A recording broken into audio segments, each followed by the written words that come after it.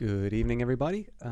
It's trying to get a little bit closer to the 7 o'clock start, but I had a couple things to get through, up to and including getting tea, and it's even still warm, so good news all around. I'm feeling a little bit better than I was last week, so hopefully I'll be more on the ball.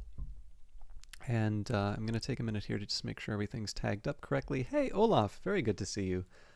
Normally I've kind of gotten accustomed to having to wait a little while to get everything up and running. But I hope, doing all right.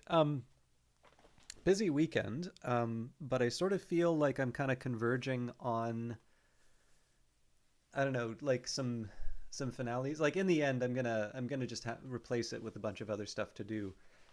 But there is a oh man, now I feel bad. I did sort of drag my feet a little bit at the last end. I've been trying to start closer to 7 lately, but I also want to make sure that I'm not just like crashing straight out of stream into like writing again. Like I'm trying to come up with a slightly better balance. But yeah, I think you've probably noticed like the start times were getting really late and like the pendulum's kind of starting to swing back now, but I could still be better on my start times for sure. Thank you, Olaf. But yeah, no, definitely getting close to I don't know, just the end of a few projects. And in the end there's just going to be more stuff that I wind up doing, but sometimes there's a benefit to just sort of, I don't know, just rotating through some new stuff. But what was I going to say? I did want to introduce Old World properly, but I feel like there was another thing I was going to say. Oh yeah, actually, I got a really nice email from someone. It's about a game that's coming out, and there's like a subset of things that I'm quite excited for, which I know are definitely happening, and I think people will like. But there was also like there are a couple of other possibilities that opened up, and it's definitely one of those things where it would be bad for me to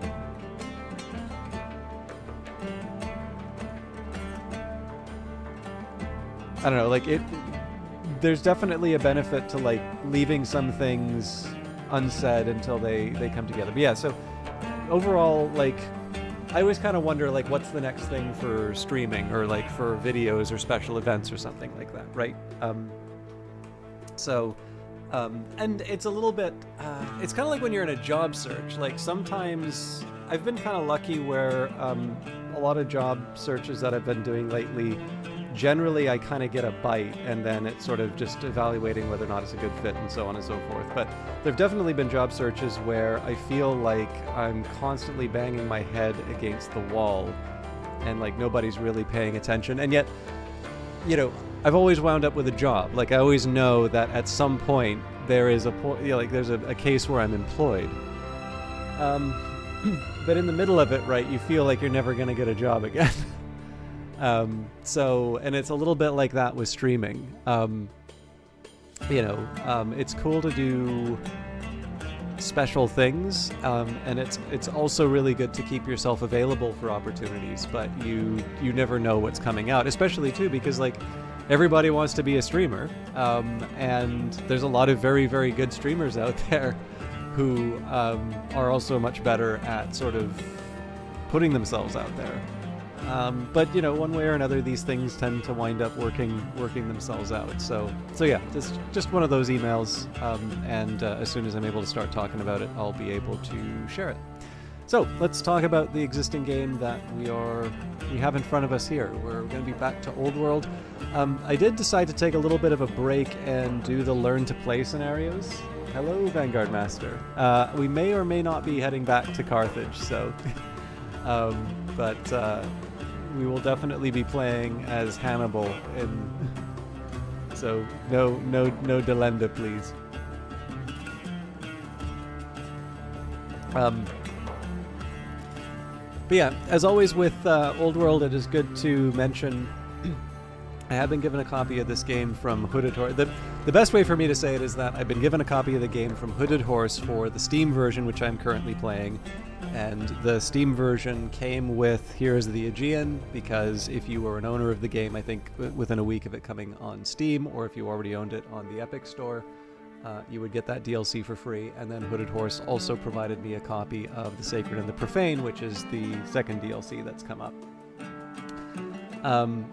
But it's also fair to say that I had a key for this through the Epic Store as well from Mohawk Games. So this is, I believe, prior to the arrangement with Hooded Horse, at the very least, it being public. So in addition to the fact that I'm actually very fond of Mohawk Games, and that is not just that's not just as a developer. Like, they made a wonderful game called Off-World Trading Company, which I highly recommend if you haven't tried it. It is free to play as a multiplayer game. I've played it more for single player, if I'm completely honest. It's just kind of my thing. But I think it's a very, very good game, and it still holds up. But on top of that, this is a company that is run by Soren and Layla Johnson, who host the Designer Notes podcast. I kind of originally known sort of Soren Johnson through Designer Notes, but I know Layla Johnson since working at, I believe, the State Department, has moved to Mohawk, and I think is CEO. I can't remember the exact titles, but in either case, a couple of good follows on Twitter. Definitely, I enjoy having the two of them on the Designer Notes podcast, because it's just nice. It's one of these things where if you do broadcasting, it's probably makes a little more sense. Sometimes it can be really, really helpful to have a second person on a broadcast to sort of bounce ideas off of. And it's not to say, obviously, because it's an interview, there's two people. But what I really notice is that both when it's Soren and Layla Johnson together, they're very complementary in terms of the types of questions and the directions that they go.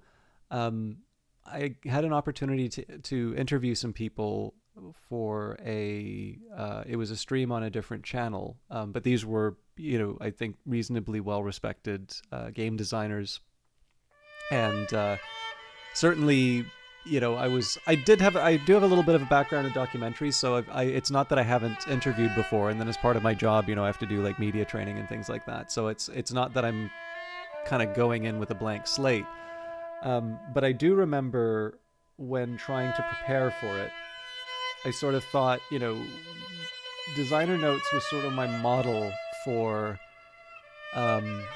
Designer Notes was definitely my model for sort of thinking about the types of conversations that I would like to hear. And this is, at least the episodes I'd heard didn't have Layla Johnson in them yet. But I think I remember particularly the one with 11-Bit Studios about Frostpunk.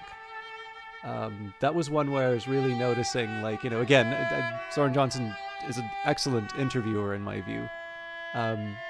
But I actually really remember that was probably the most distinct moment where I thought there's really something extra that's been brought here in these interviews by having the pair of them work. So, with that in mind, I don't know, I feel like sometimes it's a bit weird to always turn it up to 11 when it comes to developers.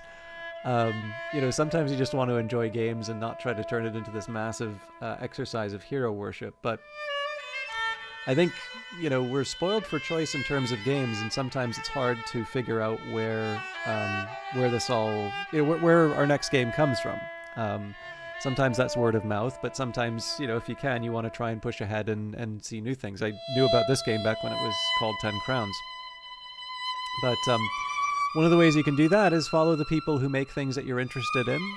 If there's a local community, get involved in that. If there's not a local community, see if there are like-minded people and maybe form one. And in this particular case here, I can definitely say that these are developers who have produced two games that I'm a very big fan of. They also have a good Twitch channel, incidentally. The developers tend to play. I know they had, I don't know if they've gone through a couple of, I don't know if they do a rotation or if they've changed community managers or not, but in any case, it's quite fun to hang out and watch them play Old World whenever there's a chance. But yeah, definitely this is one of these cases where, in addition to enjoying the games that they make, there's a lot of sort of ancillary activity that's happening around the edges, which for me has definitely enhanced my enjoyment of the product. And it's made me aware of them in some cases. So there's definitely been a couple of times I've wound up picking up some games as a result of the designer notes interviews. And then there's a couple of times where, like I'll confess, not every episode has been quite my thing.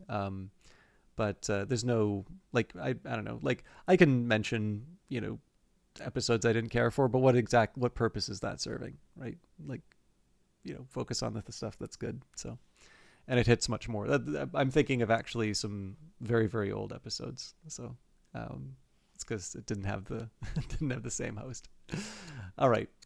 So we are picking up on the learn to play scenario. So this is, I would like to think, a little bit lower than what I should be playing the game at, but I do like seeing little check marks beside beside my scenarios. So. The aim here is going to be to close off the playthrough. Now we have a couple of options here. So one is to complete the ambitions. We're over halfway on the ambitions, although getting the chain drive is going to be quite difficult, particularly within 20 years. Another possibility that I have is to go for, there's like a... So if you get to 58 points, that's just the score victory. But I believe there is also a victory where if you are past the halfway point, which in this case I believe would be 29 points. Yeah, actually I just need 4.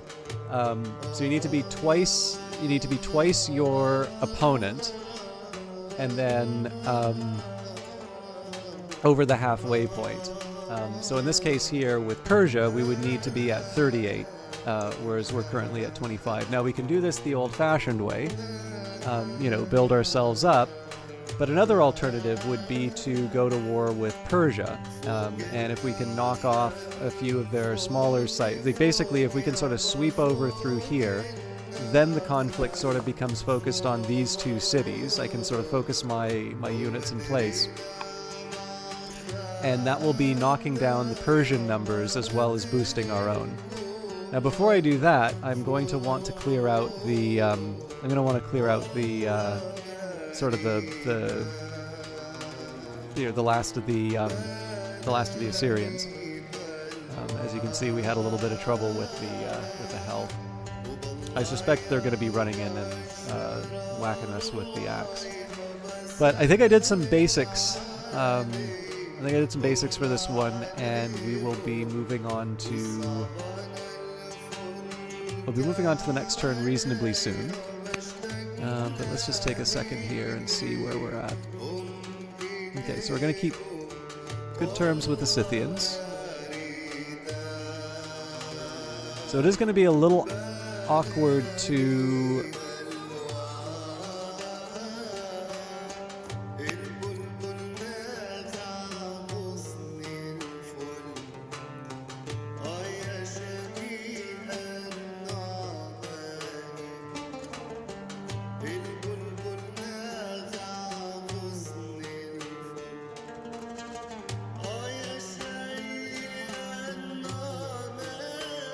I gotta decide when breaking the peace makes the most sense, because I do need to make sure that, like, we're ready for the war.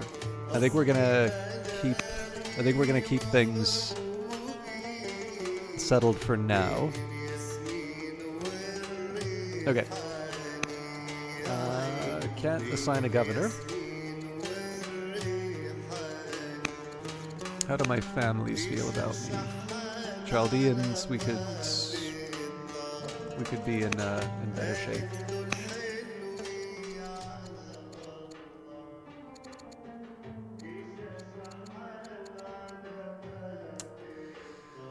Okay, so let's focus on... I think we've probably already settled on the workers, but let's just make sure we've got what we need here. Okay, so looks like they're already working on the road, so I'd rather not play around with that. Oh wow, we really planned this all out. Okay.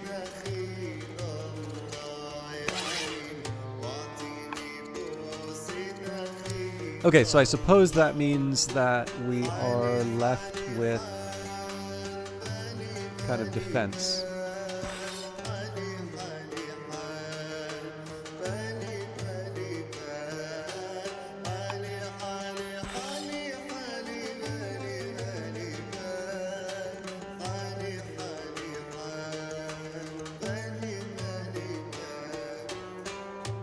Okay, that's the turn. But I think that's going to be the plan. We will eventually... Oh wait, that's my unit? Oh wait. Queen Dowager Amidus, your ancestor, our ambassador, has died in office. Governor Ulamburash, the scientist, has died in office. King Dowager Sabium, the extravagant, has died in office. Oh, I didn't even see the other presentations. Okay. I don't think, yeah, we don't have any replacements, so let's not even consider that. Let's choose an ambassador. We only have one option.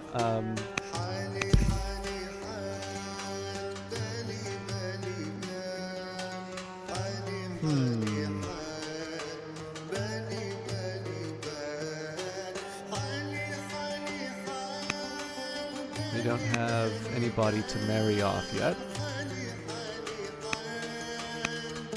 Okay, so let's focus on workers first. Okay, so the mines make sense.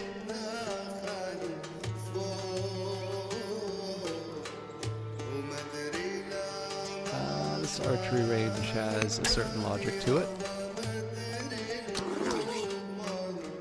Let's keep focusing on workers first. Okay, they've been dealt with. Okay, so now we want to focus... Alright, this is one of my own people, so we can't afford another one of those hits. Oop. Oh boy.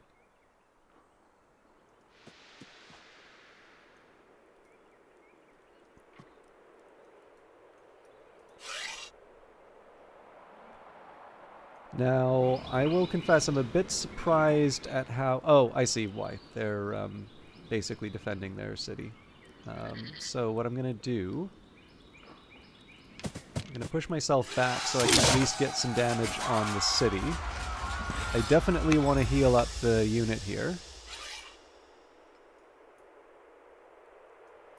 And again, the hope really is that we're going to be able to... We want to use basically a minimal amount... in terms of our units to claim Gozen. Now, I also think it should be a priority for me to figure out what's going on in the rest of the world.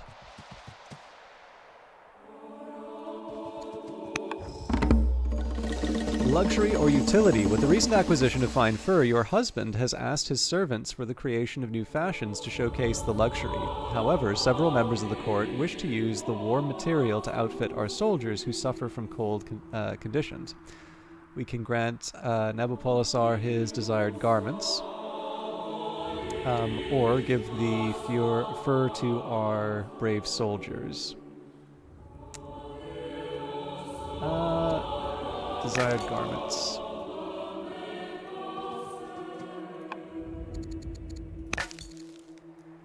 Alright, now I believe this one was a little bit more focused on seeing what's going on in Egypt, which is now more or less settled.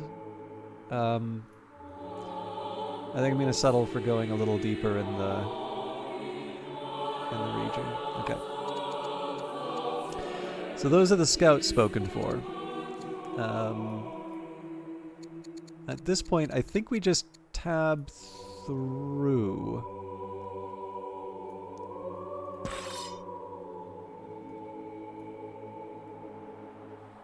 Yeah, there's not a whole lot for us to get up to at this point. Alright, Larsa has completed a woodcutter. I think there's a lot of sense in trying to expand the borders here, so we will go for another specialist. The question is, I've got 3 free settlers, so the question is, do I still want to keep pushing the woodcutters, or do I want to try and accomplish a few other things here? I'm not opposed to the Jewish disciple. I think it would be good to continue spreading the good word. And then Dur Athara. So we don't have any spare citizens. This is usually a really good argument for building some more military units. Especially given that we are going to be fighting a war sooner than I think. Gardeners are good to queue up, but I don't have the citizens yet. Okay, so I have 8 years before I have a citizen available. So let's say we go Archive, Forum, Treasury. So that's 8 years spoken for.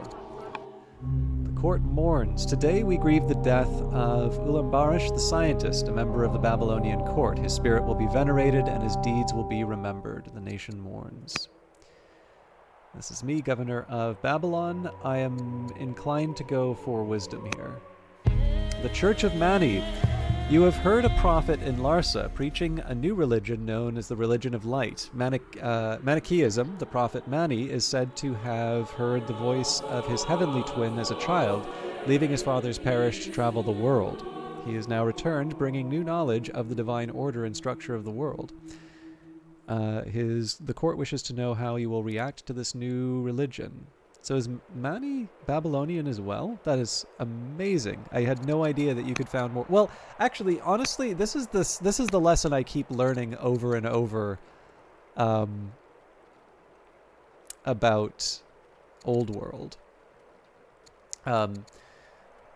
So,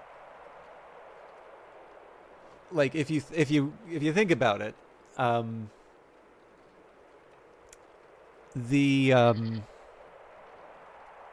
the most common, I guess, pitfall when it comes to Old World is taking a lot of the civilization ideas for granted. And so genres exist for a reason, and it is both good and bad when games sort of operate outside of a genre. We don't have progress if we don't have that, but sometimes there can be some complication when it comes to, trying to work through, like, the expectations that'll come from a genre. And of course, the specific intention behind Old World was to, kind of re-examine some of the inheritance of the 4X genre and make a game that would sort of be basically the result of sitting down and saying, is like, okay, we're gonna make 4X games as if the genre didn't exist before. What will we sit down and say is necessary as opposed to something that you do because it's a 4X game? There's a lot of really smart choices that have been made, and they're in fact ones that have sort of a certain... you can sort of see how they're reflected in some of the Civilization games. So one thing I'm speaking of specifically here would be if you think of specialization, like the districts in Civilization 6. Once upon a time, you would play a Civilization game, and you have like the universal resource of hammers production, where you've got basically to a certain extent, like there's, and I still kind of play this way, to be honest. Like, you just keep pushing as hard as you can on production, because in the end that's going to allow you to build just all of these other things that wind up giving you all those other resources. And again, that's kind of unfair to the other games, because they're balanced. Like, they're making an effort to try and get you to a certain point. But hopefully you understand the point that I'm trying to make here. Like, you have this you have this one dimension through which you are viewing the works that your people are doing, right? The Civilization series is this wonderful sort of highlight reel of human accomplishment. And maybe you don't want to be stuck on working out how there is a different type of resource in, the Bronze Age as opposed to the Atomic Age, which is leading to the production of, a certain type of dam. But there's drawbacks to that, because to a certain extent, you've got, you can basically, you can sort of spin on a dime, or turn on a dime, I guess, which is maybe, if you think of certain games, it's actually something where there's a lot of gameplay that comes out of it. So, if you're thinking of a World War II game, this idea of trying to put a country on a war footing and being able to organize everything to be able to fuel that war effort is, that is a very large undertaking. And there's a reason why someone like, George C. Marshall is very well regarded, even though he's not, the Supreme Allied Commander. Taking, the United States from this rather, unimpressive military force, just by comparison what it was, up against, to the thing that you normally associate with the United States in World War II. That's not something that just happens automatically. And so again, that doesn't really happen in the Civilization games, but I can think specifically of some games that do actually make you do that.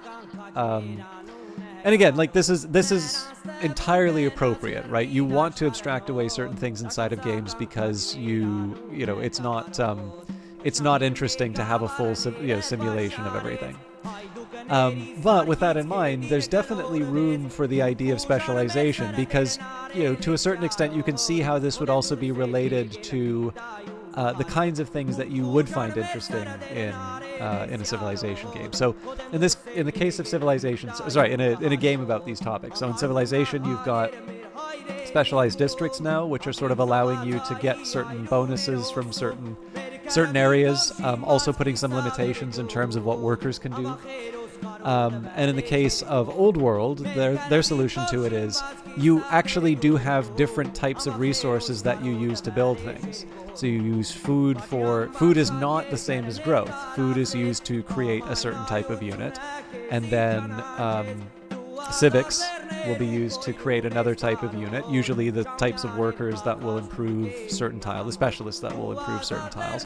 And training is used to produce military units. So your city that is sort of this cultural capital of the world may be very good at churning out poets, but if you don't actually bother to build the infrastructure to support warriors, it's not going to be able to defend itself, or you're going to have to give up all of your production of poets, in order to be able to achieve a single warrior.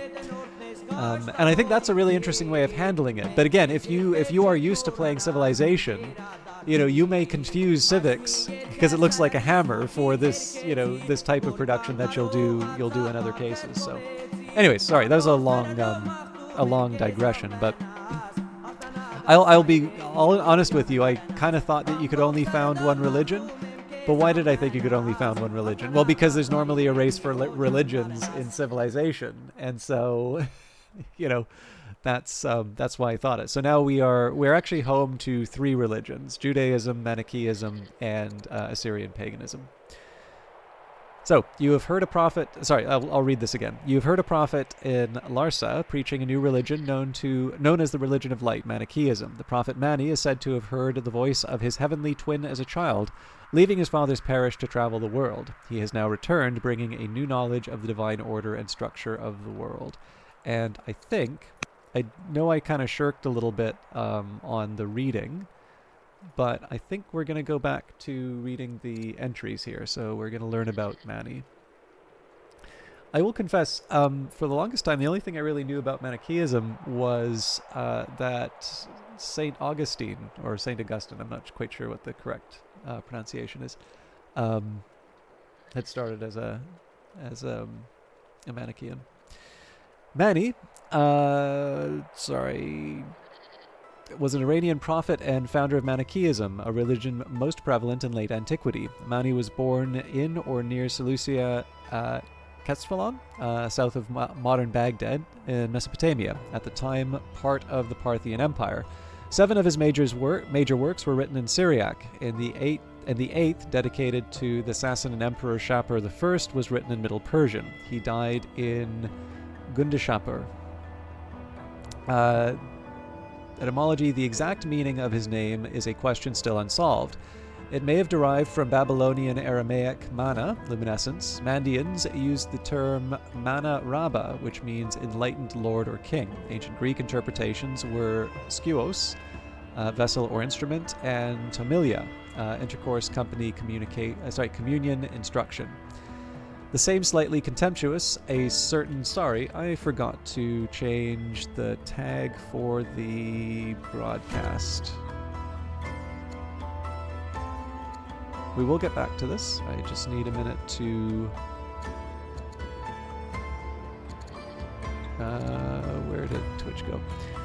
I just need to... I'm not doing adult content other than, you know... I suspect this is probably not something that the youth of today will be into, just because it's slow and you're learning stuff, and who wants to do that? But probably not what they mean when you think of immature content. All right, that's solved.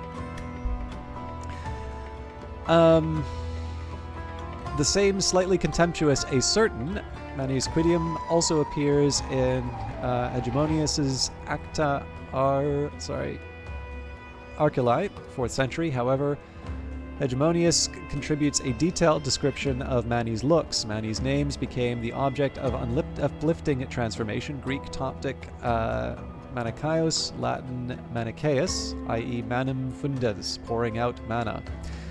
In 1969, in Upper Egypt, a Greek parchment codex dating circa AD 400 was discovered. It is now designated Codex Manichaeus Coloenses because it is conserved at the University of Cologne.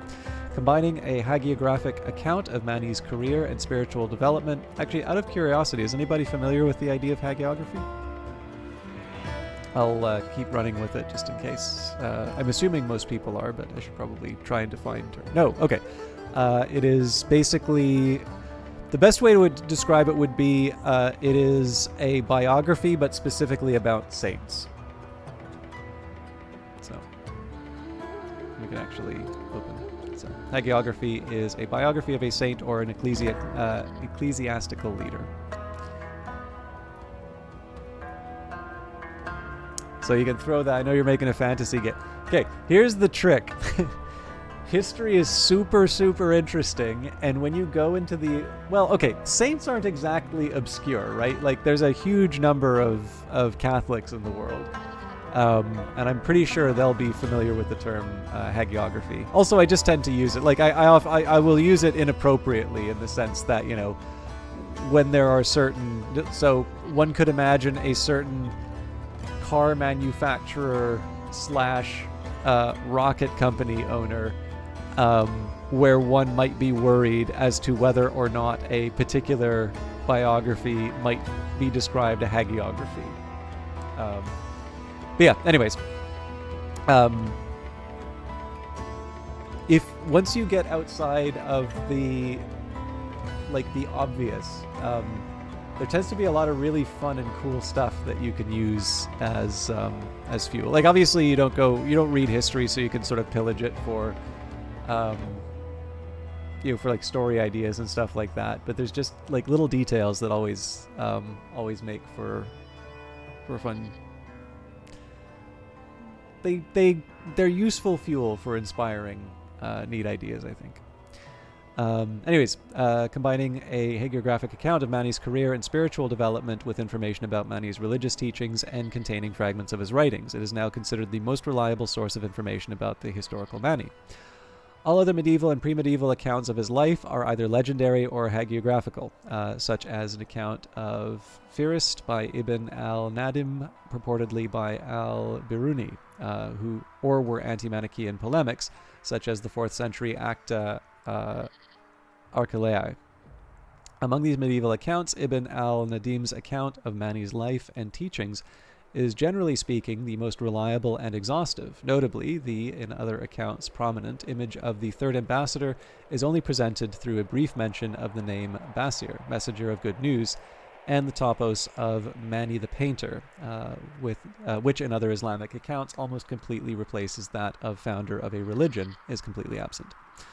Life. This work and other evidence discovered in the 20th century establishes Mani as a historical individual. Early life. Mani was born in Seleucia, Tzedesbion? Again, sorry. Perhaps in the town Mardinu in the Babylonian district of Nar-Kutha, according to other accounts in the town of Abrumaya.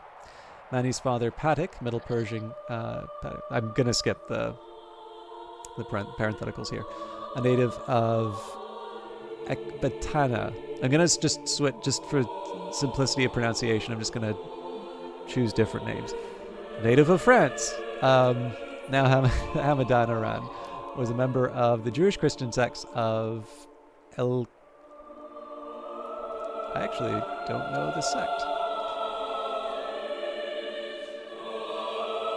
I'm assuming it's Ecclesiates, but were an ancient Jewish Christian sect in Lower Mesopotamia, then the province of Azeristan in the Sasanian Empire that was active between 100 to 400 CE. Members of the sect, which originated in the Transjordan, performed frequent baptisms for purification and had a Gnostic orientation. Well, that explains why we don't know about them anymore. We know about them, but they're not around anymore. The name of the sect derives from its alleged founder, Al-Khazai.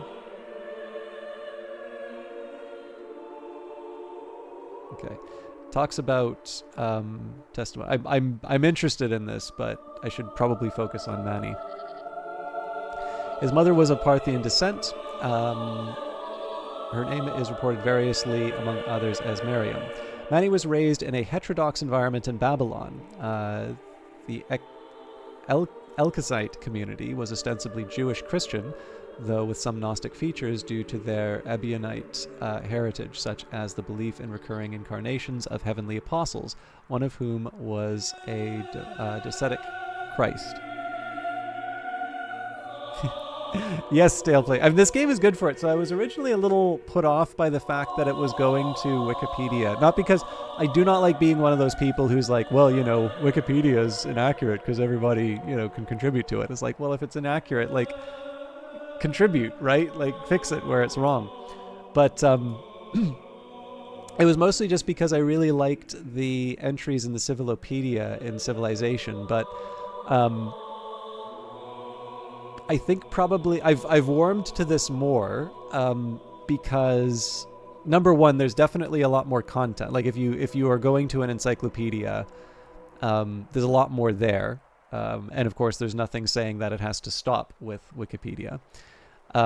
Whereas in the case of the Civilopedia, they are limited in terms of space, and in fact some of the entries specifically talk about being limited in terms of space. And then the other thing too is, as I sort of have said a couple of times, sometimes the penalty, I guess, for reimagining the 4X genre is that every time you run into something that's different from Civilization, there is a tendency to see it as quote-unquote bad or disappointing, when in fact it is just different. And the longer you expose yourself to it, the more you realize, oh, this is actually not a bad idea. And in this particular case, I'm actually quite liking the fact that I have... There's just something about the idea of being able to hit a button and see the... just sort of know that within a couple more clicks off of that, I could actually get to something close to the actual historical source material, right? So I'm definitely a little bit better understood in terms of the Greeks. I actually have my my little stack of reading one of the new books. Well, it's an old book, but new for me. Came in the mail today. There's a little bit more writing in it than I wanted, but whatever. It's used. But yeah, so once I hit Diels Krantz numbers, I'm happy. But when it comes to things I'm not familiar with, there's just something really nice of sort of knowing that you are on a path which, if you follow it with sufficient interest, it will lead you to original scholarly material. And I never really get to that point, right? There's only so much time in the day. But it is just fun. Like I said, there's the reason why Assassin's Creed is such a genius idea for a series is not just that it's exciting, but there's so much history and there's always more being made. They'll never run out of material for that series. May run out of interest, but they won't run out of material. Anyways, hello in the Overlord. All right, let's jump back. And so we've got his mother, Miriam. Gnostic features due to their Ebionite heritage, such as the belief in recurring incarnations of heavenly apostles, one of whom was a Docetic Christ. At ages 12 and 24, Mani had visionary experiences of a heavenly twin of his, calling him to leave his father's sect and preach the true message of Jesus in a new gospel. It is said that his appearance was a mixture of Iranian and Mesopotamian features. On one hand, he looked like a warrior, on the other, like a magician. In some later texts, he was described as lame, a characteristic possibly attributed to him by his opponents. Traveling to India. Mani then traveled to India, Sakis in present-day Afghanistan, where he studied Hinduism and its various extant philosophies, as well as Buddhism.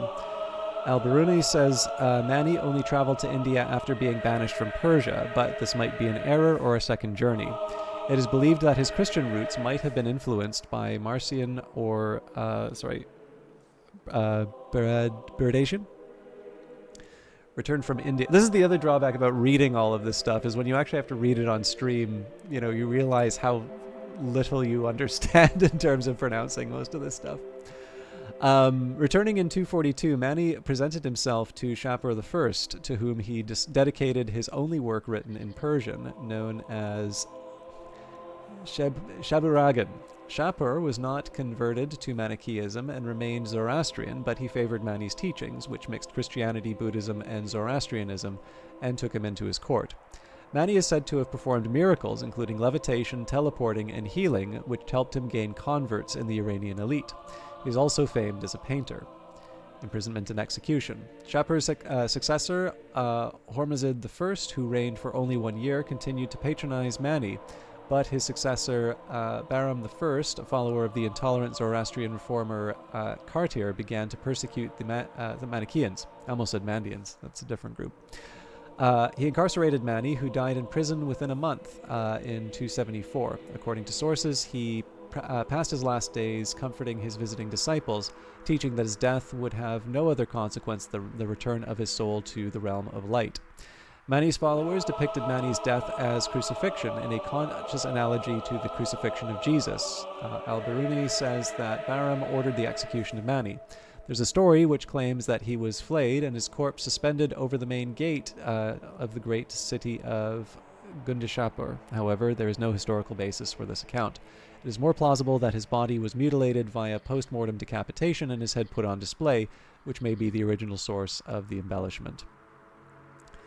Works. The canon of Mani includes 6 works originally written in Syriac and 1 in Persian, the Shapur-Garan. Actually, this is the one complaint I have about Wikipedia, is it does tend to repeat itself quite a bit. But, I mean, I don't know. I don't have to pay for it, so. Not that encyclopedias are things that shouldn't be supported. While none of his books have survived in complete form, there are numerous fragments and quotations of them, including long Syriac quotation from one of his works, as well as a large amount of material in Middle Persian, Coptic, and numerous other languages.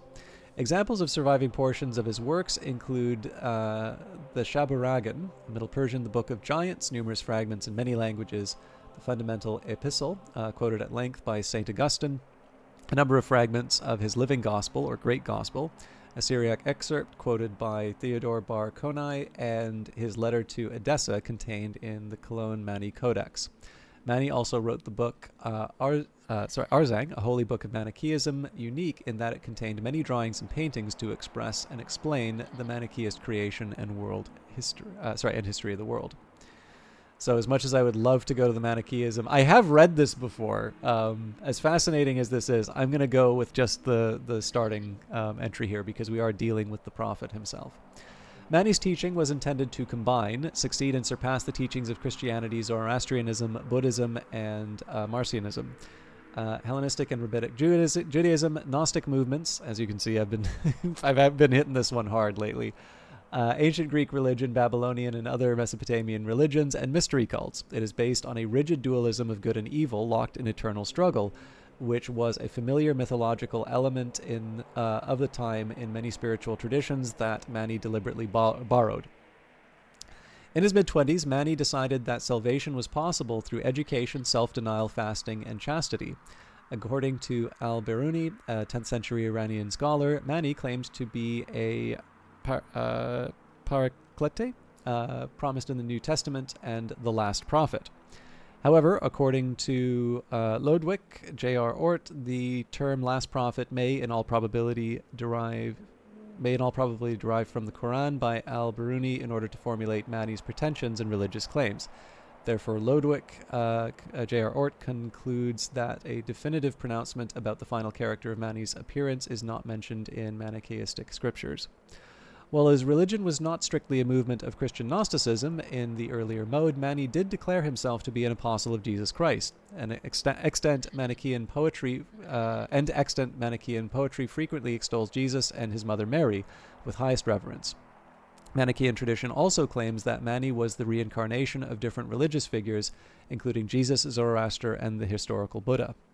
Mani's followers were organized in a church structure divided into a class of elects and auditors. Only the elect are required to follow the laws strictly, while the auditores care for them, hoping to become electi in their turn after reincarnation. Christian and Islamic tradition. Late antique Christian accounts in the West. The Western Christian tradition of Mani is based on Socrates of Constantinople, a historian writing in the 5th century. According to this account, one Sithianos, a Saracen, husband of an Egyptian woman, introduced the doctrine of Empedocles and Pythagoras into Christianity. That he had its disciple, Buddhist, formerly named Terebinthus, who traveled in Persia, where he alleged that he had been born of a virgin, and afterwards wrote 4 books, one of mysteries, a second, the Gospel, a third of the Treasure, and a fourth, Hyads. While performing some mystic rites, he was hurled down a precipice by a daemon and killed. Or daemon. A woman at whose house he lodged buried him, took over his property, and brought a boy of 7 named Kubricus. This boy she freed and educated, leaving him the property and books of Buddhist Terebinthus. Kubricus then traveled into Persia, where he took the name Manes and gave forth the doctrines of Buddhist Terebinthus and his own. The king of Persia, hearing that he worked miracles, sent for him to heal his sick son, and on the child's dying, put Manes in prison. Thence he escaped, flying into Mesopotamia, but was traced, captured, and flayed alive by the Persian king's orders, the skin being then stuffed with chaff and hung up before the gate of the city. According to Jerome, Archelaus wrote his account of his disputation with Manichaeus in Syriac, whence it was translated into Greek. The Greek is lost, and the work, apart from from extracts, subsist only in Latin translation from the Greek of doubtful age and fidelity, probably made after the 5th century. By Photius, it is stated that Heraclean, bishop of Chalcedon, in his book against the Manichaeans, is said the disputation of Archelaus was written by one Hegemonius, an author not otherwise traceable and of unknown date. And this is hard to keep track of. In the Latin narrative, Manes is said to have come, after his flight from court, to Arabian, frontier force, to Kashar or Karkar, a town said to be in Roman Mesopotamia, in hope of converting an eminent Christian there named Marcellus, to whom he'd sent a letter beginning, Manichaeus, apostle of Jesus Christ, and all the saints and virgins with me send peace to Marcellus. In this train he brought 22 or 12 youths and virgins. At the request of Marcellus, he debated on religion with Bishop Archelaus, by whom he was vanquished, whereupon he set out to return to Persia. On his way, he proposed to debate with a priest at the town of Diodorides,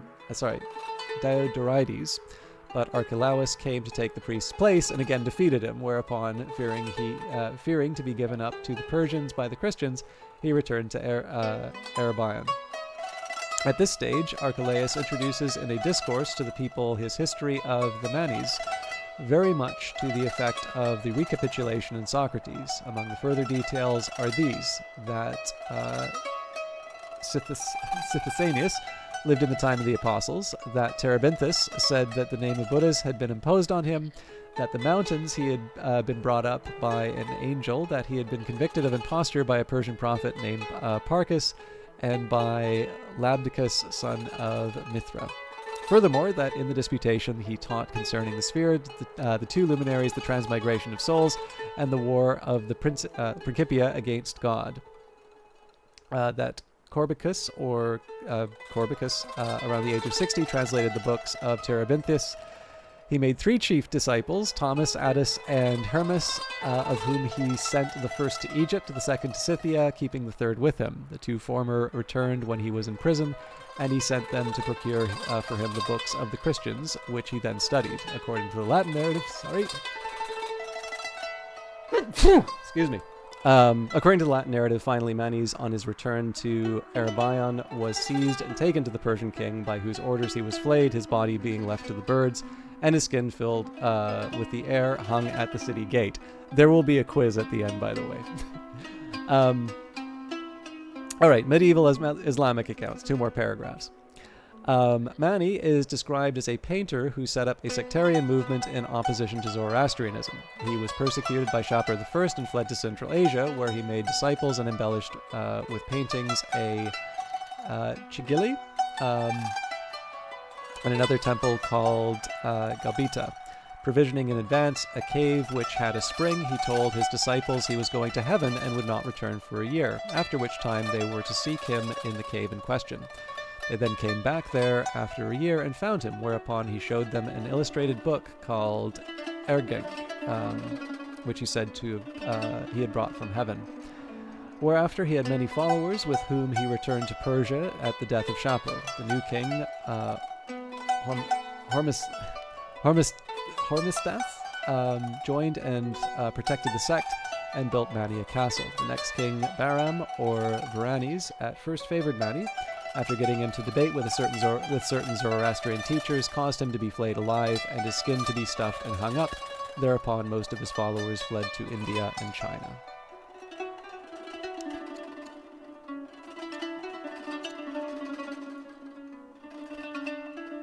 I probably shouldn't have closed that window, actually. Oh! No!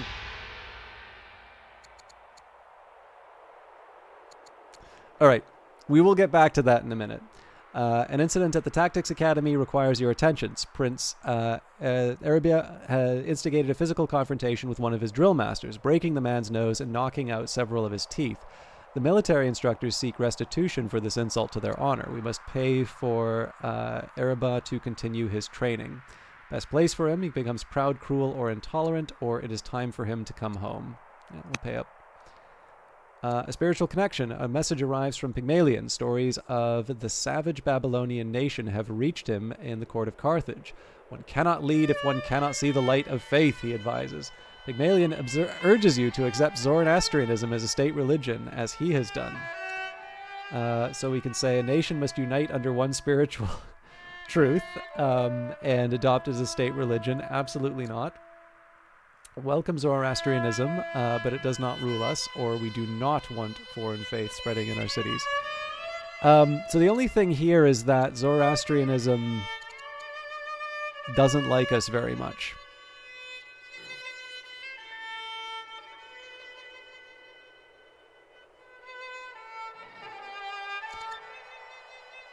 We'll welcome, but it does not rule us.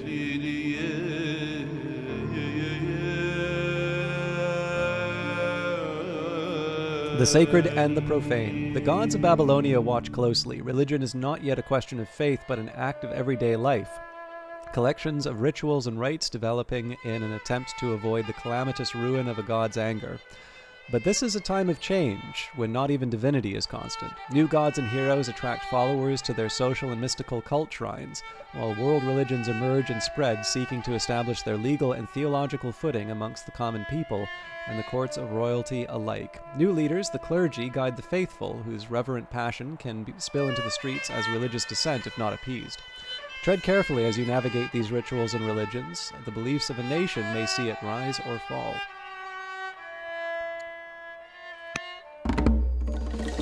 As the various gods spread through Babylonia, so do the people who claim to serve and interpret the divine. There are different clergy characters for different religions, whether pagan, priests magi, konim, bishops, or the elects. Given clergy characters a job in your court will improve their religion's opinion of you, and they can also quell religious dissent for their particular religion. The head of a religion can make a character of your choosing a member of the clergy through induct into clergy missions. So I will use Adanthirs to improve religious relations and quell religious dissent. So I'm happy to start with a free, and this is for Judaism. Warrior Clan. The Kassite elders have invited you to watch a display where their finest soldiers show off their hunting prowess and perform complex military drills.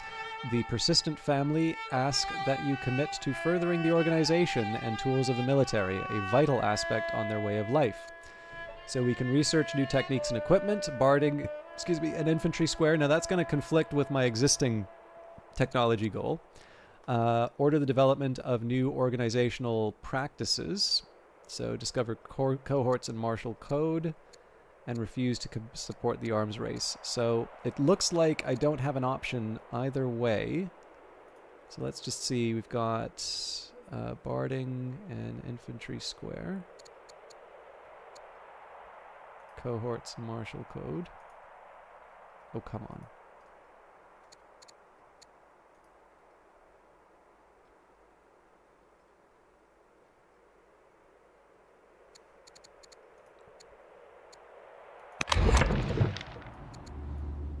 Okay, barding, infantry square, cohorts. Ugh.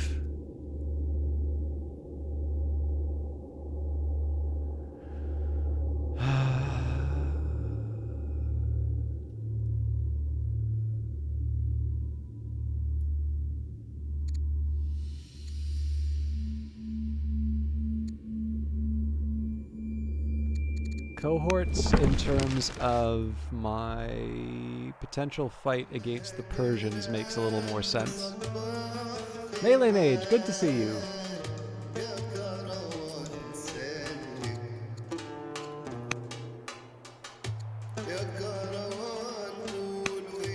No, he's already... Back to the Church of Mani. Well, I don't really do Twitch plays, so I will happily make my own choices on that, and I hope you understand why. But Melee Mage, thank you very much for the host. It's very good to see you. I did see that you were streaming, but I was late to getting started, so I didn't see what you were streaming. But welcome to everybody. I am very different from Melee Mage, but Melee Mage is a very talented... for crying out loud.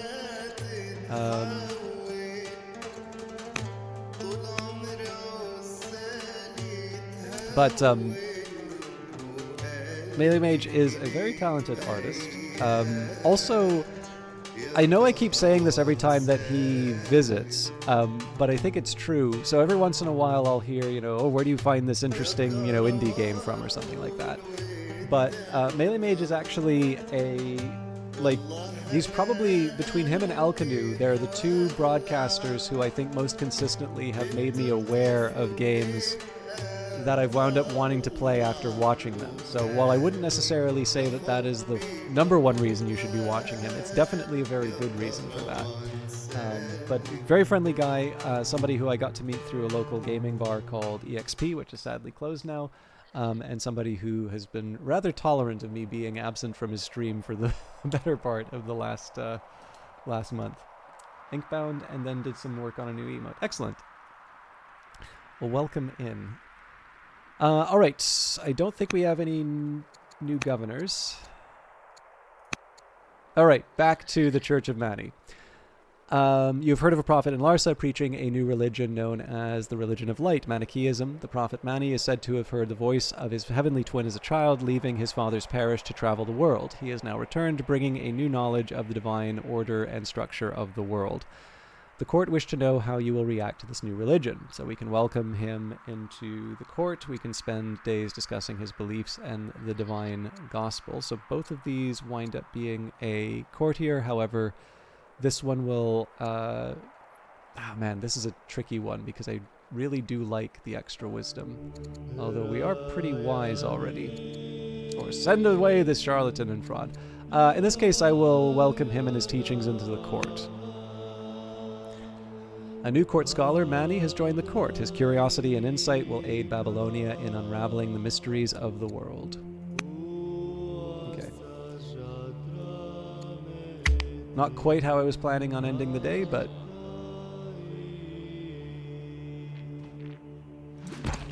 I wasn't expecting that.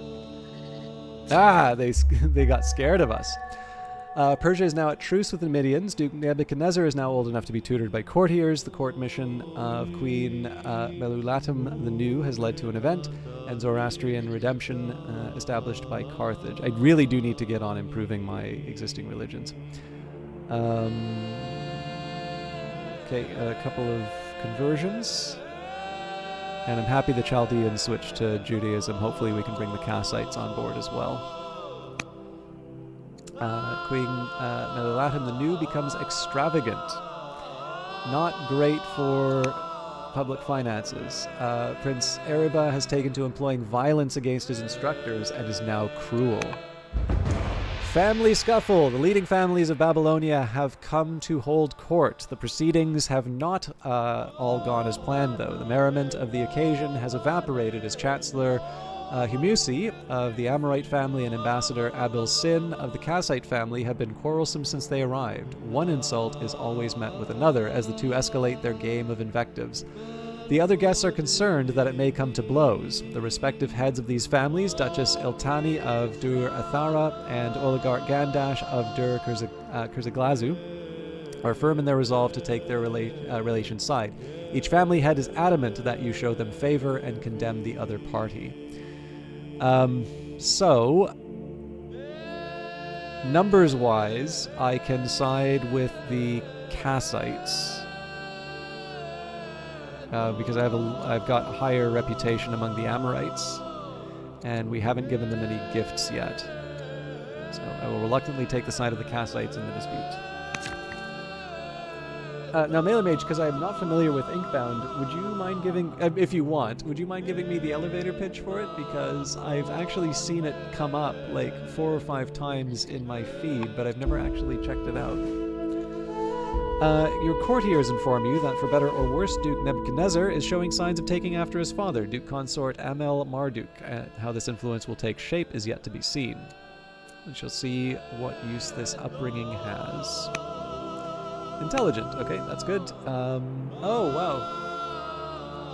I was not thinking we'd hit here for a while. Okay. Your national stockpile of training has reached 2,000. This is the maximum amount of training that can be stored, with any excess automatically being converted to orders at a rate of 100 to 1. To leverage your training into a stronger military, consider using it to appoint new generals and upgrade military units with new promotions. You can also buy orders with training at any time by clicking on the orders icon near your leader portrait.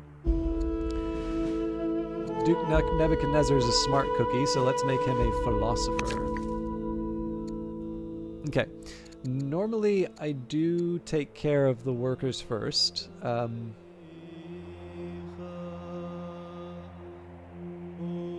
Let's worry about training, I think.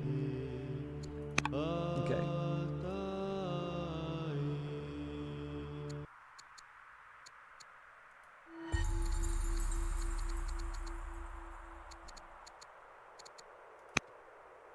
Yep, no eligible governors, sadly. Monster Train, Inkbound, turn-based strategy, roguelike with both single player. Honestly, turn-based strategy was sufficient to catch my interest. Okay, let's take a look at the workers and then we will figure out what we're doing war-wise, because I feel like I've been kind of blowing it. Okay, I don't disagree with the stronghold recommendation here. It is beside some existing... Yeah, let's run with it. They're building their road, so that's fine. I do like the idea of the grove.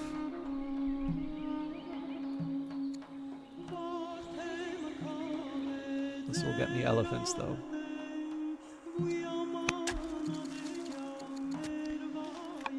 Okay.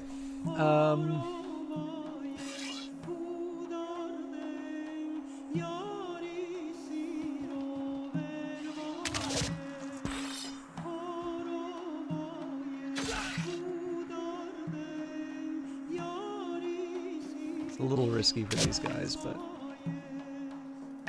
And then we want this guy to be healing. I don't know if you can heal at sea. You can. Excellent. Okay, from there I think the scouts make the most sense next. So at this point I'm really looking to find the edge of the map.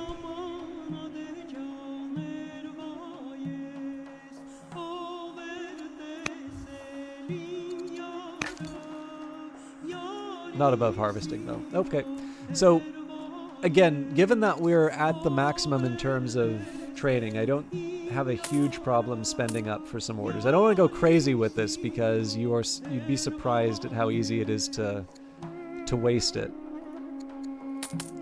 But I definitely don't hate the idea of doing this with a scout. And then maybe let's take a look here and see...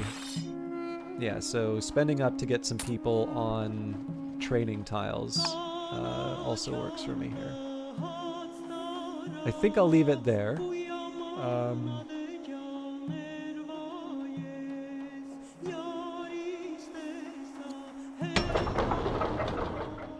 I'm very surprised I don't have a worker here.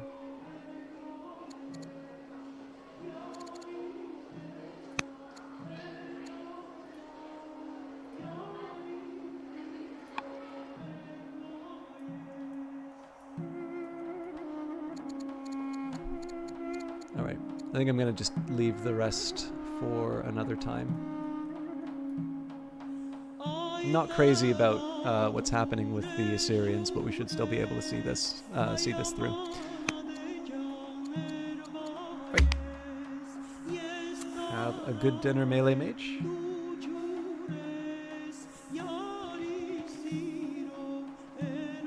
So I'm rather oh, sorry, I thought that was the axeman. All right. Duchess Iltani of Duerthara still feels fear, as does any sane woman, but she never lets it stop her. She's gained +1 courage. The general has been inducted into the clergy. Matriarch Ishtar Gamalat of Nippur is now head of Manichaeism. And from pleased to cautious. Okay. So chain drive is still the priority here, because that one actually has the timer. I think I can actually just click here and it'll pick one for me.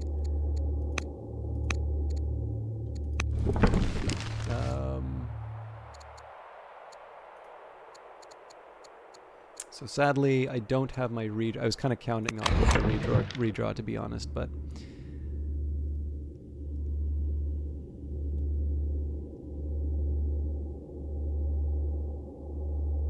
So next best would be to work on my others, which would be cohorts and the infantry square.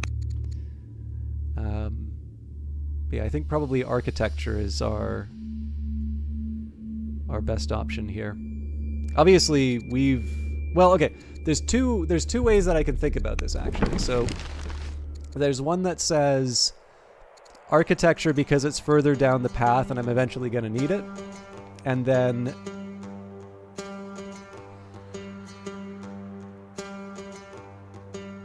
I'm going to take an early break.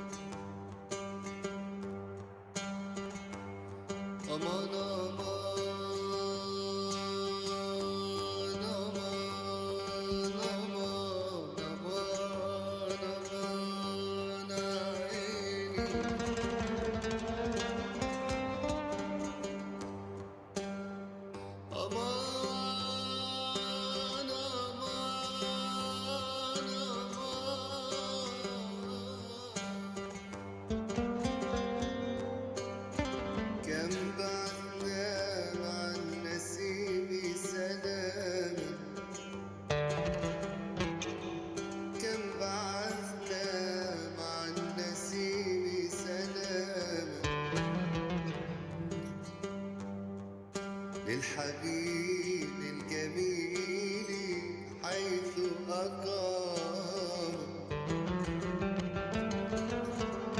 وسمعنا الطيور في الروض تشدو وسمعنا الطيور في الروض تشدو فنقلنا عن الطيور كلام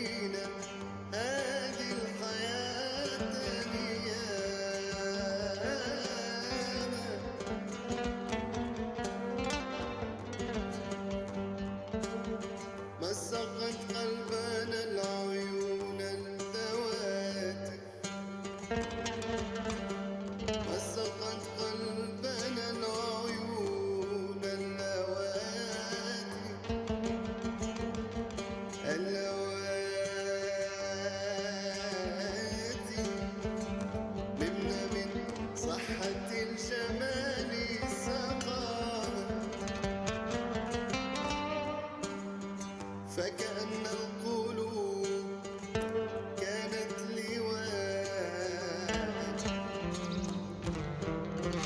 وكأن العيون كانت سهاما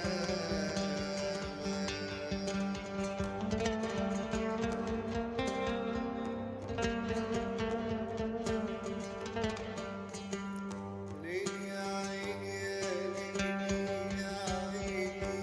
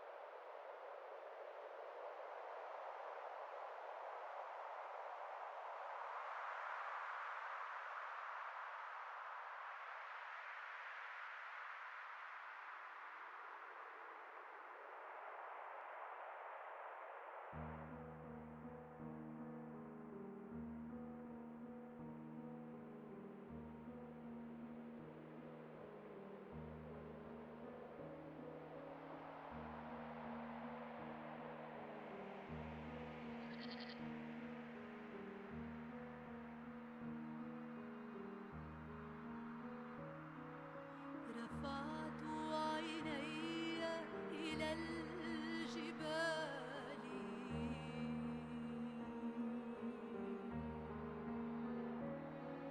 من حيث يأتي عوني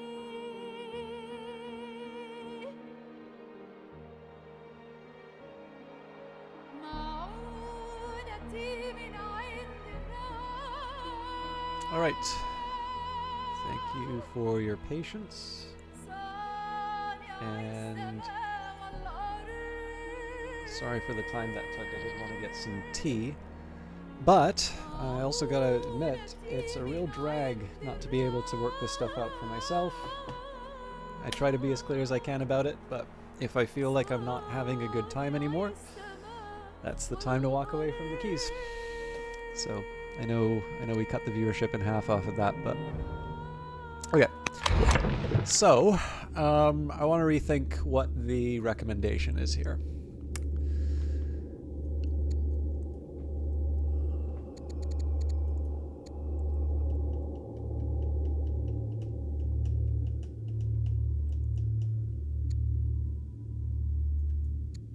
So it also says it requires scholarship here, so that's not the right way for me to think about this. So yeah, Phalanx I was actually going to think about Phalanx for a different reason anyway. I mean, obviously it's giving me a recommended destination, but there's a couple other things that I need to consider as well. So we've already got Portcullis. We're going for Chain Drive. There is, of course, it is worth reflecting on whether or not it's actually something that we can achieve. But the main reason why I actually wanted to jump back to the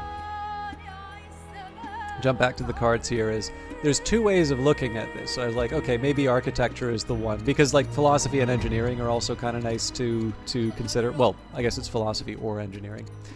But there is another way of thinking about this, which is it's like, okay, so we want to head down to a path where maybe we take advantage. So I guess in this case here, architecture wouldn't be relevant to Barding Infantry Square cohorts or Chain Drive. But the other thing that I was thinking was, if there isn't something that's directly relevant, we can do the trick that we've done a few times, which is to use a simpler technology to basically act like a redraw for us, because 2 turns is not that long to wait anyway. Yeah, no, I get it. It's just like the big thing for me is that if I say it once and it comes up again, that's usually the thing that makes me want to step away. And I think the problem is that I know I will make mistakes in games. The difference is that if I make mistakes and I'm able to correct them for myself, then I learn. And if I become a fleshy algorithm for somebody else, or I become a fleshy implementation of somebody else's algorithm, I don't learn anything and I stop having fun, at which point there's no point in doing the stream anymore. So, again, like, I appreciate you saying that, but the biggest thing for me is just, stepping away from the keys. Like, again, if viewership drops, it's better than just being mad while broadcasting. So, but that's the other reason why I want to do that, right? Is like I don't want to make a big deal about it. So absolutely appreciate it. And as far as I'm concerned, it need not be dwelt on. But yeah, so the big one here would just be number one, I was thinking about doing an effective redraw anyway. But what I had failed to pay attention to in the first place was the requirement of scholarship for Windlass, so that just gives an even greater argument for the Phalanx, which is a really long way of dealing with what was actually a very simple technology choice, but there you have it, right? A humble request. Humble emissaries from Egypt kneel before the throne, unable to meet your searching eye. They have come to request aid. Future generations of our people will remember your generosity. Please, we have no place else to turn. Our requirements to take down Persia ahead of time have now gone up to 40. And I figure getting on side with Egypt is a decent... Oh yeah, especially if it's military training, because we haven't been using that at all. Miracle Worker. The gathered crowd fall into a reverent hush as Patriarch Nabonidus of Larsa steps into the hall. There have been rumors of the Patriarch performing miracles through the power of the gods, such as levitation and changing elements. Although Nabonidus refuses to perform such acts on demand, Spymaster Sin Mubalit is utterly convinced and promises to follow Babylonian paganism. He turns to you, our Patriarch Nabondius of Larsa's acts not a sign of God's unending power? We can agree that he is blessed. That will come at the cost of superstition. Retort that I am yet to see any miracles. Now, it's not great to have a Spymaster who's unhappy with me, but I do like my wisdom. Okay, we're through the queue of things that I want to deal with right now, so let's go take care of my workers first. Hard to argue with a water mill. Again, I'm always kind of scared of the game playing itself for me, but I actually think this makes sense. So we'll start there. This gentleman... oh yes, right. So that was the archery range. So this one's a tough one. I was actually going to use this for stone. We're certainly doing very well for resources, so we probably don't need to do that. The windmill probably will improve things. But I feel like the stronghold, especially if we're going to be starting a fight, is probably the better one for me to focus on. This folk's still working on his road. Now doing a little triangle of mines seems to make the most sense here. I am a little curious as to why it's recommending the windmill rather than the...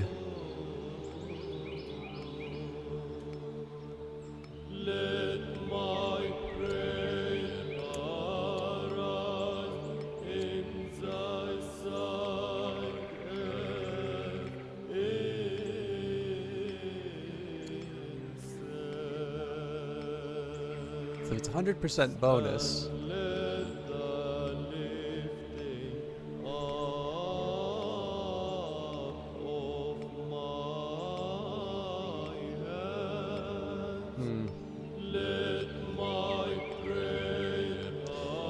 Because I would have imagined originally that the building a mine here would have made more sense rather than the windmill.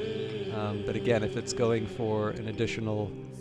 I guess the tricky part here is I'm not 100% sure what's going into that calculation.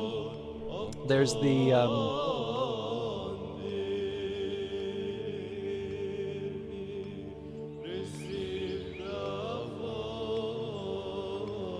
it says 8.5. It's the adjacency of 0.5, so I'm just trying to figure out where 100% gets me a 5. But in either case, the net value would be 10, and if I build an individual mine, well, 9, so it's not a disaster. Yeah, okay, so here's the weird one, right? If I build the windmill, that gets me 10. If I build a mine, it gets me 9 plus 2 additional 0.5. Oh, no, actually, no. So, yeah, we still net out properly because we're also up to science. And, of course, the wood, but that's a different matter. I got there eventually. Okay, we built a shrine. I think the shrine was so that I could get some urban improvements down. I'm curious why it wants me to build the stronghold here. Probably because of the garrison. I feel we can do better. I'm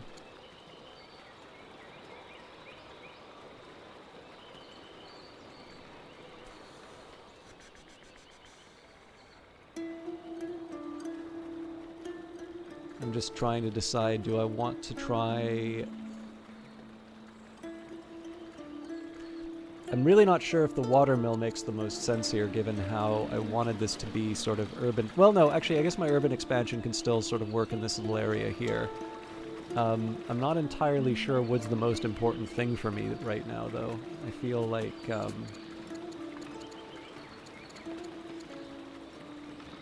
building some urban...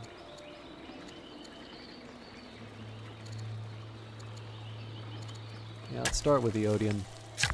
I definitely feel like there's a lot that I need to be working on there. Okay, what's your story?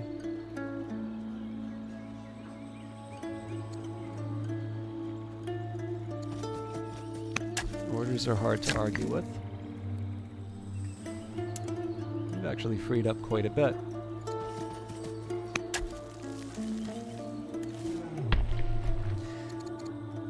Okay,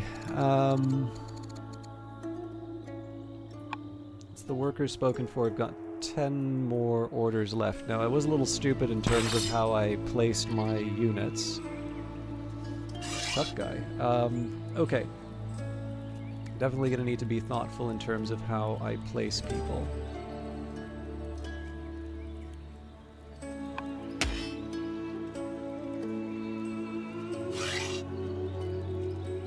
So I still want to contribute to the fight, but I need to be careful of where this guy is able to sort of show up.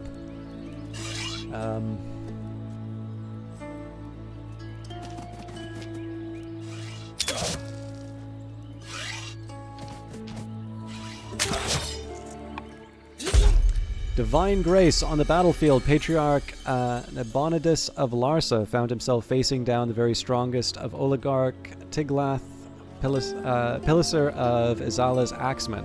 Surrounded on all sides, it seemed like all was lost for the general, but all of the blows seemed to glide off his armor. Patriarch Nabonidus of Larsa was saved by a sortie of his troops, but can only ascribe his survival to some kind of divine protection. So he's clearly being protected by God, which will give him additional courage, but at the cost of superstition, or encourage him to focus on fighting rather than faith. Yeah, extra discipline is nice. So that was a nice unexpected bonus that I don't think we're going to be able to capitalize on, but actually, you know what? How much you want to bet?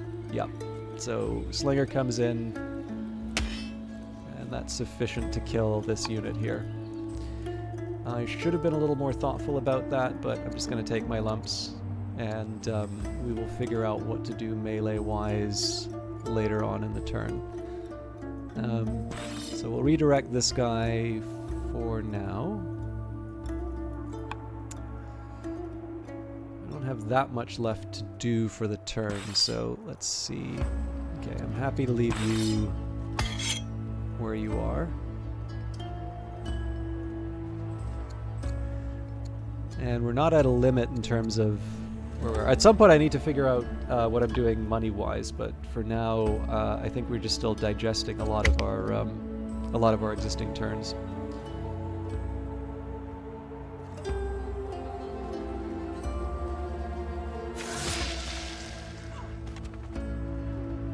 That kind of sucks, but actually, that does. They took the axeman from me. All right, Abi Ratash has converted to Judaism. Inishu the Younger has converted to Babylonian paganism, and we are now known as the Mason. It's really, really hard for me to pass up the free onager.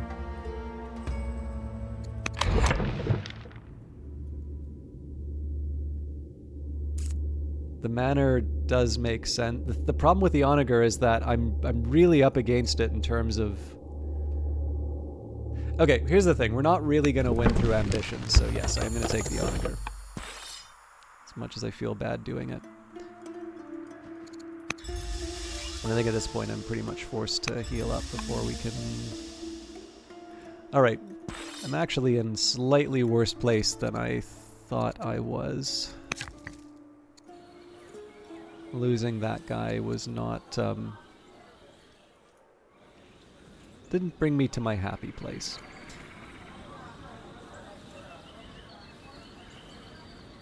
Okay, we built a hamlet here. I'd presumably build quarries at this point. Honestly, though, strongholds.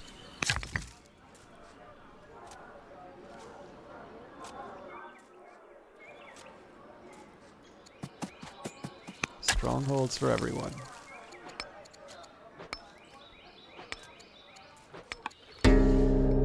Draw of the Forbidden Ways. The Academy tutors worry that Prince Eriba has been spending time with an eccentric priest during his Jewish studies. This holy man has been teaching Eriba from esoteric and unorthodox texts that describe rituals and practices banned by the Jewish leaders.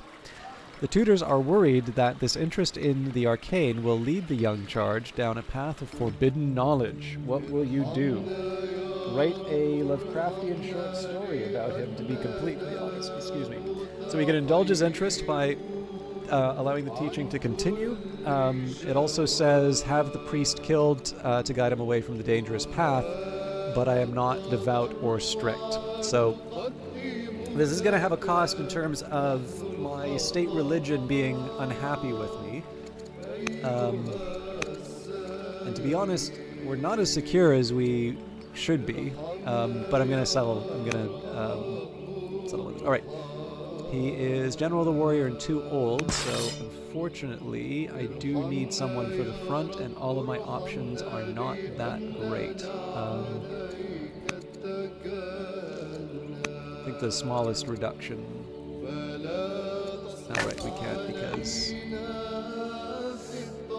Okay, laws. I almost always go for freedom.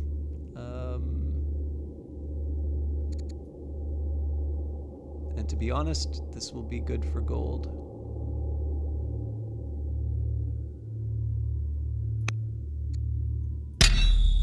Oh man, is that ever good for gold.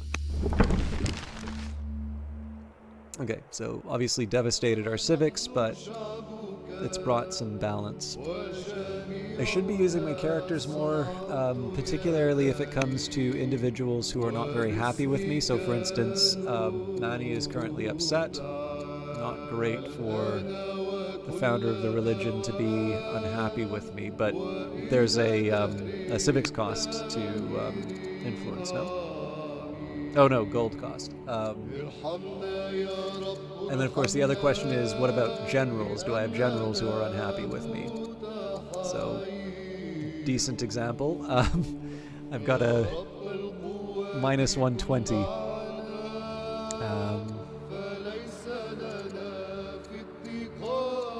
So let's start governors, generals are probably the ones I should be most focused on. So let's start with an influence mission here. My chancellor can also work on this, although I don't think I have the money for it. Yeah, we're okay with the families right now. Maybe we can see if we can bring the Kassites into the state religion. Nope. That's because the head of the religion is not my biggest fan. So let's I'm kind of going back to my default of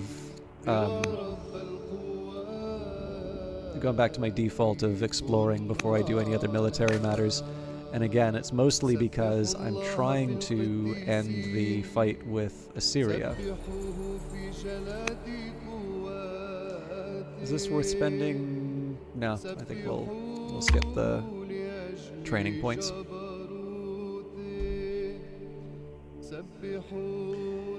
I'm not gonna lie, we should have finished the siege by now, but obviously I've kind of blown it. I'm also gonna just have a bite of dinner. I haven't eaten anything today.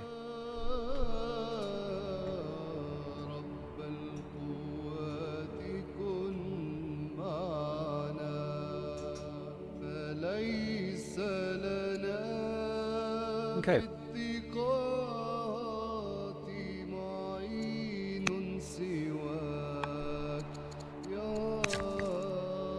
Sorry not to read the descriptions, but we got a few things to get into. I still want to tutor.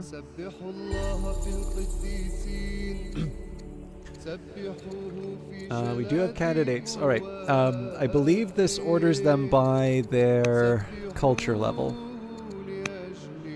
What am I doing?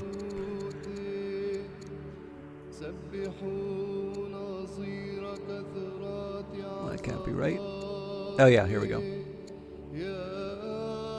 Excuse me. Where was it?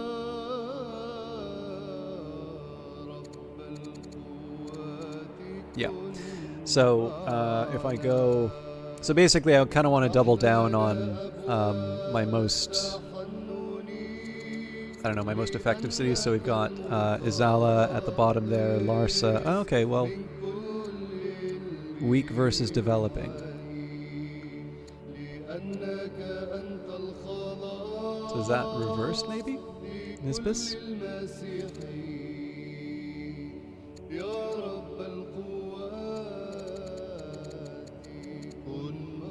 Huh, okay, I thought there was an ordering to this, but in any case, Nisbis makes the most sense. Doesn't really matter which one, we'll go for the younger. And then under my... right, that's probably I don't have enough civics to mess around with the rest of that. Okay, workers. They want me to build another water mill. And that seems to... Okay, no, that improves the mine as well. I mean, I could make water mills all over the place, I suppose. Does that make the most sense, though? Well, my outside option would be to build the town and the shrine, which are not the most important things I could be doing right now, so I don't hate the option. It gives me more science, which helps me achieve my goals. Okay. Definitely want to be building some military buildings around here. This is why I was reluctant to put down the amphitheater, but no, I could put that instead of the Shrine of Nabu.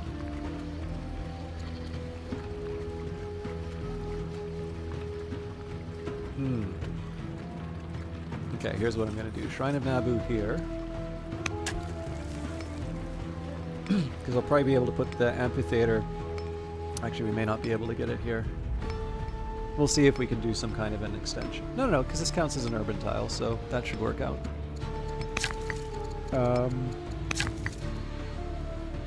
Okay. And I think I was going to go for specialist goodies. Okay, so we're at a point now where I think we kind of need to heal up and reinforce. I don't mind running this guy ahead. The adjacency bonus will be nice. I would prefer more. I definitely prefer more. More support. Or range support, I mean. But I think I can tolerate that. So let's focus on my scouts. Cultural delegation. The Vandals would like to send a delegation of singers and storytellers to the capital. Refusing them would be an insult, but we worry that the entertainers will disrupt the court. So we can gain culture from telling the stories, hire our own local performance, gain a poet in Babylon. A poet gives me a stream of culture per year, but we're actually fairly close to the end of the scenario, so it probably makes more sense to get the lump sum. And barbarians are not welcome here, which would be good for happiness in Babylon, but not really a war we can afford. So let's go for the lump sum culture. Sorry, I'm being an idiot. I went here for... Oh, too far from a friendly city. That's fine.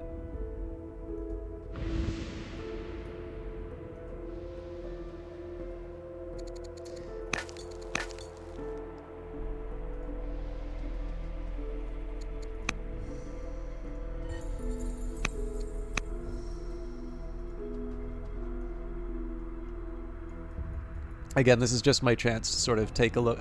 In practicality, I'm not really going to be claiming any of these sites, but what would be nice is just to get a little bit of an indication, you know, did the Persians wind up setting up a sneaky base nearby? This is the sort of thing that I'm mostly worried about.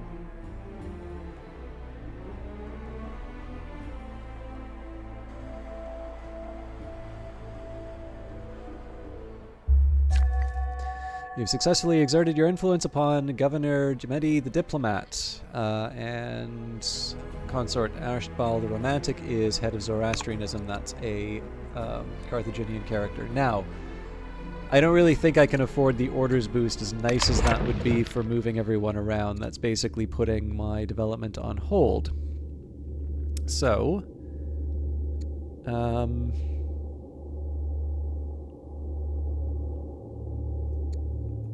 Steel gives me battle line, gives me cohorts. And again, 20 orders is just really, really painful to turn down.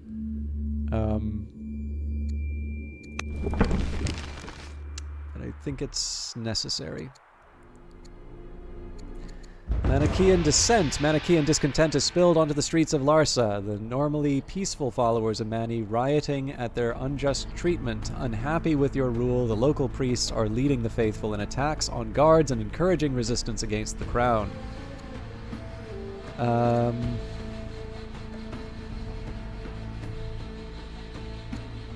gonna say take no action, but I think we should be appointing some religious heads. Religious dissent is broken out in Larsa. This project is added through events, and there is a chance for it to appear when a religion in your nation is upset with you. As well as adding the chance for rebels, it will stop the random spread of religions in the city. Religious dissent can be removed from cities by clergy characters of the same religion, who can be made by the religion's head to induct into the clergy mission. Larsa has Zoroastrian dissent, Jewish dissent, Christian dissent. It's one of these, not all of these. Miraculous recovery. Patriarch Nabonidus of Larsa is close to death, and nothing that the priests, doctors, or elders have done will stop it. All seems lost when Prince Araba appears, sealing himself in the room with Nabonidus for a day and refusing to let anyone in. Just as the decision is made to send guards in to stop whatever malpractice is being committed, Patriarch Nabonidus of Larsa walks out looking as healthy as he has ever been. Araba follows with naught but a wry smile. So we can thank him for intervening. Judaism gets further annoyance. Or chide him for not asking first. Now I believe he is the next in line. Yep.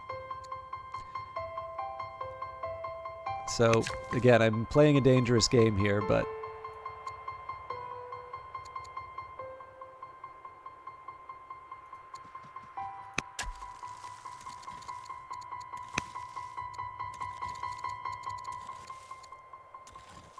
Okay, I think Larsa was the next high-value city.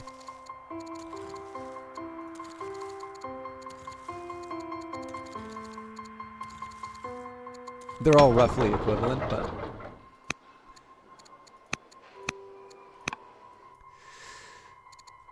Okay, governors are settled. Let's maybe try for another influence mission. So let's start with generals. Okay, I've got a few generals unhappy with me. Governors? I think we already just tried to make friends with her. So I think generals are my next priority.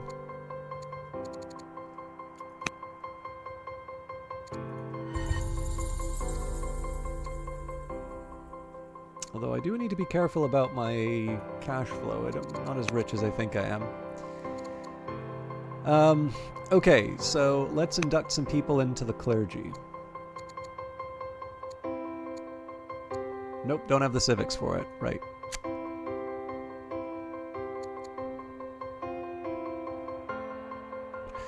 I've really let the religions all walk all over me. All right. Work time.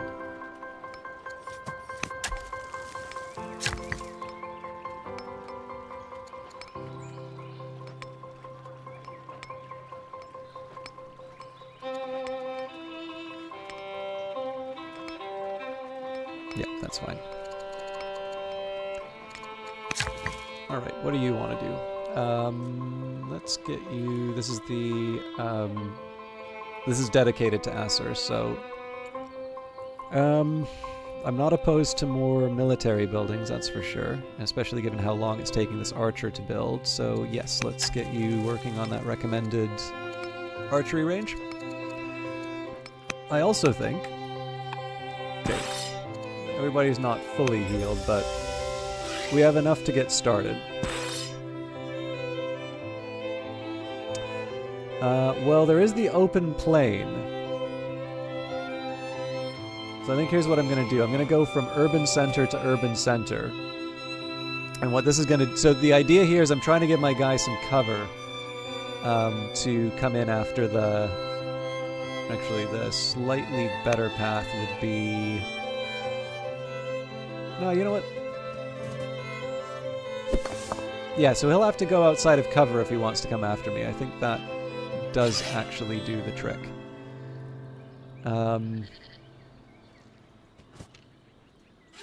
But yeah, the aim's going to be to get my my sword units sort of in these urban tiles to mess around. I'll probably take what's supposed to be the guard archer and move that after Gozan as well. Okay, military matters aside, let's deal with scouts first.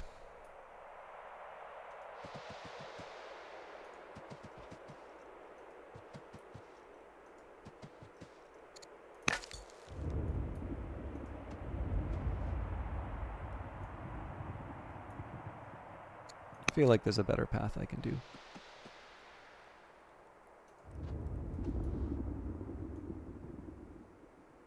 Yeah, I think that's sufficient. Oh god, what do I even do with you? Let's get them to go north. So they used to be keeping an eye on Gozan, but there's just no point anymore.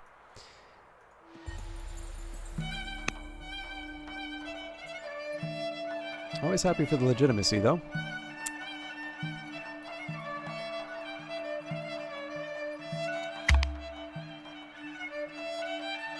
But yeah, all my construction's kind of queued up for the foreseeable future. Feel that sentiment deeply. Yeah. All right, Duchess Iltani of Du Athara has converted to Judaism. The Acropolis has been completed by Babylon. Now known as the Architect. Okay. Definitely not going for training. The Ballista is tempting, but citizenship is actually on our path. So I think I'm going to have to bite the bullet. Time for a truce. A group of riders approaches our front lines, led by an envoy of Queen Shaditu, the New of Assyria. In respectful terms, she extends the offer of truce. Not yet. Inspired by the Hanging Gardens of Babylon, Duke Nebuchadnezzar has been inspired by his recent visit to the Hanging Gardens of Babylon. He comes to you overflowing with enthusiasm. What guidance shall we provide? Back in my day, we snuck acolytes of love inside. And he becomes debauched. Never let your guard down, or that will become a pillaged ruin. Or an empire rules by structure and diligence. He's a philosophy student.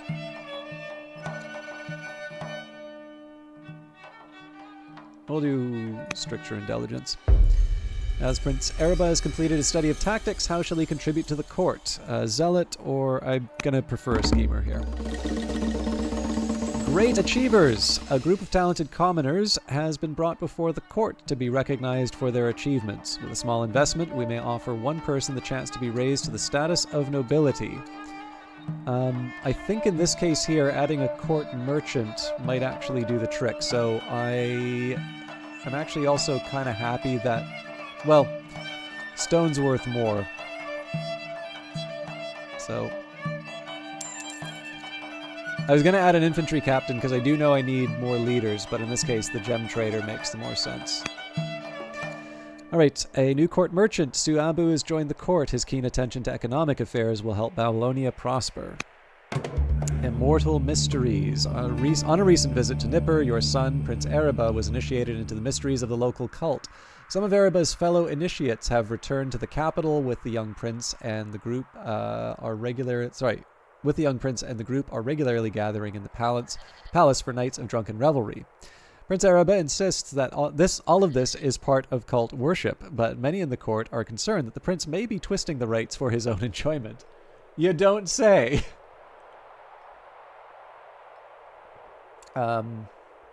We can command him to stop the wanton, corrupt, or debauch. Nope, I have limits, so stop partaking in the rituals.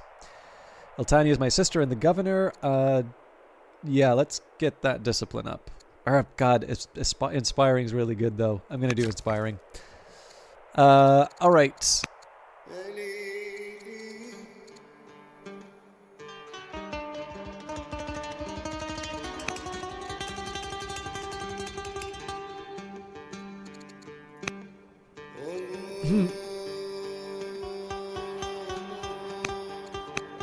We'll have to do.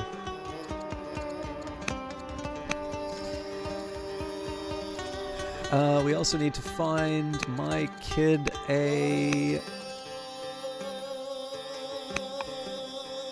wife. We don't have the civics for it. All right, no wedding for you. You're participating in debauched rites anyway. We used to have such a strong line.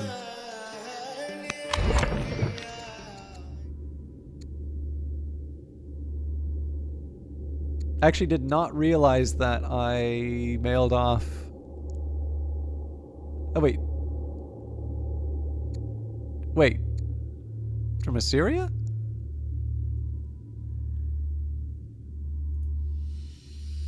Different character. Okay.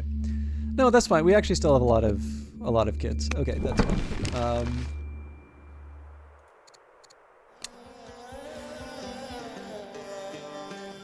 Back to the task at hand. So I can slightly improve...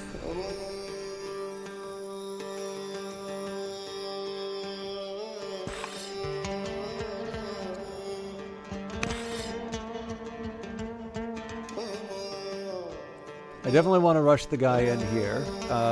It's going to take us more than one turn to get in position.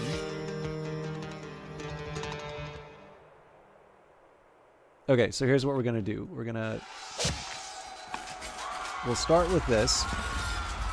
This doesn't actually cause that much damage to this unit, so we'll push in as well. Basically, I want to knock down the walls as rapidly as possible. Next turn, I move the archer back.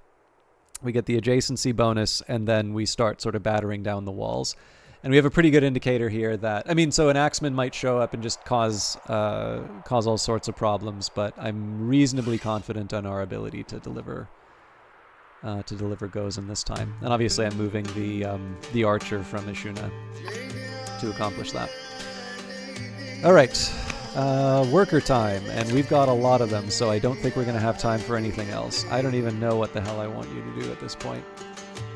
They do want me to build the shrine to Ishtar, which again, it's not even a case that I disagree with it. It's just I wonder if that's really the best thing that I can be doing right now. We don't have the stone for the Pantheon because some idiot decided to sell off all of the stone for a court merchant. We also don't have the civics for it, but... So maybe what I do is an intermediate move. No, we don't have the range for that either.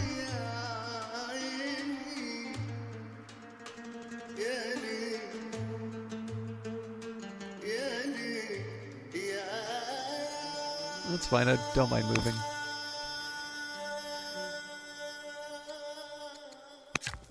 Okay, yeah. This does make sense as a windmill.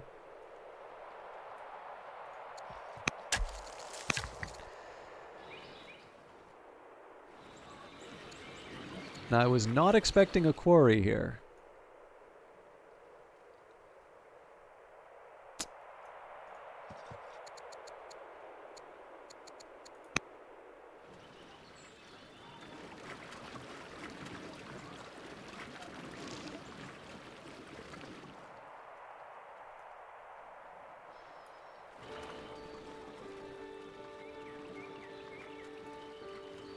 Like, surely if I'm going to do anything, a mine makes more sense.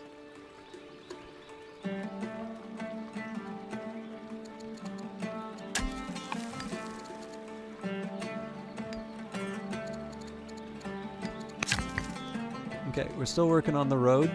Hopefully that'll help with some of the discontent.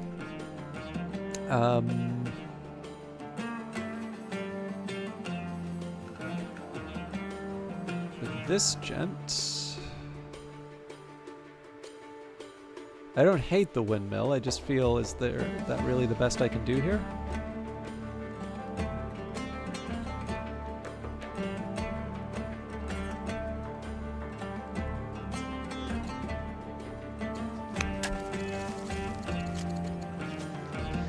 Yeah, that doesn't leave us a whole lot left over.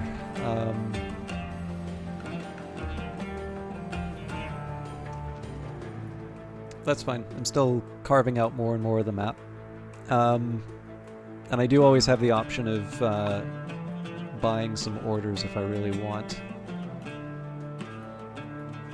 Actually, there is one case where I'll pay for some orders. We can upgrade this guy.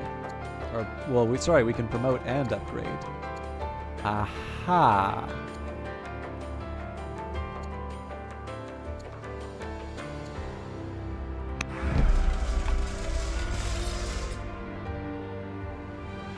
I don't even know how I'm going to organize that, but I think probably I still want to get my workers in order. And, but yeah, we're due for an overhaul in the military. Prophet Manius tutored Prince Ereba, improving his discipline. Shuma the tactician marches into court, a single servant in tow, before coming to a sudden stop and bowing low before you. He speaks in a furtive whisper. Your Majesty seeks my support. I will aid you upon one condition. Remove Spymaster Sin Mubalat and give me his position as Spymaster. I'm not opposed to removing somebody who's upset with me, and Shuma... Okay, we can accommodate it. Low family opinion. But I think we can take the hit there.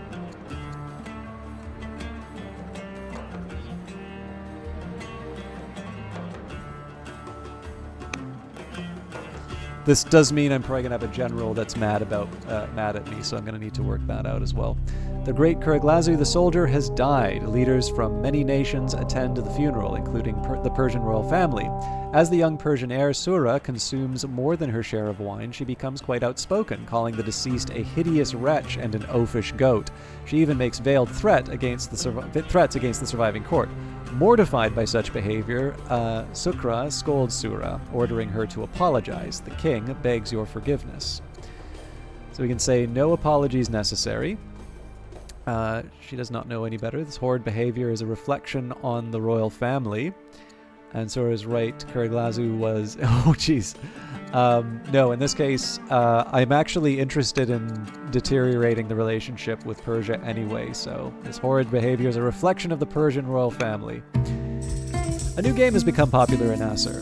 It's a two-player game called The Game of 20 Squares. The game is played on a board where two large rectangular areas are joined by a narrow bridge. Both players have 7 pieces gradually placed on the board and throw a 4-sided die to determine the allowed moves. Players race to remove their own pieces by getting them to the other end of the board while trying to capture opposing pieces to impede their opponent's progress.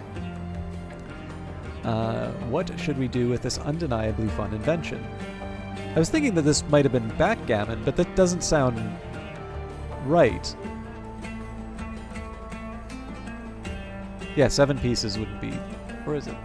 Does anybody know what game this is in reference to? I feel like I'm being a particular idiot right now.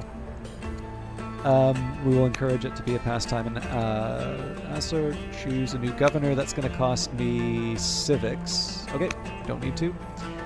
My chancellor... normally I would have gone for the wisdom, but actually the discipline...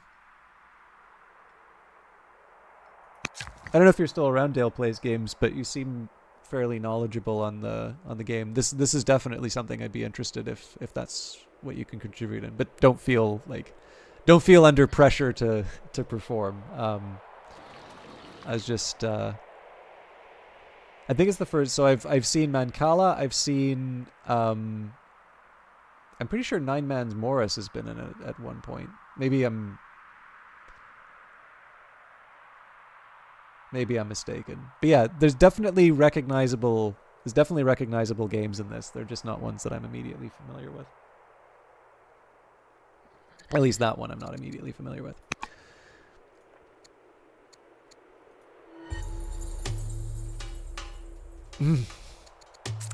Okay. Family marriage. Let's marry into the Chaldeans. Now, if I want to be making wonders, I need to be stocking up on civics, and if I want to be pacifying my furious religions, we should be inducting... Yeah, we should probably... I figure Mani's earned the right to become a Manichaean clergy. You know, founder of the religion and all. Alright, let's also take a minute here and make friends. Nope. I don't have the money for it. Okay, well that'll save us the orders though, so... Okay, so, again, the question is, with a quarry I can get 6.5, and then the adjacency bonuses, which work out to be about 1.5. Oh, right, I can't put a windmill here. So that was an easy one.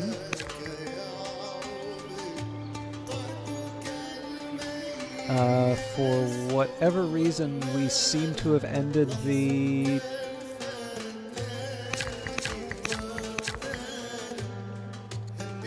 Oh, I think I know why. I still want to do the route to mode.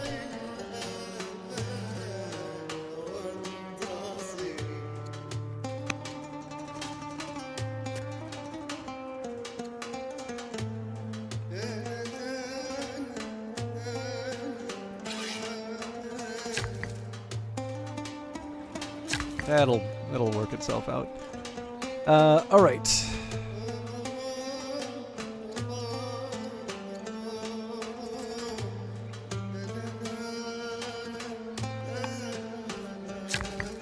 So the Shrine of Ishtar is probably not going to get me anything too special here. I can build a theater. I can build a theater in either of these places. If I build a city nearby,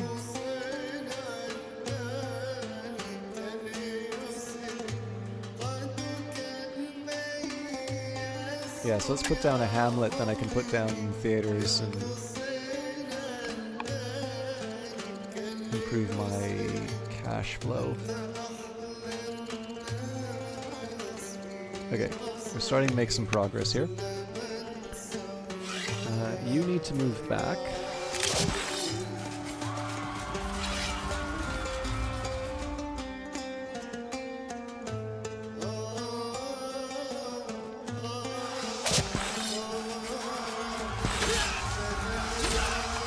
And then this is, at this point, it's just a matter of going through the motions. I don't see Gozen being able to repair itself fast enough to deal with this siege. So yeah, we're looking actually rather good in terms of orders. So I think let's try and make the most of the... Oh, hang on. I haven't even touched my scouts yet. Ritual scent. The positive effects of the recently harvested incense have made it highly prized by Zoroastrian groups. They wish to obtain the entire crop for their ceremonies to keep harmful spirits away, but many in Asur wish to use it for the simple purpose of improving daily life. Okay, so we do have some Zoroastrians running around. It would not hurt to improve their opinion of me, but I do like happiness in my cities. So I'm gonna... It's a little bit of a painful choice, but I still feel it's the right one.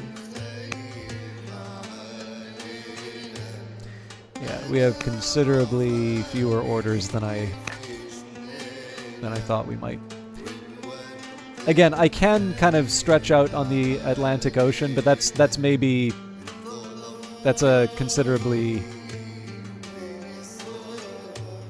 I don't know, that's further down the road.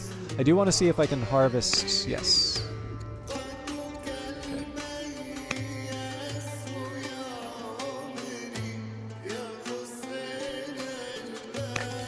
And you... start there. Okay, so we still have some options for placing people. So I guess the first question would be if there's any obvious upgrades, which there aren't. Or sorry, any obvious promotions. Now it seemed to me the majority of what we're up against in Persia is not going to be cavalry, so I think Axeman is the name of the game here. I'm going to undo that so I can move the mace unit to a training location. And again, if we get to the max in terms of training rate, I'll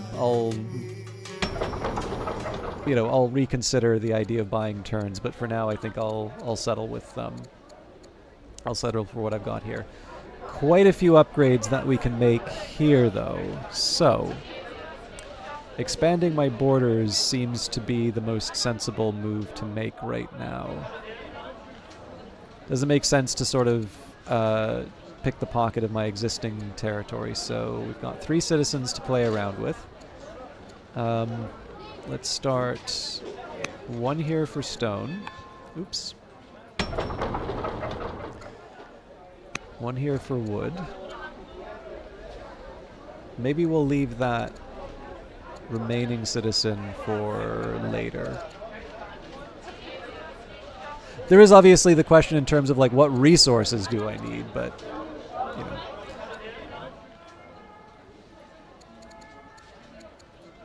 That's a tomorrow me problem to figure out. Alright, this city. We've got 4 citizens, but we don't really have any specializations to give them. So first question. Where is its worker? How much you want to bet I pick the pocket of this city with this guy?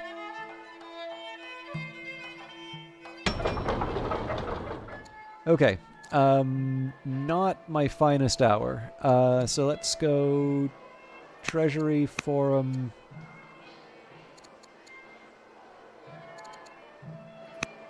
Jewish Disciple.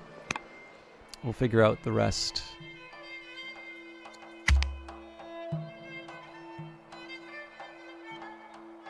I'm rather interested that Persia still counts as weaker. That was a surprisingly strong attack. Alright, Egypt is now at truce with Assyria. Duke Amiram is now old enough to be tutored by courtiers. Governor Ublanu the Younger has died in office. along with a patriarch and an ambassador. So that's going to eat into all of my civics, I think. The marriage proposal among the Chaldeans, probably the younger of the two, I'd imagine.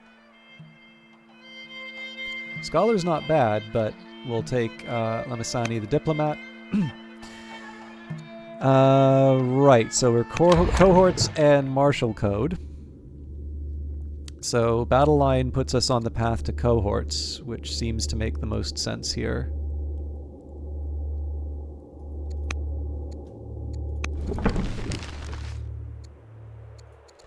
Converting the heir. On a diplomatic visit to your court, the royal family of Egypt sit beside you as honored guests for the evening feast. Their heir, Princess Nefertiri of Egypt, is intrigued by your jewelry with Jewish imagery.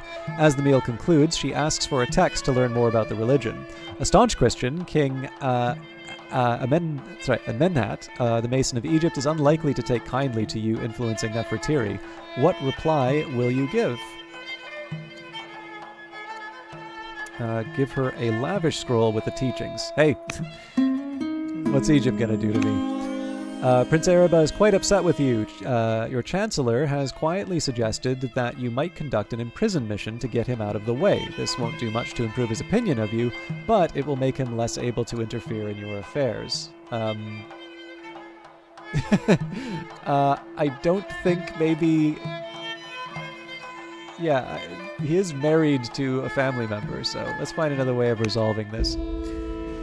Alright, my dude, where are you in the line of succession? 4th.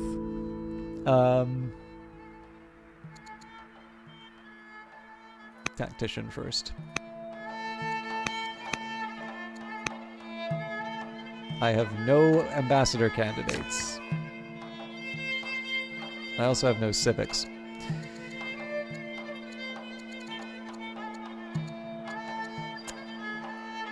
Okay, well, that's life. We'll get used to disappointment. A shrine to Marduk is good, but good for when it's beside wonders. So let's not build one of those quite yet. I can see some sense in a courthouse. I just don't know... Like, is this the most sensible place to put it? Because if we have a theater here, surely it's better for me to build a... Hamlet.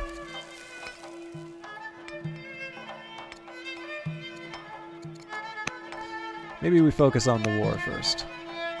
So yeah, this is actually rather concerning in terms of the health of my archer, but...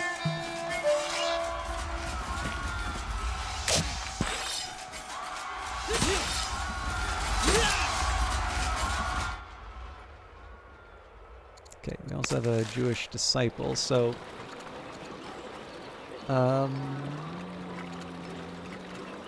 we do not have the civics for this. I'm going to put you on sentry for a bit. Worker time. Okay, they're connected to the capital.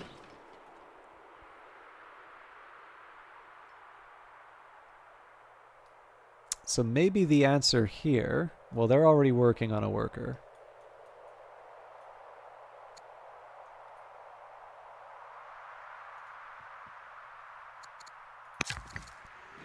Alright, what are these guys up to? Right, bunch of military buildings.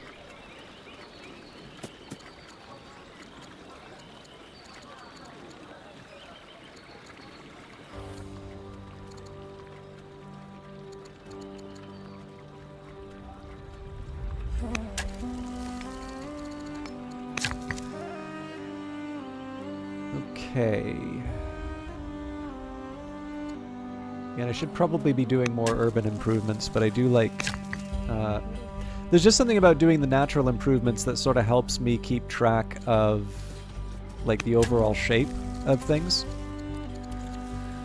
Okay, 17 orders left among my scouts. Did we already? Yes, we did.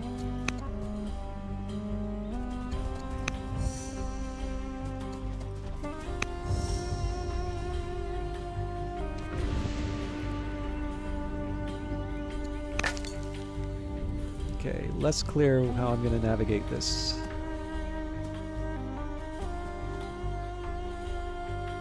It's nice to have eyes on Egypt, but I kind of want those eyes to be on useful parts of Egypt.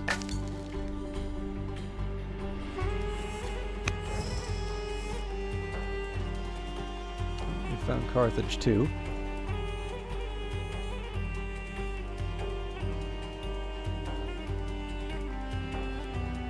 Okay, so we've got some leftover orders to play around with. So one will be promotions.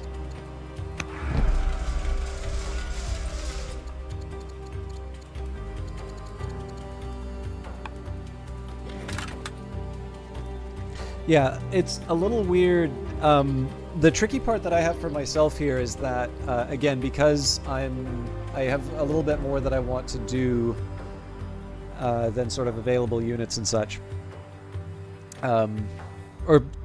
Available orders, I mean. One of the challenges is the the choice, do I add a general, do I do a promotion or whatever. The goal right now is, if possible, take a unit and put it in an area where it's going to be able to sort of tick along and get that extra XP. And I think that probably doesn't require a whole lot of elaboration. Like, obviously being able to do that means that I'm able to even though it's going to take me a long time to accomplish a lot of my goals, I'm still going to be able to take advantage of the placement of everything. So, for instance, one thing I might do is move my elephant back into these barracks. Do they? No, they don't get a benefit from that, but the camel archers do. Oh yeah, these are ranged areas. Okay, so... But yeah, so this is a good example where sort of I'm kind of wasting resources here just because I don't have people training in those spots. Okay, a Manichaean disciple is not the worst thing I could be building right now, but that's going to involve some civics that I really don't have. So maybe what I do is I start investing more in my stonecutters. We've got citizens, so I figure we should probably be putting some points into that. Suppress dissent. I'll certainly boost the...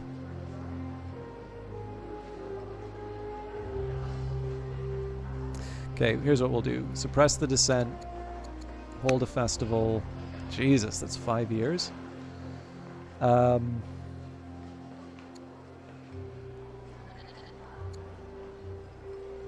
Yeah, we'll leave it at that.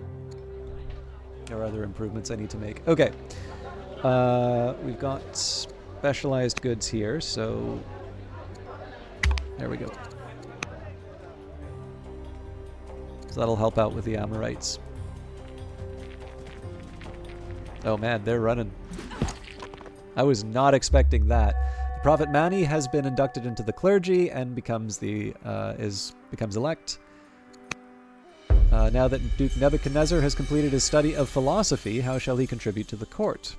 No zealots, but we will get a judge. The Cohen. Among the priestly class of the ancestors of Aaron, there is one who has become renowned for his understanding of both arcane lore and erudite philosophy. The court has summoned the skilled Cohen to the capital so that he may serve in your court. What task will you give to this Jewish disciple? So, much needed civics. Send him to improve relations with the Jewish elders. That's also rather important. But no, I think improving our civics is pretty important here. The Prophet Mani has come before you with a request to go traveling across the world. The Manichaean prophet first went east many years ago and there found divine inspiration. Mani is hoping that this journey will bring similar discoveries and bring him ever close to divine revelation. Will you let the prophet go on his travels? So, this is unfortunate because this is sort of the nice tie that I have with Manichaeanism, right? But in this case, yeah, we'll allow him to explore. Have a good rest of the stream. Gonna go in lurk mode. Excellent. Have a good one, Vanguard Master. I'm curious, actually, I don't know if you've tried out the Unreal Engine for Fortnite mode or not, but I'm curious if you have any opinions on that. I know you've probably been focused on your own stuff, but I'm interested because I know, if I recall correctly, you are not someone who does a lot in terms of programming. You prefer a little bit more in terms of sort of higher level design. Okay, I haven't tried it out yet. Yeah, I was just curious if it's helpful for prototyping or not. All right, but yes, we'll send him out. Gandash is the governor. I do like inspiring because of the culture that it gives. All right, and we'll go through the usual. So I figure, yeah, we should definitely get an ambassador in place.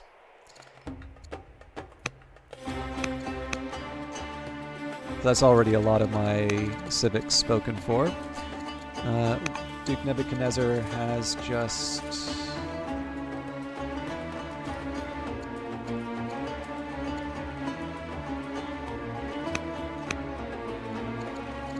I would have thought I would have been able to make him... So I guess it says he's a cousin? No, nephew. Okay. So I was thinking that I would be able to get him to marry, but I guess not.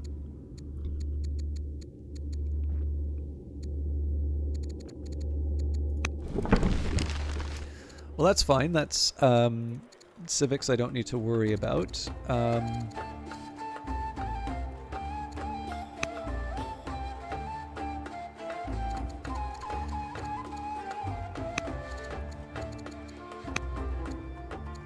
Okay, so I can't influence. I can try with him. Again, 200 gold I'd rather not spend, but sometimes these things are required.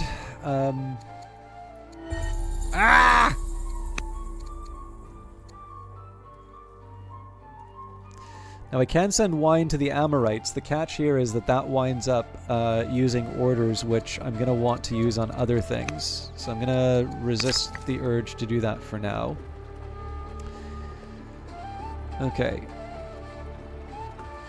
Built my wind thingies. Actually, the courthouse is just what the doctor ordered right now because I need the civics. Okay, you are going to Kahat. I already have a worker on their way there, but I think we need to get back on track. Okay, you built a we built the hamlet because we want to take advantage of the proximity of the theater districts.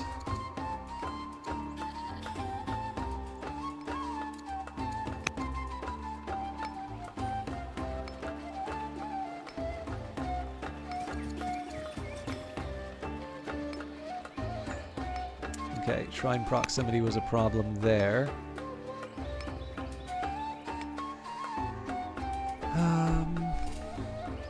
Okay, here's something I want to check.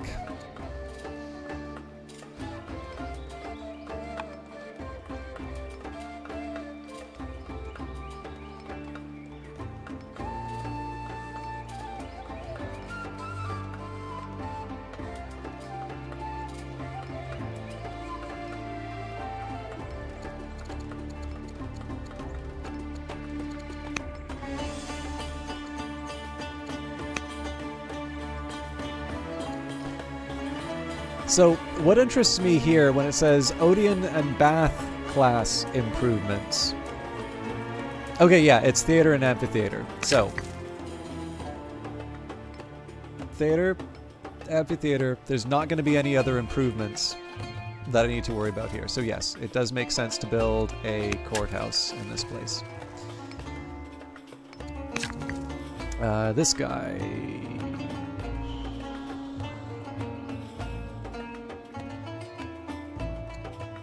I feel like a military building would be more appropriate here. Oh, but I can't build one, so...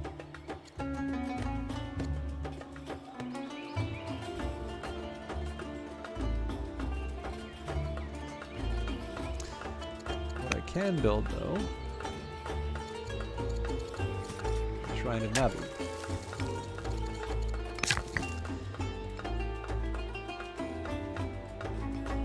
This guy can, however, build the courthouse.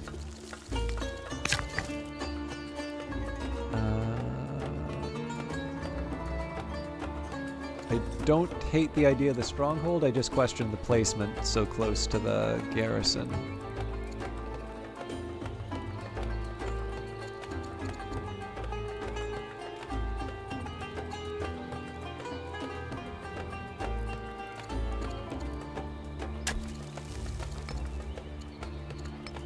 So the disciple doesn't do anything for me here because we need 400 to improve Judaism. Now I am faced with a little bit of a dilemma here, because I do want to still take out Gozen, but I also want to take out the... So I can't remember who gets the adjacency bonus. Okay.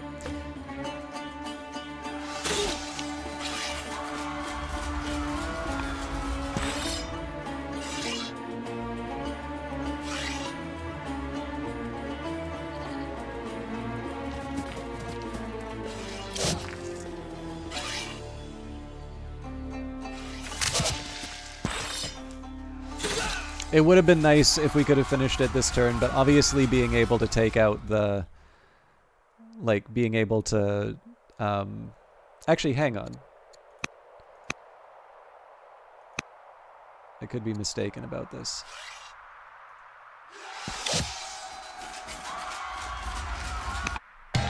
Okay. Triumph of Assyria. Cheering citizens cry out, Babylonia, Babylonia, Babylonia, as you parade your triumphant armies throughout the streets of Babylon. Old men and women weep with joy and pride at the sight of their boys marching victorious before them. I'm going to skip back on this. Back. Back.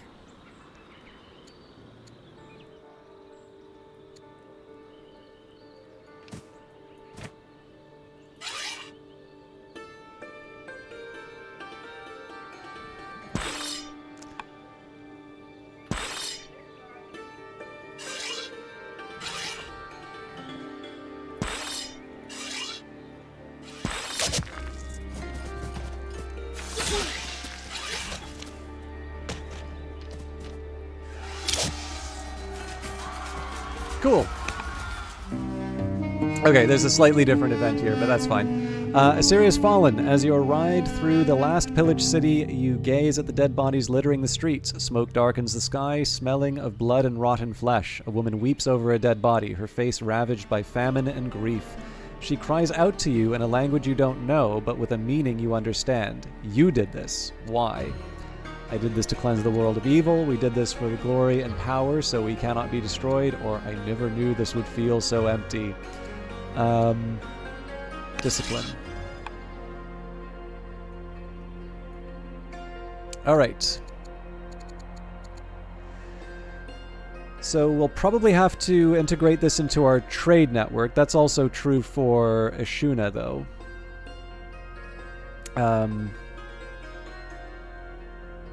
But yeah, I am happy that we've more or less settled this part of the world, and we can sort of start redirecting these units towards our inevitable fight with Persia. Now, what do we do with the rest of the turn? Scouts.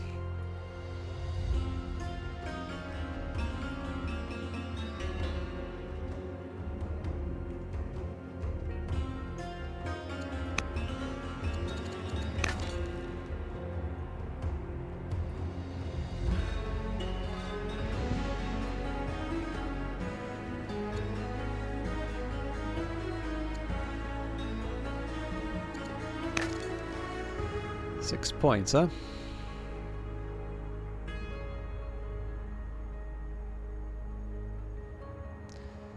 Seems to me like we don't have any options around here, so maybe what we do is we head back to territory we control and we try a different approach to Egypt, because I think this is going to be just a solid block of Egyptian borders that we can't get past.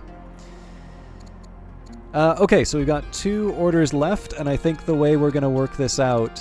so originally I was saying that I was prioritizing promotions. That's not actually going to be true anymore. What I'm going to prioritize are placements on archery ranges.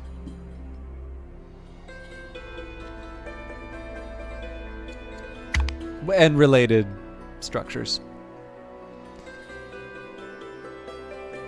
And that's mostly just an acknowledgement that it's going to be a while before we're ready. So, self-assured and assertive Prince Araba, your son, exudes an aura of confidence. He's gained +1 charisma.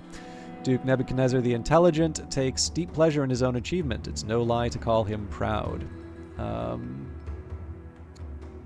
And we've completed the mausoleum.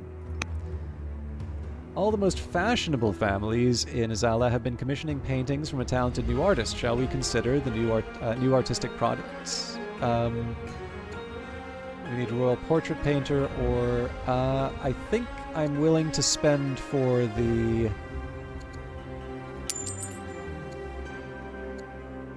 public mural. The mausoleum.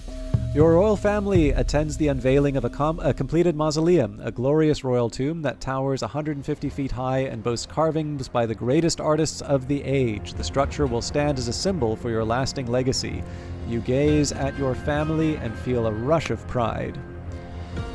So I'm just going to take a second here to bring up the Wikipedia article. I figure even though I've been kind of slow today, I don't think it hurts to review what's going on. Sorry, I'm seeing something very strange here on my screen. I just want to figure out what the deal is.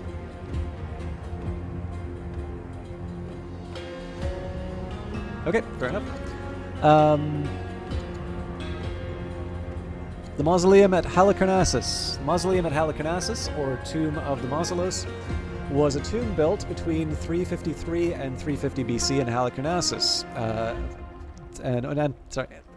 for Mausolus, an Anatolian from Caria and a satrap of the Achaemenid Empire, and his sister wife Artemisia II of Caria. The structure was designed by the Greek architects Satros and Pythias of Priene.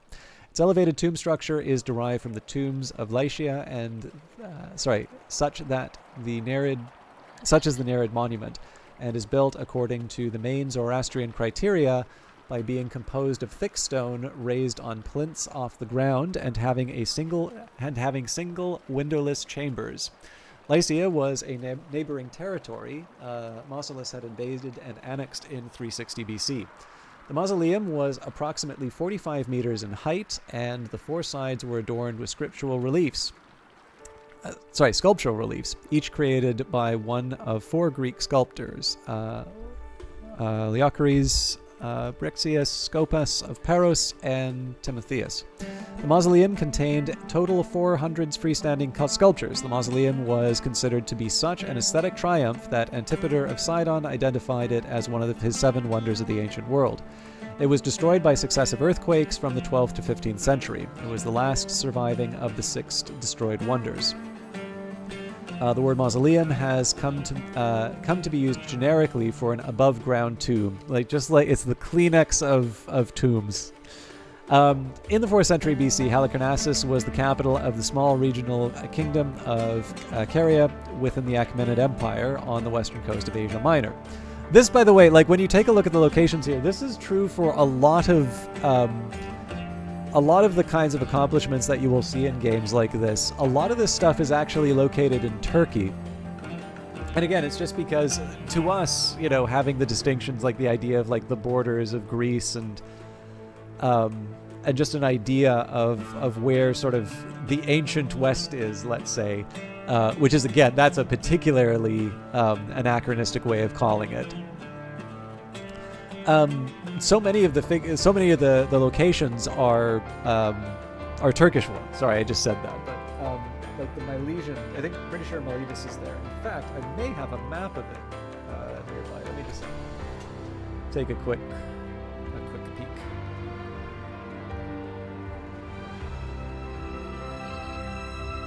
Obviously, I have a world map. I thought I had one of sort of the locations of all of these. Here we go. Yeah, so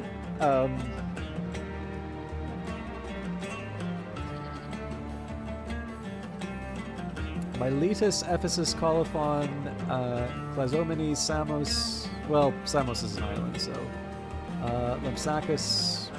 All of those are very clearly in Turkey. So the 3 Milesians. Thales, Anaximenes, and Anaximander.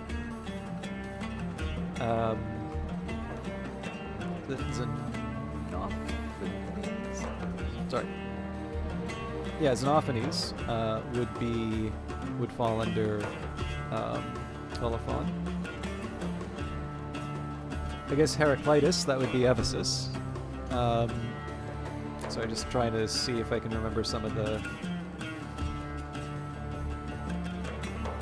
names.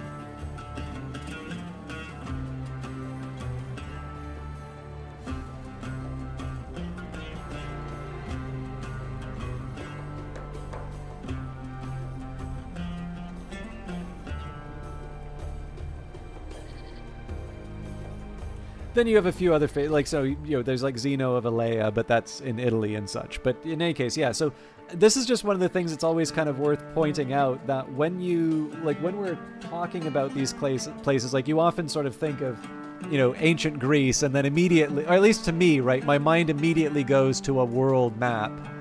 And I don't actually think that these things are where they're actually located, or were actually located.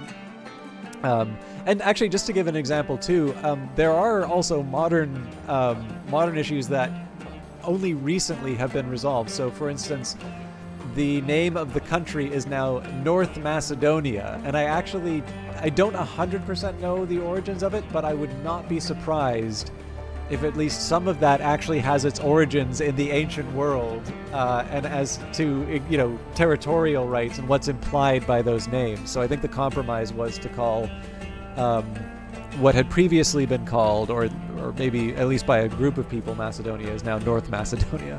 So anyways, just a fun little thing to point out. All right, in the 4th century BC, Halicarnassus was the capital of a small regional kingdom, Caria, within the Achaemenid Empire, on the western coast of Asia Minor. In 377 BC, the nominal ruler of the region, Hectomnus of Milas, died and left control of his kingdom to his son Mausolus. Hecatomnus, the local dynast, and the Persians took control of several of the neighboring cities and districts. After Artemisia and Mausolus, he had several other daughters and sons: Ada, adoptive mother of Alexander the Great, Idreus, and Pixodorus. Mausolus extended his territory as far as the southwest coast of Anatolia, invading in particular the territory of Lycia, remarkable for its numerous monumental tombs such as the tombs at Xanthos, from which he took his inspiration for his mausoleum. Artemisia and Mausolus ruled from Halicarnassus over the surrounding territory for 24 years. Mausolus, although descended from local people, spoke Greek and admired the Greek way of life and government. He founded many cities of Greek design along the coast and encouraged Greek democratic traditions. Mausolus decided to build a new capital, one as safe from capture as it was magnificent to be seen. He chose the city of Halicarnassus. Artemisia and Mausolus spent huge amounts of tax money to embellish the city. They commissioned statues, temples, and buildings of gleaming marble. In 353 BC, Mausolus died, leaving Artemisia to rule alone. As the Persian satrap, as well as the Hecatomid dynast, Mausolus had planned for himself an elaborate tomb. When he died, the project was continued by his siblings. The tomb became so famous that Mausolus' name is now the eponym for all stately tombs, in the word mausoleum. Artemisia lived only for 2 years after the death of her husband. The urns with their ashes were placed in the yet unfinished tomb. As a form of sacrifice, the bodies of a large number of dead animals were placed on the stairs leading to the tomb, and then the stairs were filled with stones and rubbles, sealing the access. According to the historian Pliny the Elder, the craftsmen decided to stay and finish the work after the death of their patron, considering that it was at once a memorial to his own fame and of the sculptor's art. Indeed, I met a traveler from an ancient land once who said that 2 legs... construction of the mausoleum. It is likely that Mausolus started to plan the tomb. By the way, actually, this is another thing that is worth pointing out here. There is definitely this perception of sort of, everybody needs to get behind the one ruler for the great works to be done. And, I mean, there's obviously examples of that, but there is maybe something worth remembering here with this admiration for Greek Greek ways and these democratic ideals. Now, obviously, the practice, I know in chat, the idea of ostracism, for example, has come up. So the idea of democracy is, a little bit different from what we might be thinking of. But there is something worth remembering here, right? And the reason why I wanted to point that out is I remember there was this game called Real Politics that had come out, and I remember there's a streamer that I rather like who was playing it, and she had pointed out, she basically said, you know, yeah, democracy's better, but like, you know, if you really want to get stuff done, you need to be authoritarian. And the funny thing is that this was taking a lesson from the game and trying to make a general statement about life, which I don't actually think is true. I actually think it's a big problem that we do run into in games, which is that if you think of the best example that you can take here is like World War II, right? Where you take, you know, the Axis, like World War II is basically something that the Axis does to us. You know, assuming you're not playing the Axis powers, of course. That's kind of the easiest way to say it. But if you think of games, right? Games are usually fun when you are doing things, when you're taking actions. And so there's sort of this inherent problem with games that want to deal with sort of the start of the Second World War, or any kind of war along those lines, where, you know, the aggressor is kind of the thing that under the kind of traditional grammar of games would be the quote-unquote more fun faction to play. And I don't necessarily think there's anything wrong with playing, you know, an aggressive faction. You know, in any more, you know, like in Civilization, obviously, I will behave in, you know, better and worse ways. But it is at least worth examining, and particularly if you want to make an interesting game, and one that maybe is about ruling, and something that wants to sort of speak true to the audience, or if you have, you know, an idea that you want to get across. I actually think it can often be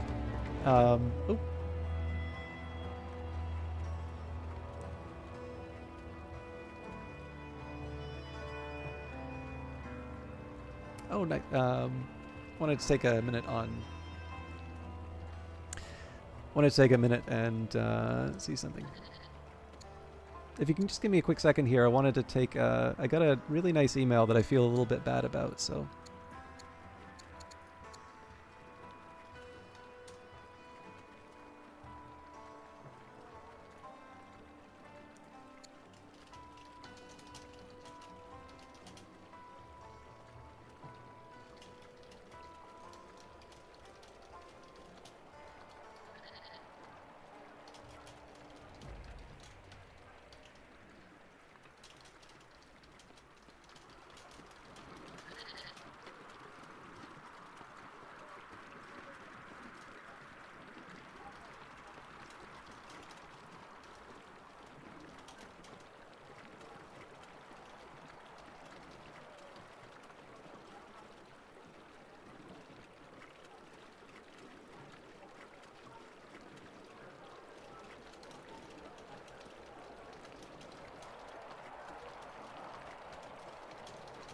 I'm really sorry about this. I just want to really make sure that somebody, I just really want to make sure that I get this sent off as quickly as I can.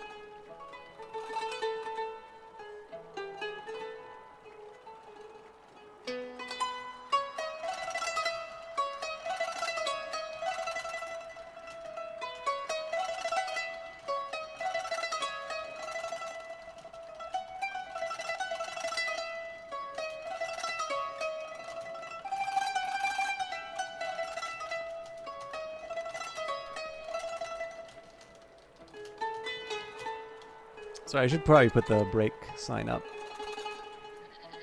I'll keep it on here if you want to chat, but I just got a nice email I wanted to send along.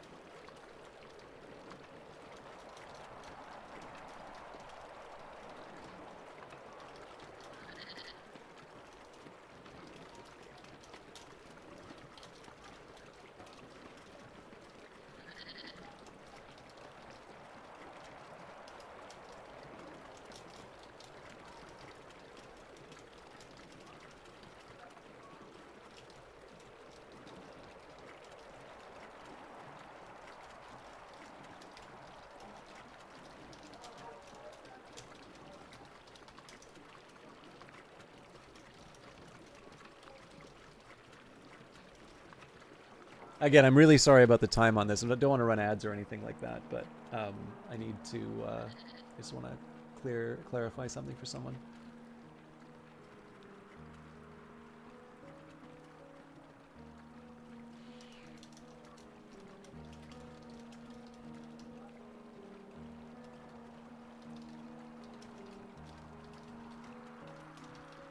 رفعت عيني إلى الجبال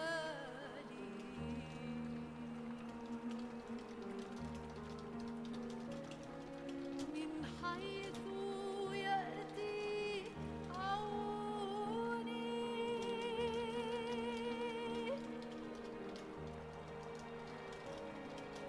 معونتي من عند الرب صانع السماء والأرض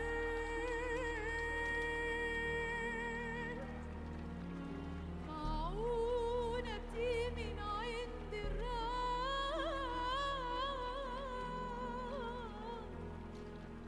صانع السماء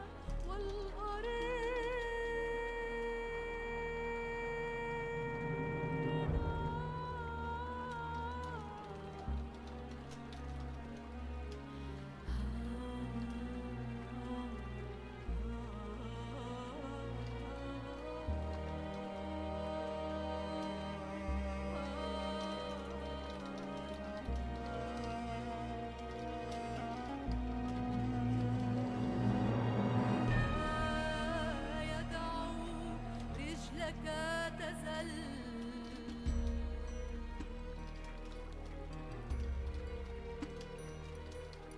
لا ينعس لا ينام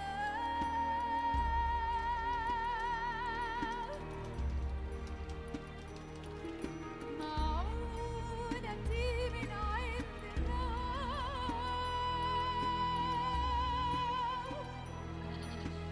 صانع السماء والأرض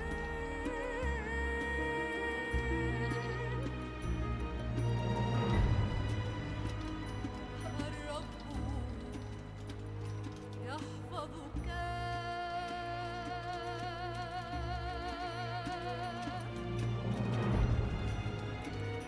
الرب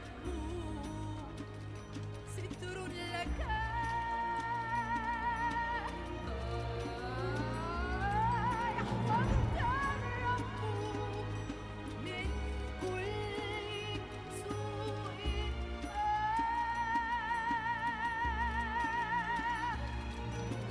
يحفظ الرب يحفظ نفسك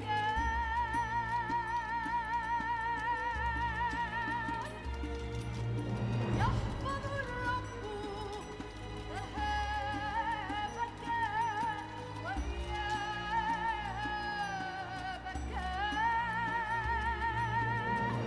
من الآن وإلى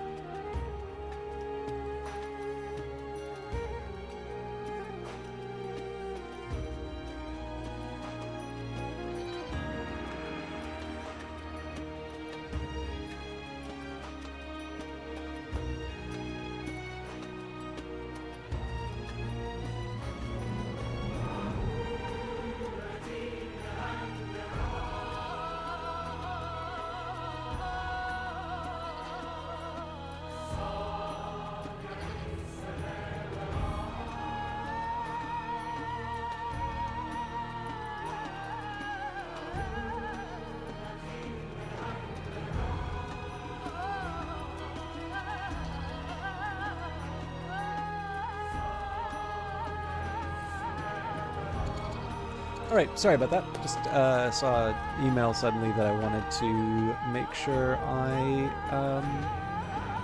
kind of dealt with reasonably quickly.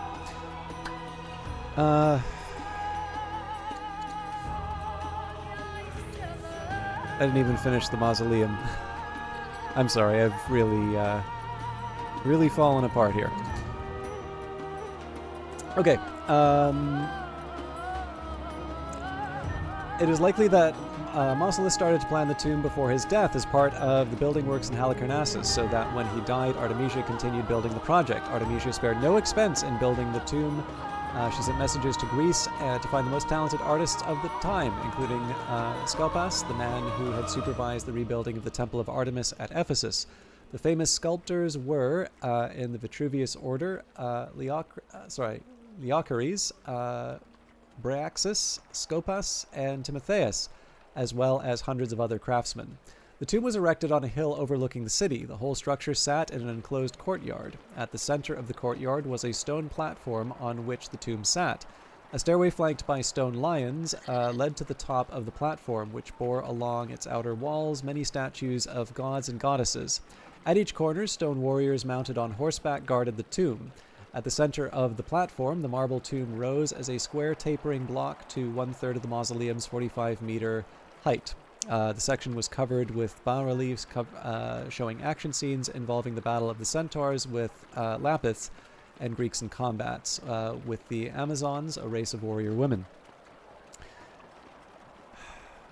I may have to skip the history section because I'm actually kind of feeling like I need to do a little bit more. I was actually planning on getting the tutorial level done at this point, and I've really fallen behind. All right, on the top section of the tomb, 36 slim columns, 10 per side, with each corner sharing one column between two sides, rose another third of the height. Standing between each pair of columns was a statue. Behind the columns was a solid cella-like block that carried the weight of the tomb's massive roof. The roof, which comprised most of the final third of the height, was pyramidal.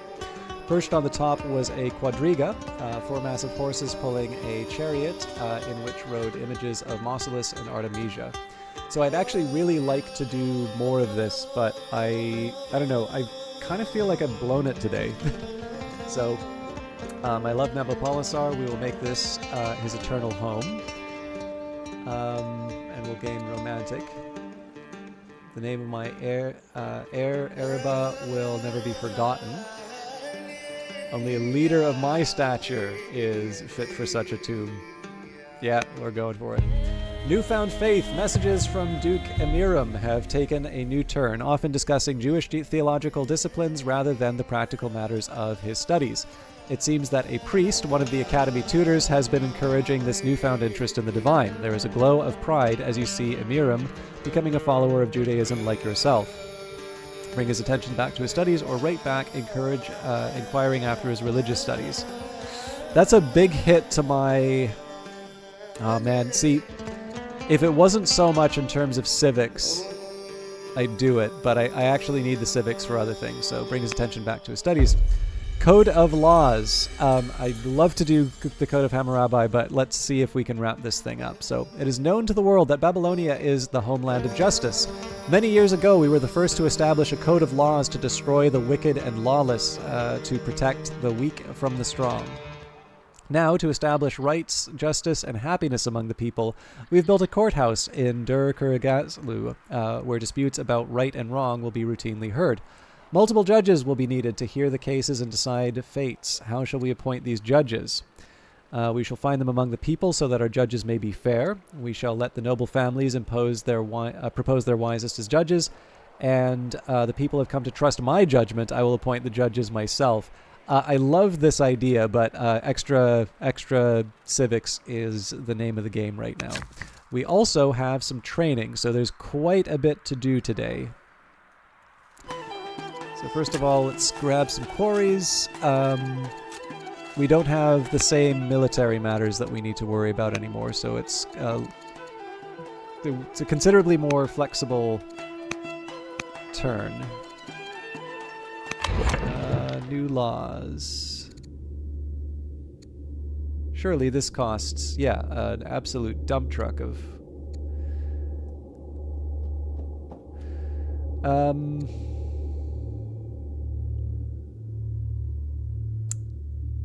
I do like the investment in civics, though.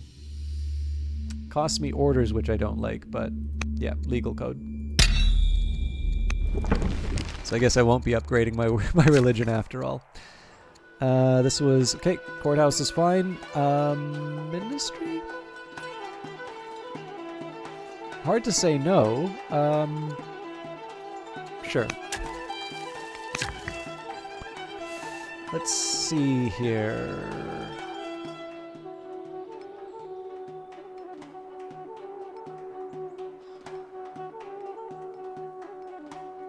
I don't even know where to put this guy.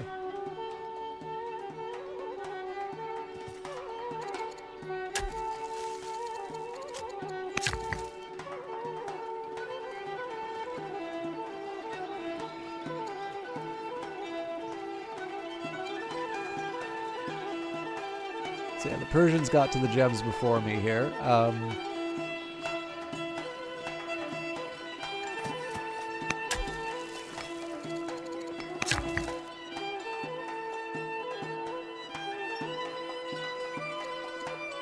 It's very hard to argue with nets.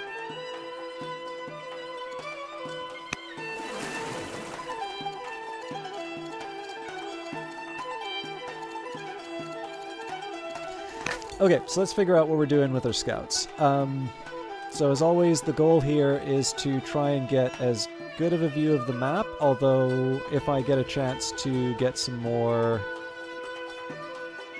Yeah, so like harvesting here is kind of nice, but I really don't need the extra food at this point, so I'm going to skip by that for now.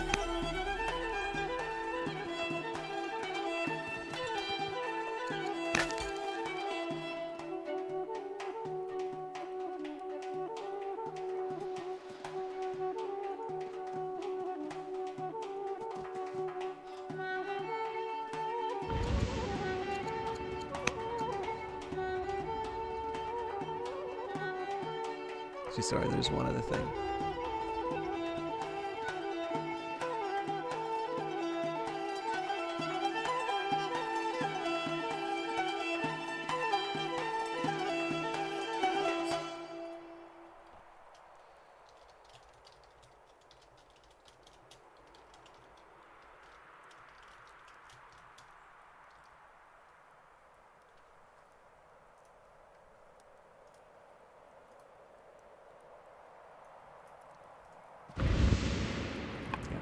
Sorry, I was gonna add something else, but I should keep focused on the game. Okay, so the goal here is to get around the Egyptians.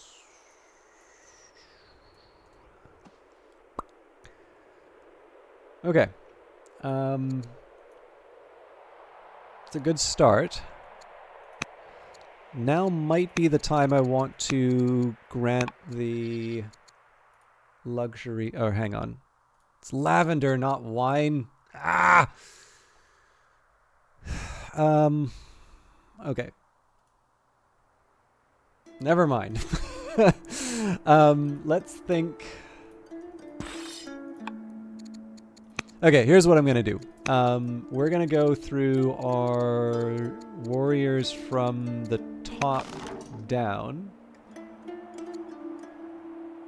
You've trained your first onager. This ranged siege unit has splash damage, so it'll hurt all enemies adjacent to the target tile. I can hit up to 7 enemies at once. Oh, now that's interesting. So it doesn't actually go top to bottom like this. But yeah, what I'm going to do here is I'm going to tab. I'm actually also going to go sentry on a few of these. So if the unit is in a place where they are training, then they get a sentry.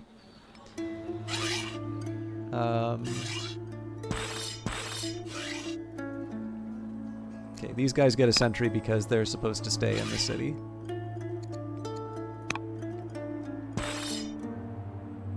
This is a promotion I'm happy to do.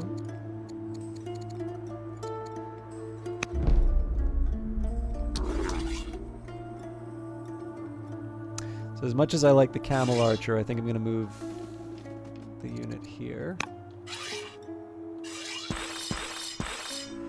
Okay, so there's a second phase to this, which is I want to start upgrading. My infantry units, or anything else for that matter. But we'll start with the axe units. possibly run out of resources. And honestly, the better way for me to do this is to actually just scroll through the list. Now I probably should have taken the Akkadian Archer, which is my special unit, and put it in the... anyways, doesn't matter.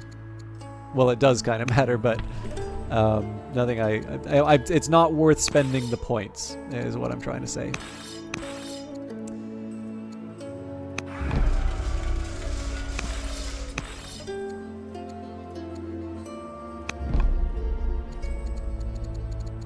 So this is a big bill that's come due.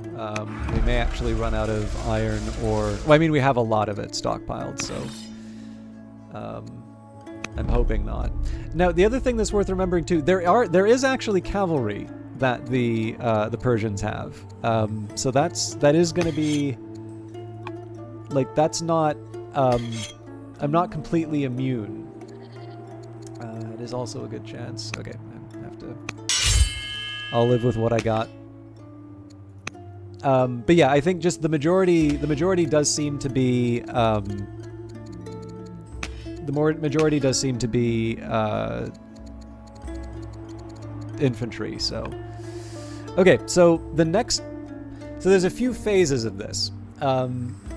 Step 1 has been to basically position everyone into sort of like training areas. Which is more or less where it needs to be, but there's still a few improvements. So like there's a few things that I want to do here. Like Babylon should have an archer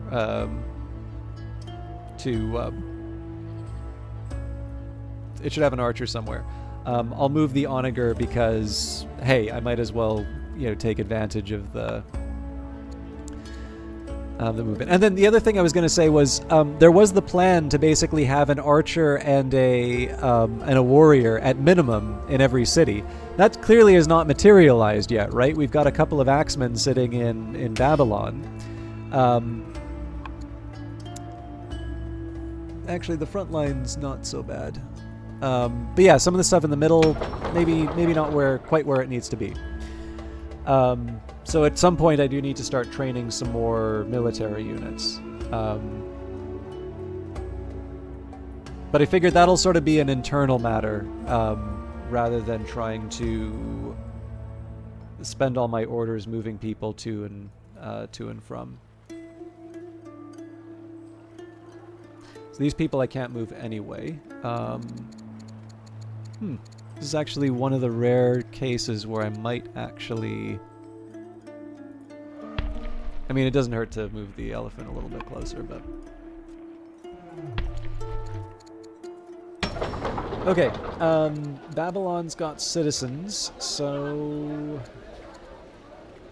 The usual question I look at is there a way for me to expand my borders? And if not, I don't spend as much time thinking about it. Now, stonecutters make sense because I need the civics, but poets also make sense. So do officers. So my training is not as good as my civics.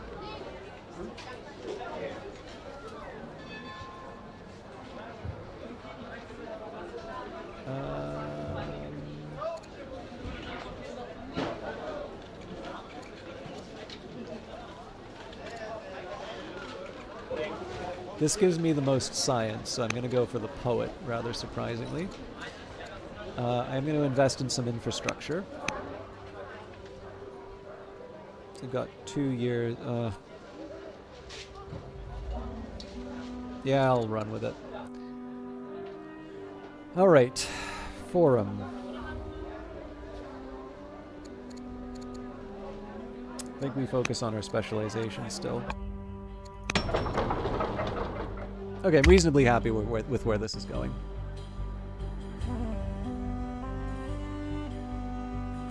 We are starting to pull away from Persia now, although it's kind of an open question as to whether or not we can get to the 44 we need in time. Duchess Iltani has been feeling quite poor lately. Prince Araba has recently proven his good sense and has gained wisdom. I've exerted my influence but appear weak. Agam of Nippur has died, and Matriarch Demkedem is now head of Assyrian paganism. Okay, so I don't want to completely give up on Chain Drive, but we're certainly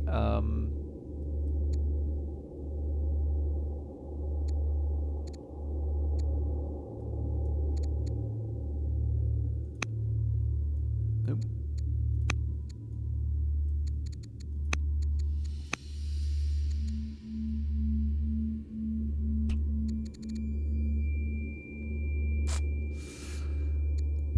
I mean, I don't hate the idea of picking cohorts here.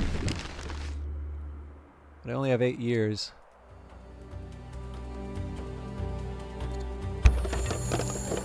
The royal family of Persia visits the court during a feast. Princess Sura, the educated of Persia, makes a shocking boast about how much better of a ruler she will be one day. King Sukra, the fountainhead of Persia, chides her for her brashness and turns to us for support.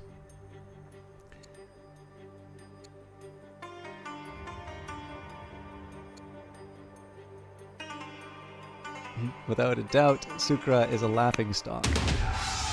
Axis high. As forges fill the royal armory with new steel weapons, your heir, Prince Erebus, seems eager to take up an axe against our foes. Yeah, be bold and aggressive. The Prophet Mani has unexpectedly returned to the capital for a short visit. He seems weary from his travels, but is willing to continue exploring if the court desires it. We can task him with monetizing his discoveries, teach our greatest scientist what he's learned. Nope, what he's learned. Alright, give your newest city to one of your royal families. It can't be Kassite, Chaldean, or Amorite is the right call. Nope. I'm probably... See, Eloquent actually helps a lot. So does Robust. I gotta do Robust. That will help me with my... kind of... orders problems. Okay, so what I need to figure out here is, like, what am I going to use Gozen for? So Chaldeans make sense if I'm going to be building mines and lumber mills. But we don't really have... like, I can see quarries, I can't really see mines, so I suppose the Amorites make more sense here. Alright.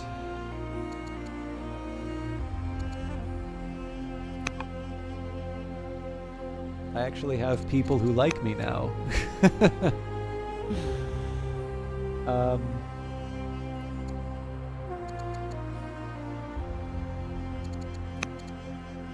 So I think I still want to try and make people like me governors-wise, at least as far as we can.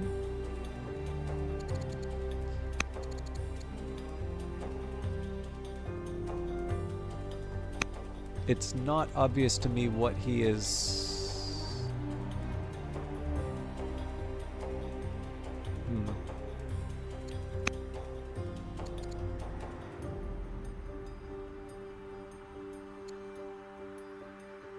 It's half my treasury, but it's worth it.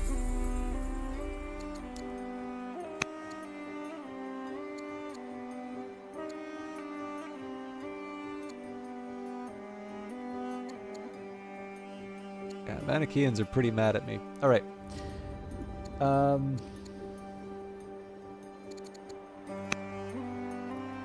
There's definitely stuff I need to do, but... priorities. Okay, for starters, let's focus on my workers. Now, I do like the idea of building more wonders, but clearly I have... there's a while before that can happen. Now, what on earth? Oh, right, because it's gems. Fascinating. This will actually... this could be very profitable then.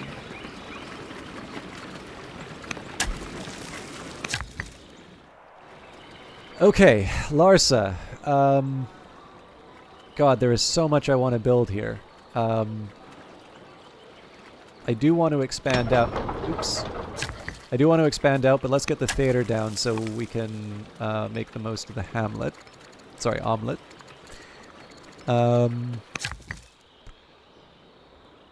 Let's also... So I don't mind you keeping this for lumber. Yeah, I think a range makes sense here. Ah, yes, with that in mind. So I've got a Kassite archer that I can move here. Alright, this is all coming together now. The lighthouse.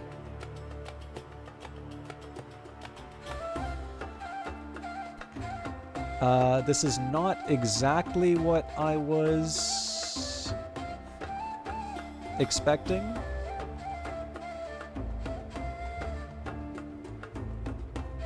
This is definitely a good improvement for us, though.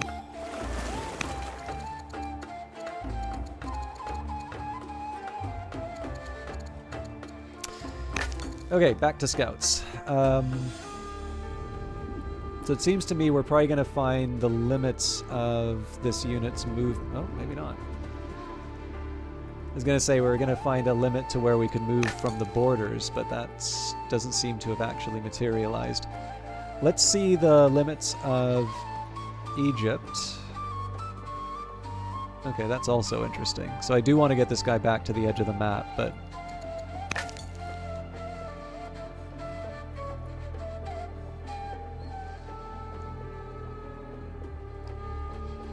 Right, and we're gonna head to Egypt from the front.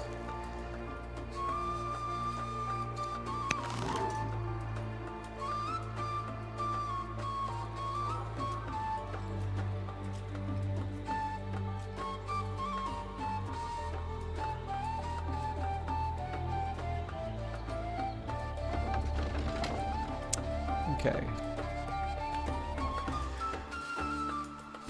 So it seems to me like we've got a few promotions to deliver now.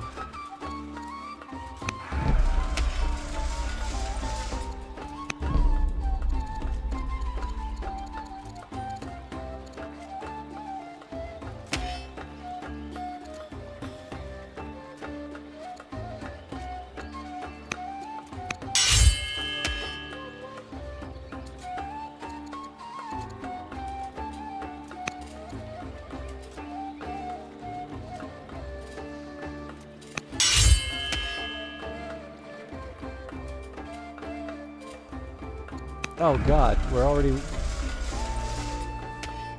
I was focused on the wrong stuff. Okay, that's fine. Pretty much have to do the gardener for the start. This probably isn't worth developing that much. So again, the question's always, can I expand my borders off of this? Right now we're at our limit. There's other improvements I can make, but not in my... Basically, I can't expand my borders in any of my current positions, so I don't hate the idea of apprentice officers here.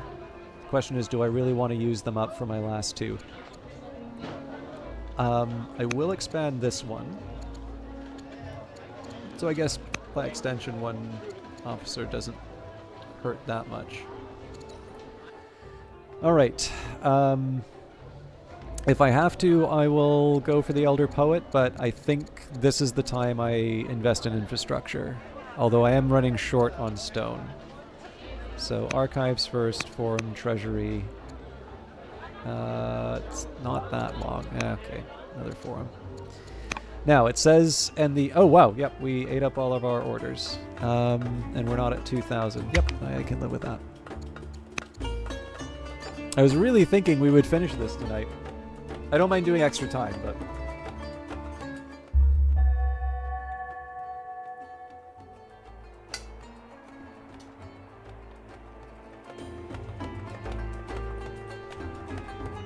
News arrives from Persia.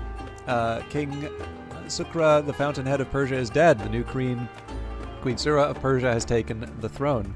Prince Araba is feeling ill, lightheaded, and weak. Recent actions of Duke Nebuchadnezzar the Intelligent have called into question the soundness of his judgment. Duke Consort Amel Marduk has died, and General Ashtansu has converted to Babylonian paganism. So I can refuse to send... Yep.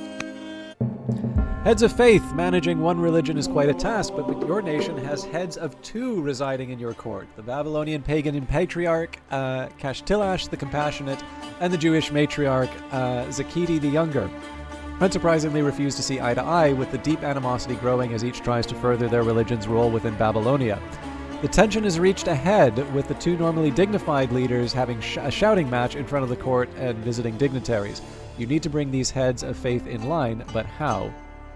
Encourage a public debate. Demand they keep civil for extra discipline. Or invite the two to share a meal and resolve the problem. That's tempting, but I do like the idea of resolving the public debate. No way we're getting chain drive in 7 years at this rate, but...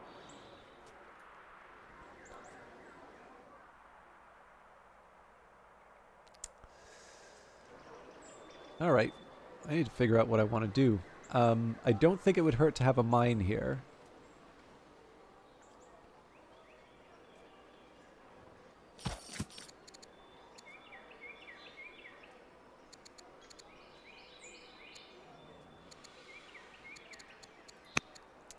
It does invite the question, though, like, is that really the best I can be doing right now?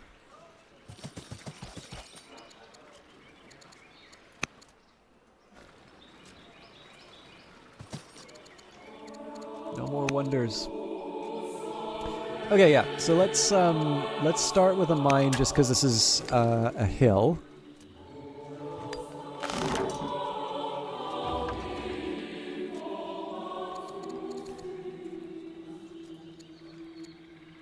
Let's see where we're at. I should have been healing these folks.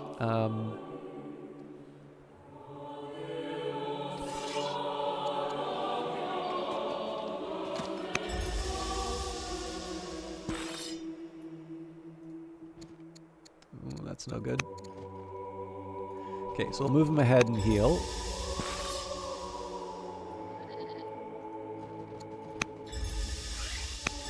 Yeah, at this point I figure healing's the priority over moving.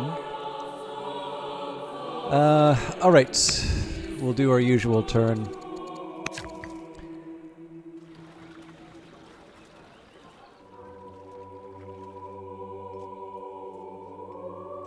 Yeah, Persians more or less have us boxed in at this point.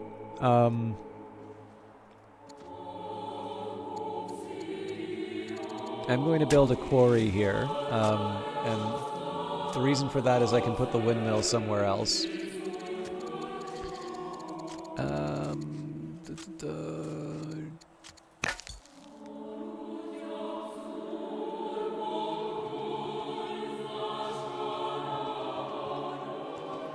Okay, this is somewhat encouraging. Again, this is all about clearing out as much of the map as I can see, so...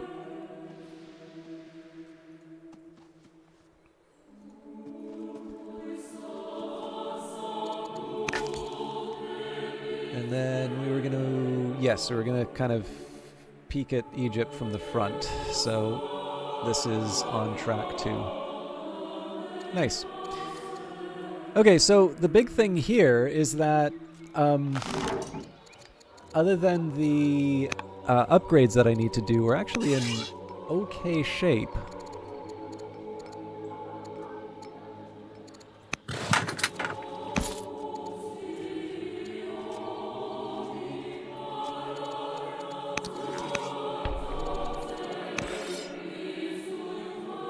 I probably should have done an upgrade as well. But yeah, so let's turn them into macemen.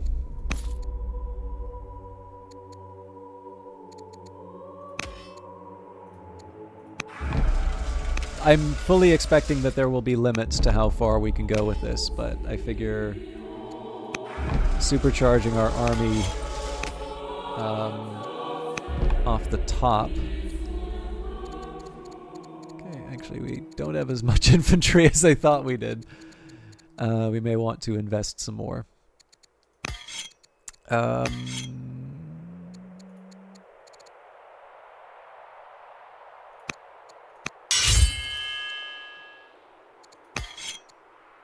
You've already got a general.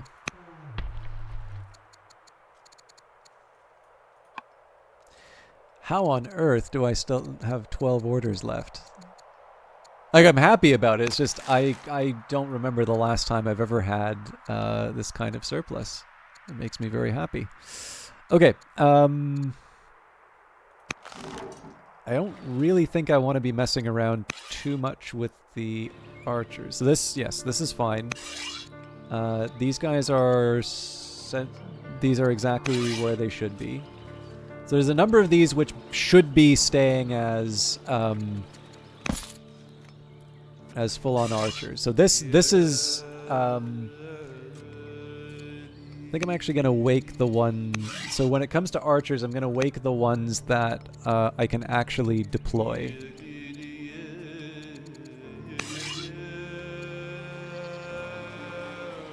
Yeah, so you stay put.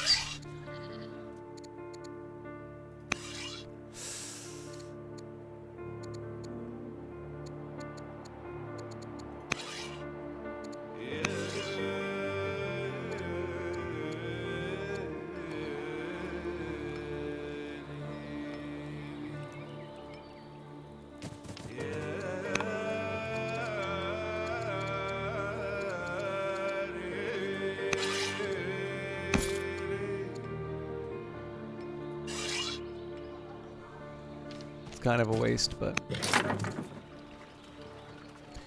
so chariots are a little bit different.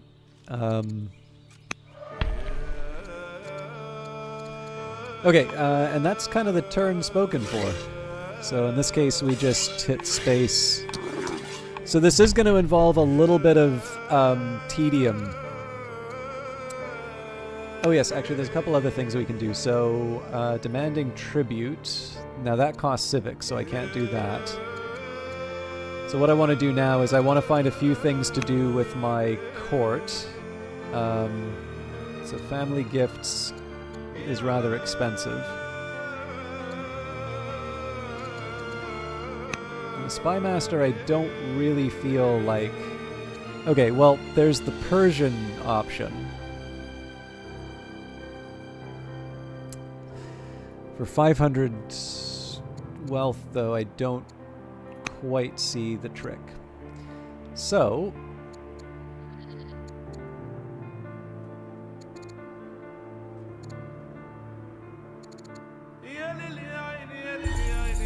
let's make friends.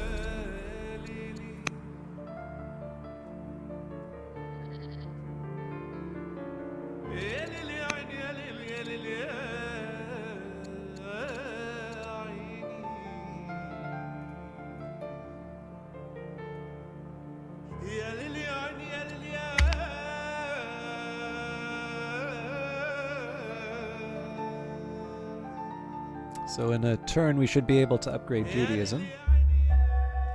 Egypt is now at peace with Carthage. News arrives from abroad that Tanis the Scythian is dead. Duchess Iltani has reflected on her recent experiences and absorbed many important lessons. Prince Araba is no longer ill, and I've successfully exerted my influence on Governor Ramtu the Heckler, but appear weak in the process. The Scythians have a new ruler, Lampedo, putting our diplomatic relations with the tribe into doubt. Let us reach out to this newly coronated chieftain to ensure a renewal of our peace. I will maintain the truce. Talent for geometry. Duke Emiram has shown a remarkable aptitude with mathematics and geometry, rapidly mastering the basics. During a visit to the court, Emiram asks for advice on the best path to apply these studies. What guidance shall we provide?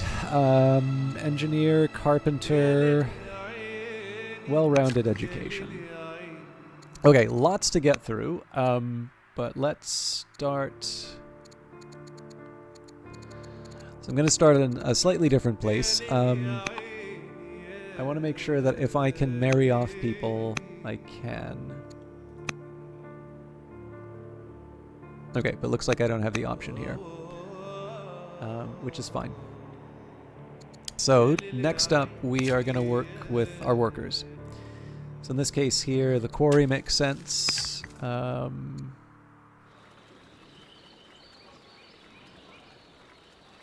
Thinking maybe the well, build the omelet here, I guess.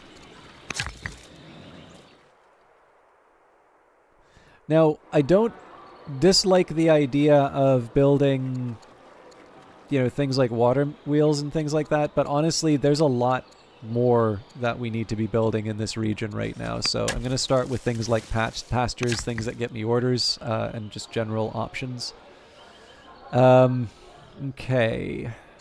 I'm rather curious why they're recommending a quarry here. Because no adjacent volcano, no adjacent mountains.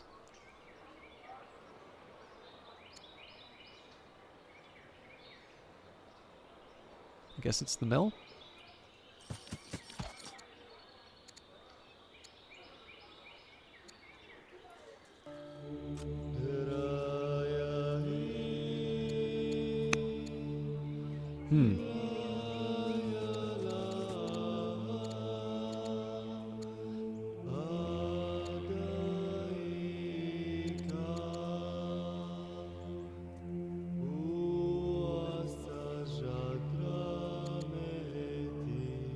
These are groves instead of pastures.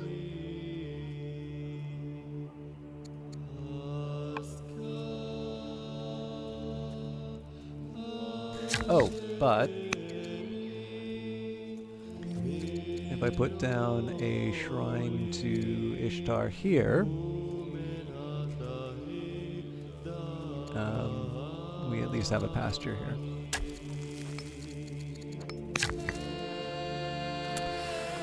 Oh boy.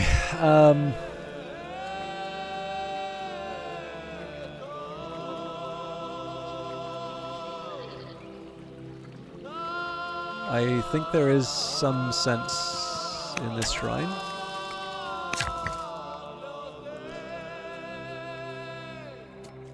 This also makes sense.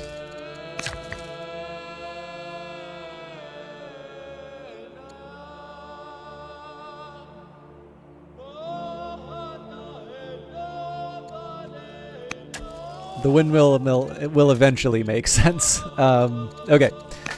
Scouts. I'm going to take a quick peek here just to clear out the fuzz. Alright, we still want to see what the limits of the Egyptian borders look like.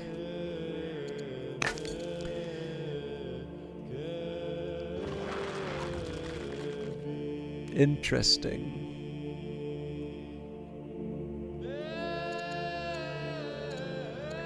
Okay, so next up, I want to take a look at any mace units that do not have generals yet.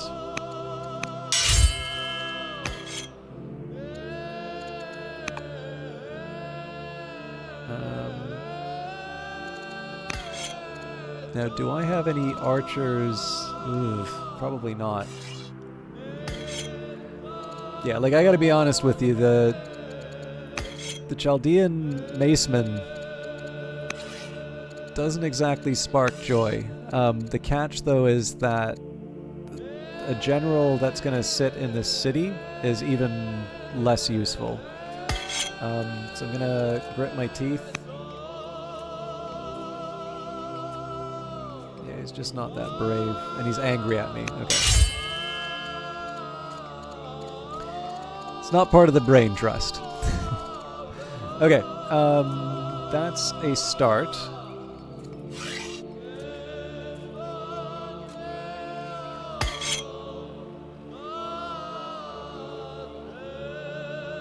I'm okay putting these guys to sleep. Okay, so you definitely go to or sentry mode at least. These folks take a walk. These folks still need to heal. I can't quite get them. I can't get them somewhere I need them, so. Alright, these folks are good to go to sleep.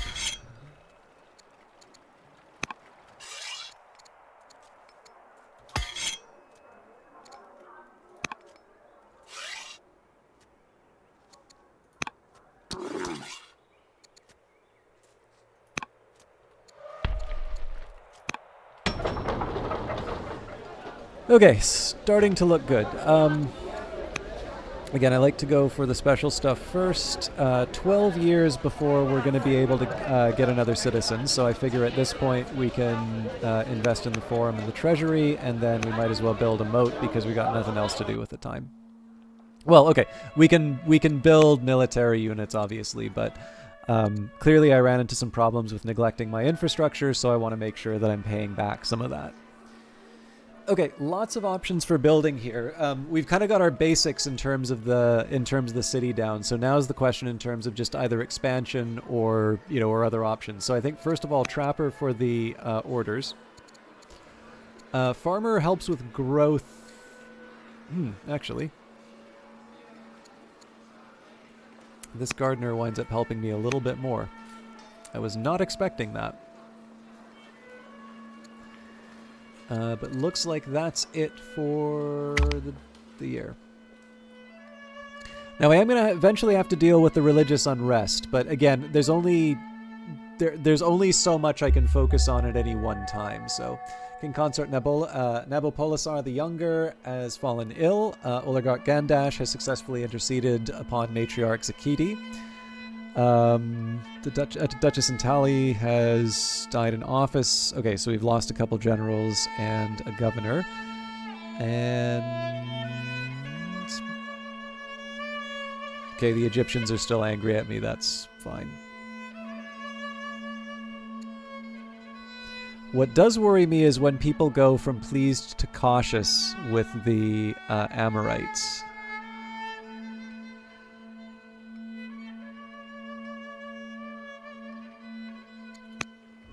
Farewell, sister. It pains the court to bring you news of your sister's untimely death. The capital mourns. The 3,000 events. A number of the court scholars have taken to composing a history of the glorious city of Babylon. Compiling their writings together after years of research, they are shocked to find that over 3,000 entries have been made, a staggering number by any reckoning. How shall we celebrate this feat? Double down on culture. We will learn from our past and get a ton of civics, or this is only the beginning. Let's push for the science. Reined in. Privately, your husband expresses his unhappiness with how the court governs. How can a ruler rule when she is reined in by our constitution? Are you not the queen of Babylon? He leaves you alone to think about your power. As much as I would love tyranny, we must uphold the law. No candidates for governor, so that's that.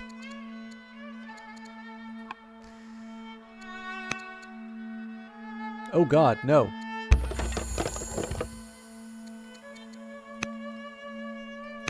There we go. I mean, maybe a miracle will happen for Chain Drive, but I'm not expecting much. We need both Windlass and Chain Drive at this point.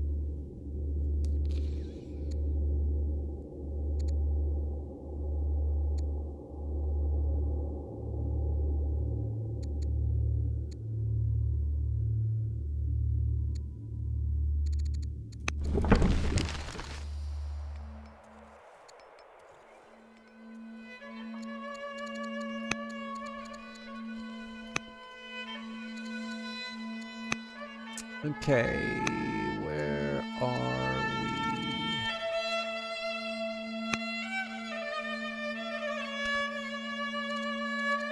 I guess I should still focus on my main goals here of workers first. So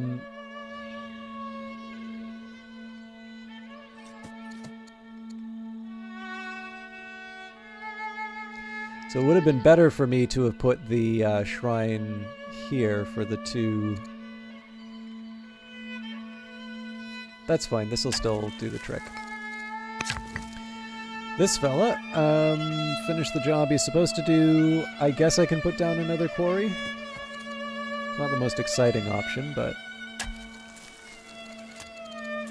you. Alright, possibly military buildings at some point, but let's maybe...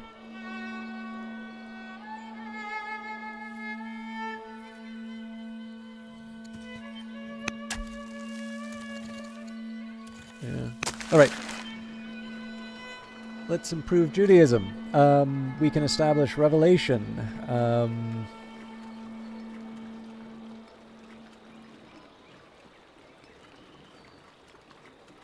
Okay, extra orders from temples, dualism. Okay, big spread chance with revelation, extra science, Gnosticism, civics. Okay, interesting. So,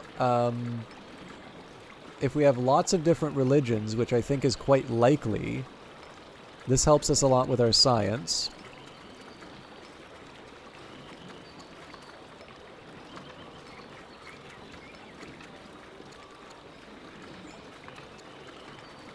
Yeah, let's go for dualism.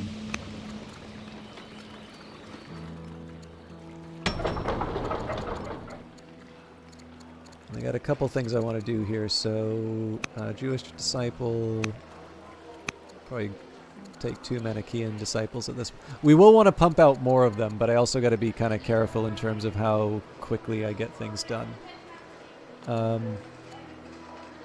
Yeah, you know what, we'll stick with that. Alright, Gozen. I think they are done as far as repairs are concerned. So, I've got a bunch of citizens that need tending, but I think we'll do our usual setup. So, worker first, then we go for an archer. Oh my god, that's going to take forever.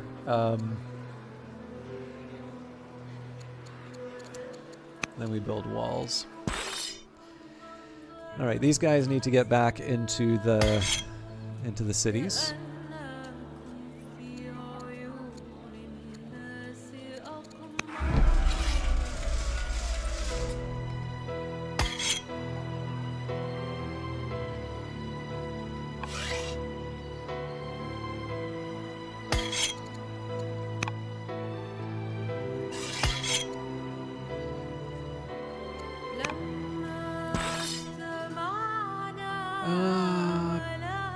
Yes, okay. I think we more or less know how we want this to turn out. Now, this is going to leave the city undefended for quite some time, but I don't see the Egyptians coming after us.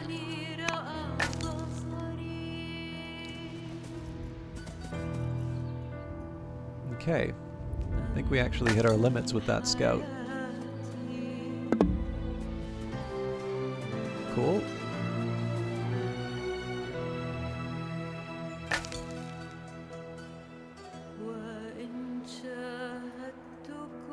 So again, where I can, I want to get a pretty good idea in terms of where everybody is. Alright, Babylonian Forum's done. I figure placing citizens first. Now, I don't think there's any border oh, that's not true. May not be the wisest choice, but let's get a treasury out of that too. And we now have a surplus of 19 turns.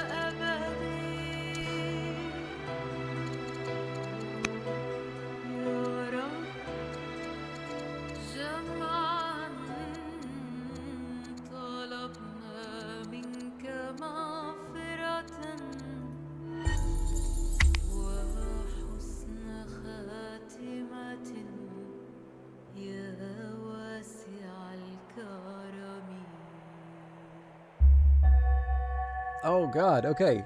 King Pygmalion is dead. Balhano has taken the throne. Carthage is at war with the Numidians. Hammurabi is old enough to be tutored by courtiers.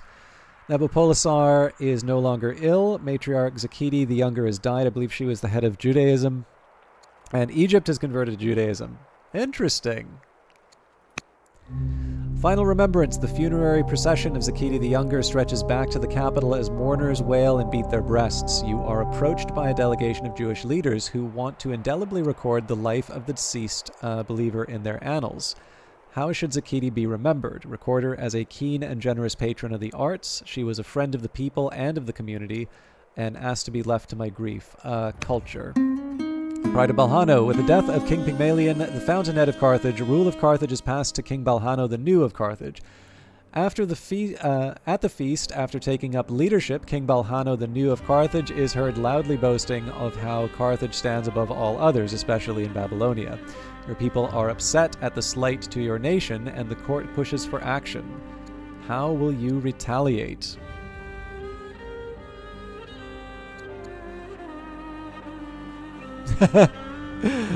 Place a curse. Oh man, like war is kind of funny. They do actually count as similar power to us, though. That's interesting.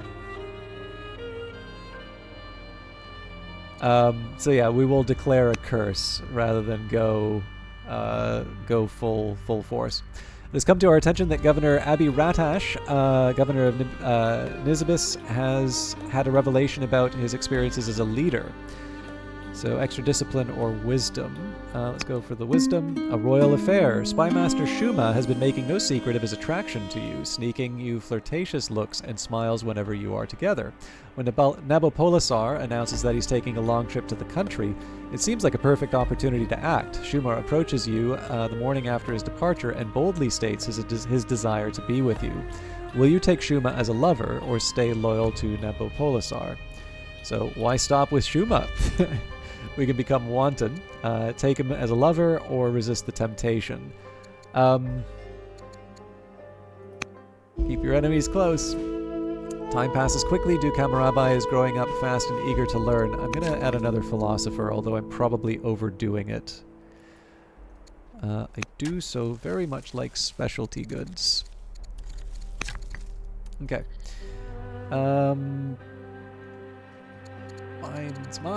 Mines.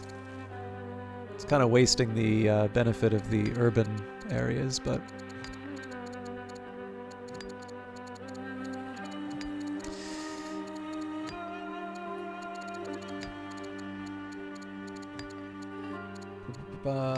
Alright, let's try and influence people. Now I want to be a little bit more selective here. Okay, so there's actually quite a bit that we can do here. So I'm going to start by converting the leader of the Kassites.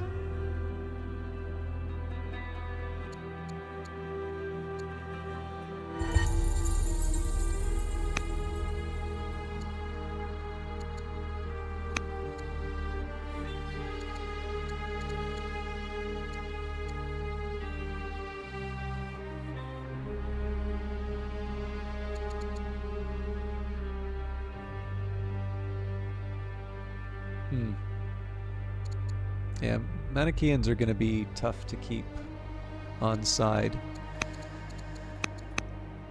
Okay, if I can charm a governor, I want to do it. Otherwise, I want to move on to my generals.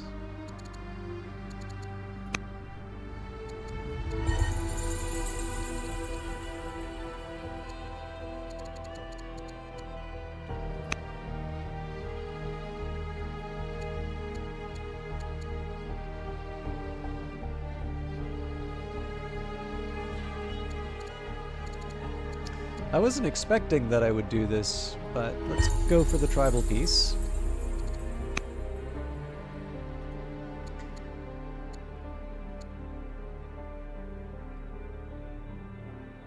And I can afford the spy missions now, so I'm going to take advantage of those as well.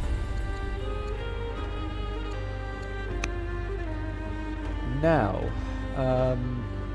I can certainly buy friends.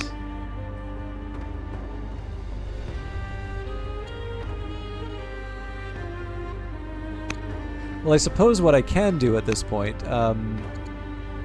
let's take a look at discontent. Oh, does it not give me the option of sorting by that?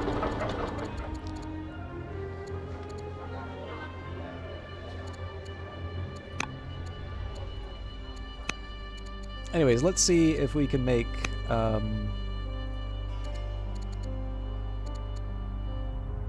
let's see if we can make some magic happen here. Sir Kurglazu is probably the first priority here.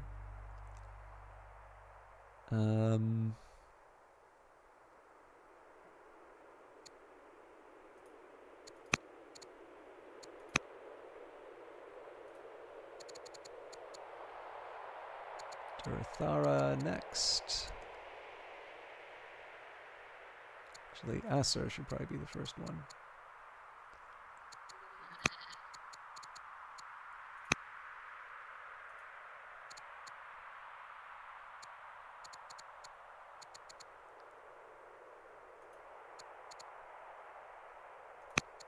Yeah, I should be a little more thoughtful in terms of how I'm doing this, but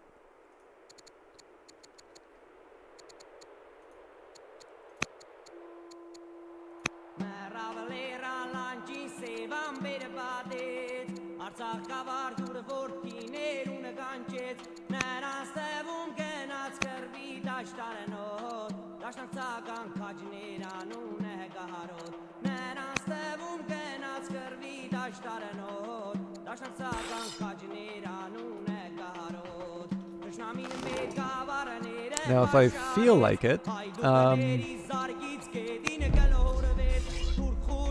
guess I can start using these orders to like really push the soldiers. I won't lie, it's not the worst idea I've had, but it does still feel quite wasteful.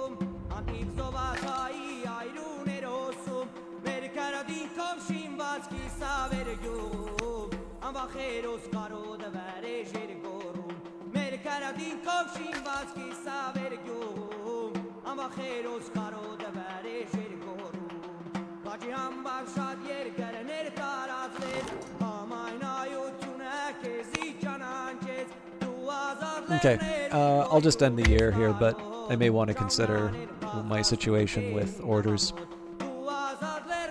So essentially, as far as the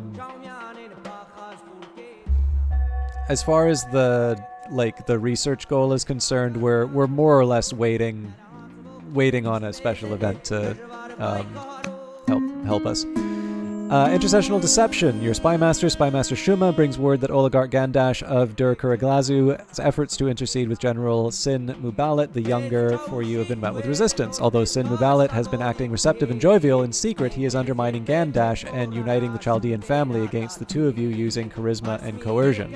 Shuma asks what message you would like to send to bring Sin Mubalit and the Chaldeans back in line. Remind him of your terrible power. Remind him of my generous love.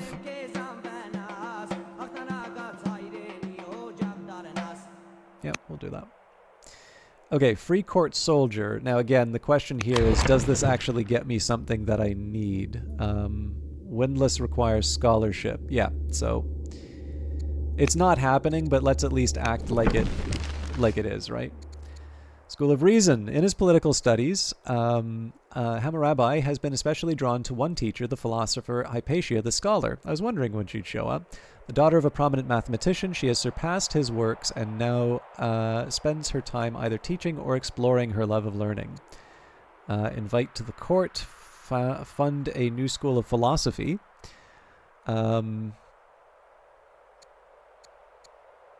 Yeah, I'm going to spend the money to make them a...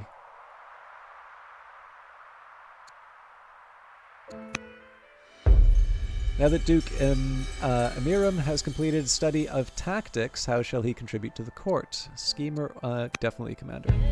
Within Babylonia, none are above the law. The rules may be bent, but they are never broken. The nation rests on this knowledge as our courts deal justice and resolve disputes across the land. Indeed, we have entered an era of justice never before seen in the history of our nation. How shall we strengthen the law and ensure domestic tranquility within the land? Freedom is only found with equality of law, or ensure that these laws are publicly known.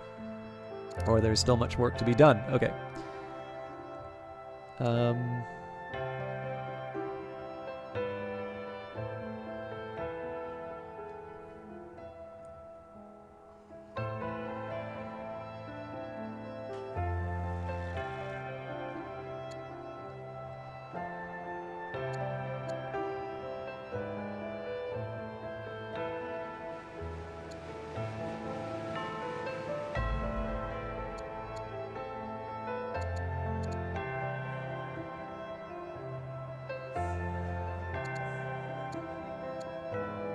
I think I'm going to do the culture levels. True freedom is only found in equality of law, and I think that should boost me up by 3, shouldn't it? Yep. Patriarch Cash Tilash the Compassionate, your relative, General the Archer, is too old and is retired from the field.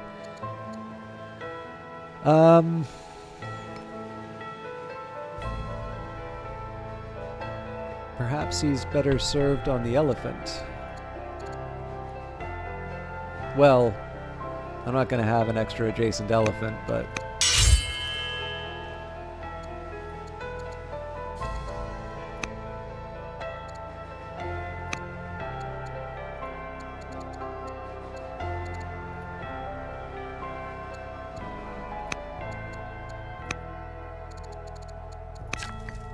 Alright, tons of stuff to do. First up... I mean, I don't hate this option, but... yeah, let's go for it. You worker.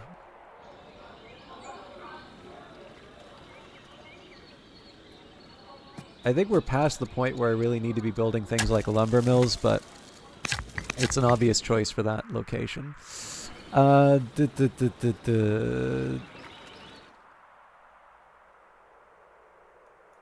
I think this is the seat of the Chaldeans. Yeah, so I kind of want to keep them within these borders.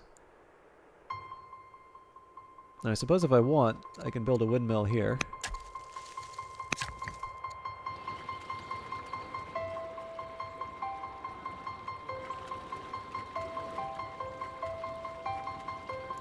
This is a time... so I don't normally like doing forced marches like this, but I did want to get that pasture down. Alright. So I didn't really want that mill right away, but it was so I could get something and then still be able to move towards building this. So that's where that... everything's kind of where it needs to be here. Okay. I think I've just wasted a bunch of time with this scout in the corner here, to be honest.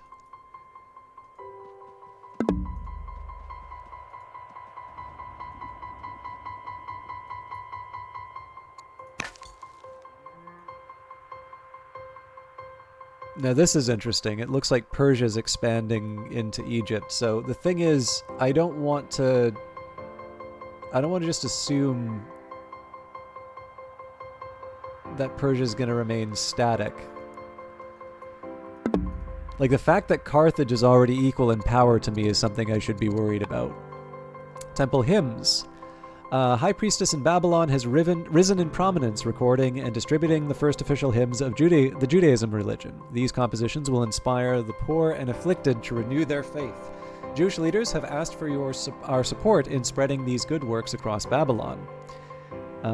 All may come to enjoy this blessing, so that comes at the cost of family relationships, but honestly, I'm on good terms with the families right now. Charge a fee for these hymns. Ooh, that's no good. Or prioritize religion as a state goal. Strengthen the state religion. Free law orthodoxy. Can purge world religions. I don't feel like that's a good one, so let's, yeah, all may come to enjoy this blessing. Patronage of the gods. Babylonia may follow God, but Marduk still holds sway. The pagan ways are such a part of everyday life that such changes do not come easily. The city of Dur-Kuraglazu has seen a recent resurgence in support for the old gods. Will you use this opportunity to give patronage to the old ways? Give a speech linking your dynasty with Marduk, reinscribe the shrines with your names and deeds, or look to new religions instead. All of these are wonderful.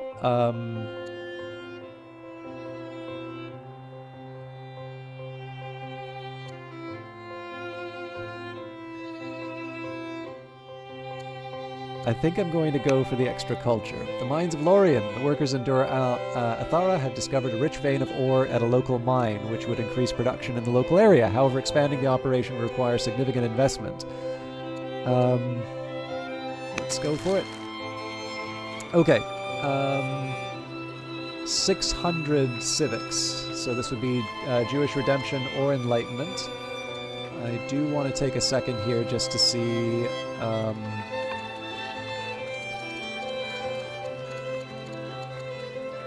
oh, come on.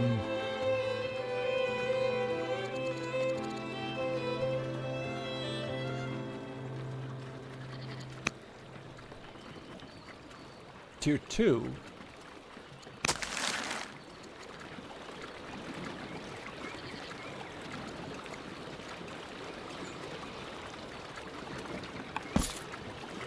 Oh, I hope I didn't push something. Yeah, so what I was trying to think about here...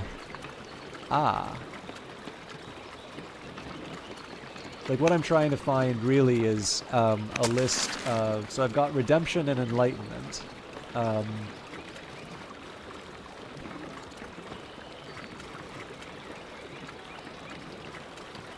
So Redemption is good for output.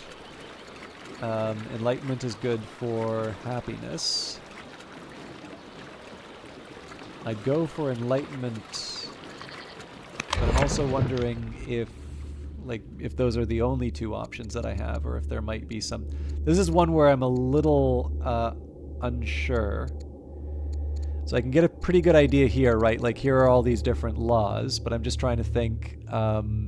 so, like, here's Gnosticism, which you get from drama. So if I didn't pick drama, would Gnosticism have appeared as an option? Oh, well, here's an example. We don't have metaphysics yet, so but that was on the list. Cool.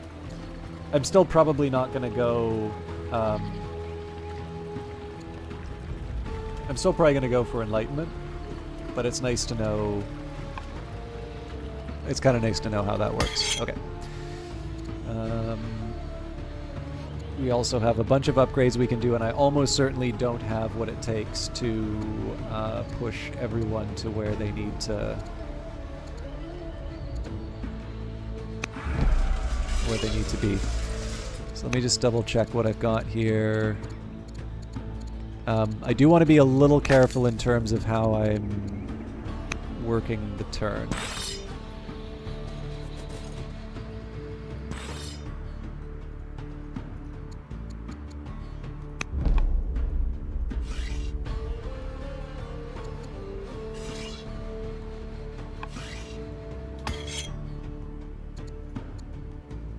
So at this point, we basically spend what we can to upgrade who we can. So if there's any macemen available, we turn them into swordsmen.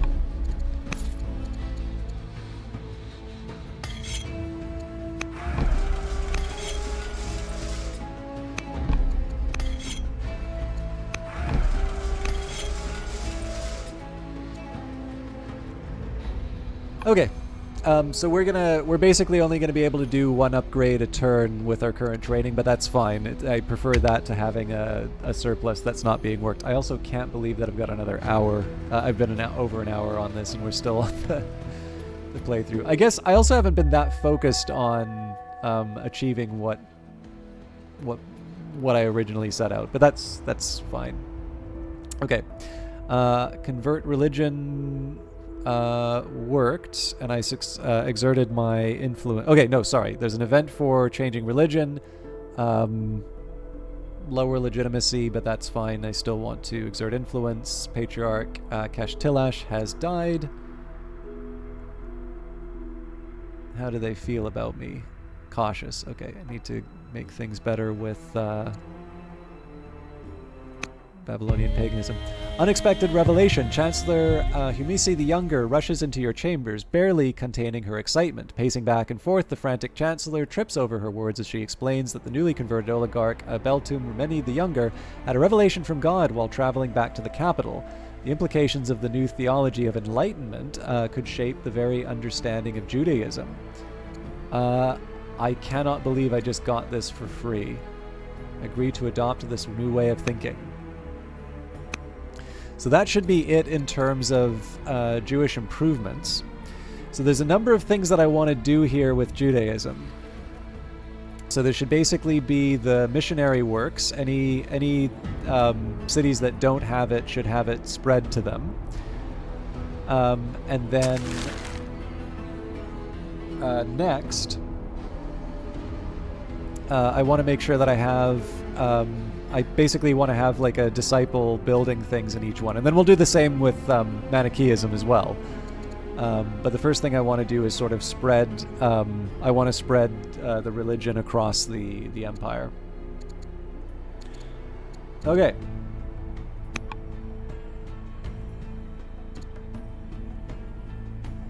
Did we not already send them off for tribal peace with the Scythians? I don't think I want to spend my training on that.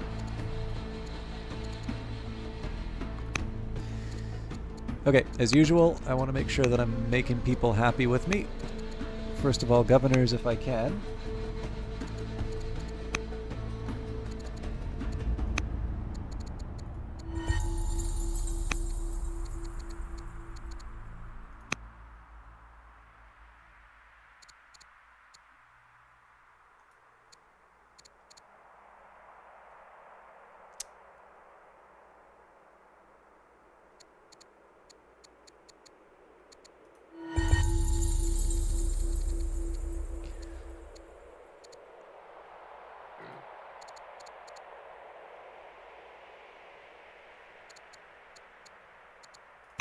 Okay. Next up, workers. Okay, good start. Now we need to think about where we're going with the rest of this. So I'm gonna guess I can't get away with building I can. Okay.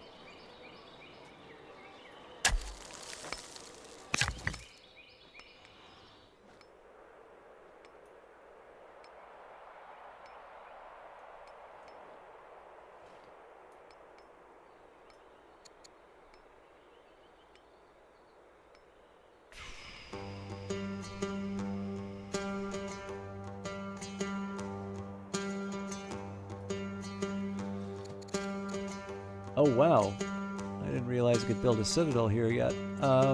Okay. That changes quite a bit. Oh, but I can't build a citadel there. Interesting. Alright, well, I'm happy enough to build a citadel. And that gives me access to even more specialized units. Okay, scout time.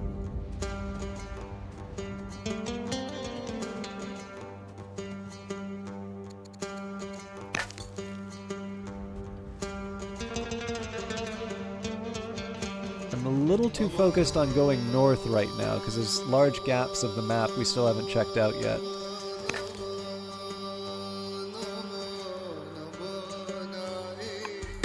Shadows and dust. Hearing your scout's report of the newly discovered landmark, you make a visit to, good lord, Bielpulvelisi Valley. The natural wonder laid out before you makes the breath catch in your throat. It seems inconceivable that this world may have existed before your ancestors. Your mind races as you imagine the number of nations that might have risen and fallen in the shadow of this wonder before the awesome beauty you realize that even your nation may one day fall. Our nation will last forever. We must keep records for future generations, or we must celebrate this wonder in art. So I don't have the same need for civics that I used to.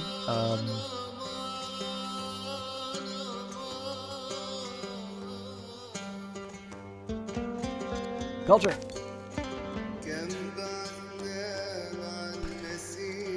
Okay, next up. We need to move these people into our territory and upgrade them to swordsmen.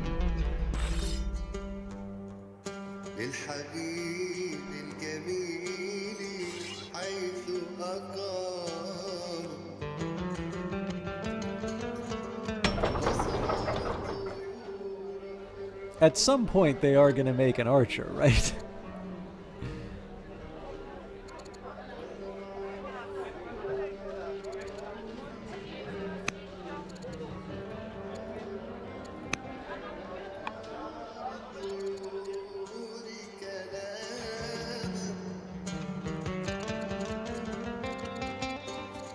Okay, I think we need to tab through everything again. Lands of the Dead.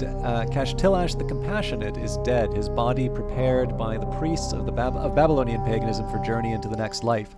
There is no judgment after death, just the cold, dark plains of existence, where the dead wander for eternity, sustained by naught but clay. It is a grim fate that awaits all people, and the rites serve a powerful reminder to make the most of your time on the earth. The priests want to know, how will you organize the funerary rites for Cash Tilash? Lead the rites yourself and become mourning, or delegate the priests? Ooh.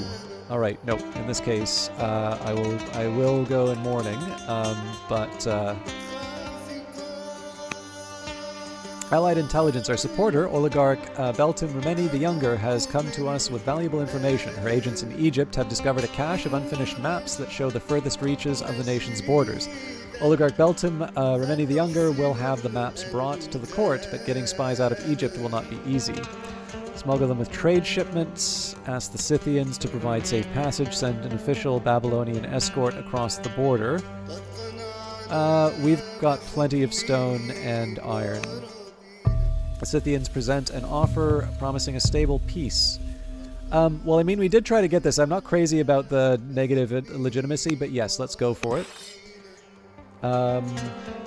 Okay, so you can go back to sleep.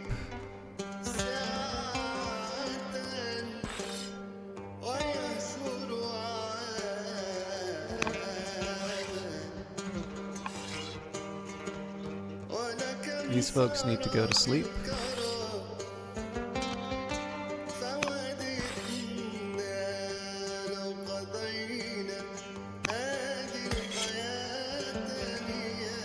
I don't have the...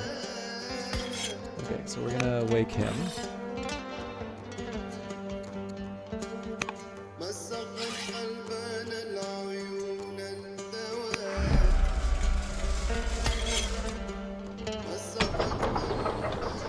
Okay, Izala.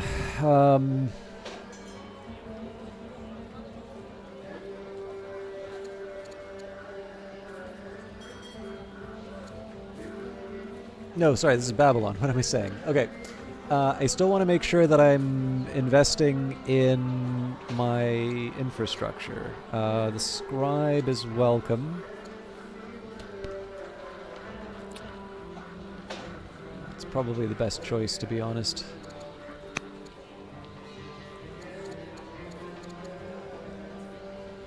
And then Treasury and Forum will take us... Alright, Rancher first for the orders, Gardener for the citrus, Farmer for the sorghum.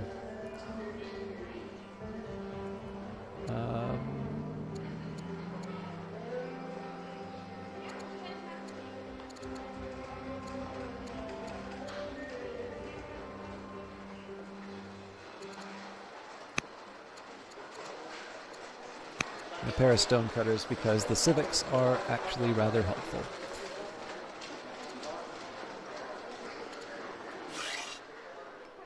Okay, you get skipped. I've got way too many orders left.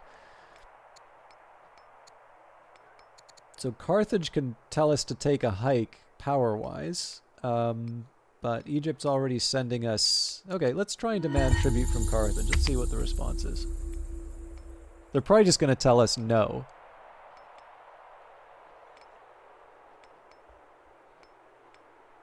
We also have 10 years to wrap up the game. Duke Nebuchadnezzar the Intelligent, your nephew, governor of Ishuna, second in line, has fallen ill. Duke Miriam of Larsa will always hold firm with his chosen position. He's steadfast. Spymaster Shuma has successfully infiltrated your rival's territory, but was exposed in the process. Oligarch Gandash has died in office, and my niece is now head of the Chaldeans.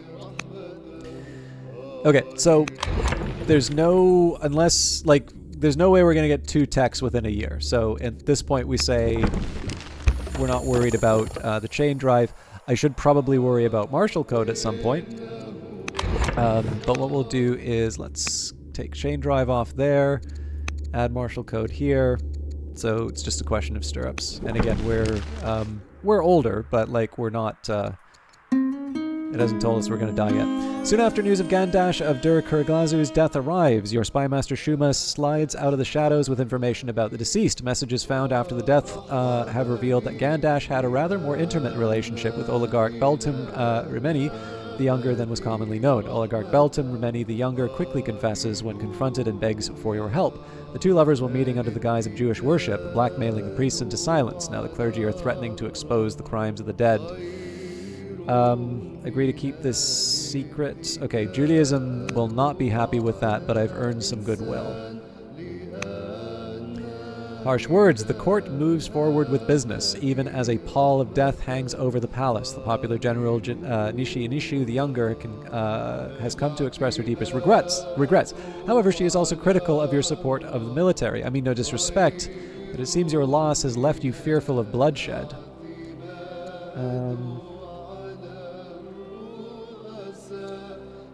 You are correct. It is time to show strength. The temple besieged. There's chaos in Babylon. In a show of dominance, Cohen Edanthers has led a Jewish mob to the city center and besieged the shrine. Although the city guards allowed the people within to escape, the statues of Babylonian pagan gods were dragged out of the city, smashed and burned. We can force the Jewish leaders to repair the statues. Say he's doing God's work. I don't like the idea of persecuting our faith. Quell the fighting, but stay out of religious dissent. Yeah, I don't like that either. Force them to repair the statues.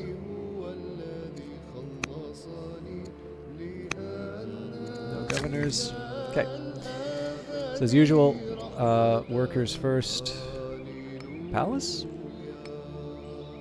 I won't say no. Although there's a citadel here, so maybe we can do a little bit better.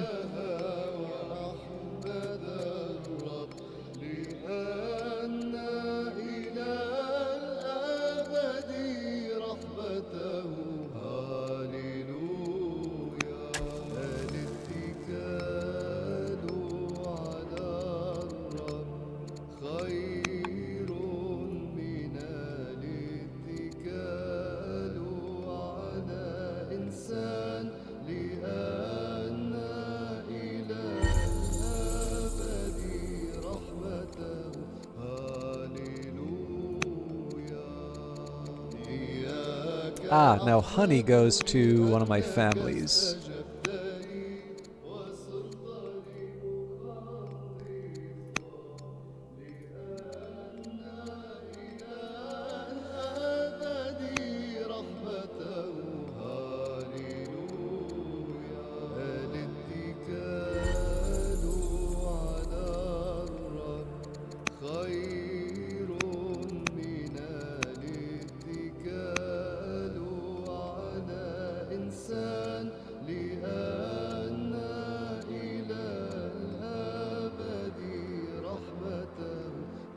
It's so weird that he doesn't have a wife yet.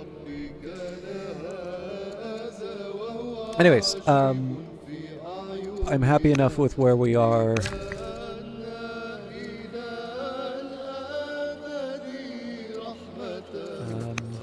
The omelet's probably not worth it at this point, but I kind of want to play assuming that I'm gonna run forever.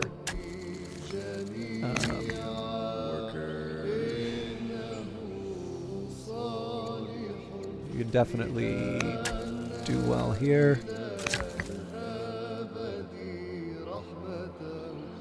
Okay, so at this point I need to figure out exactly where I'm going to put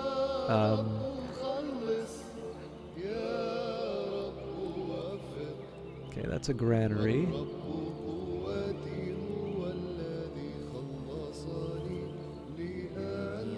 So like this is prime real estate for like a number of oh wait, but there's towns here. Okay, yes, so now I'm seeing why they want to put the Odeon here. Look, I'm not crazy about losing all this wood, because we're gonna need, yeah, actually, you know what, we're gonna need a lot more wood very quickly. Or we would if there wasn't like only 10 turns left. Okay, this is Gozen. خير من الاتكال على إنسان لأن إلى الأبد رحمته هاليلويا. This shrine does make sense. Okay, you will spread the good word. Oh, you're kidding me.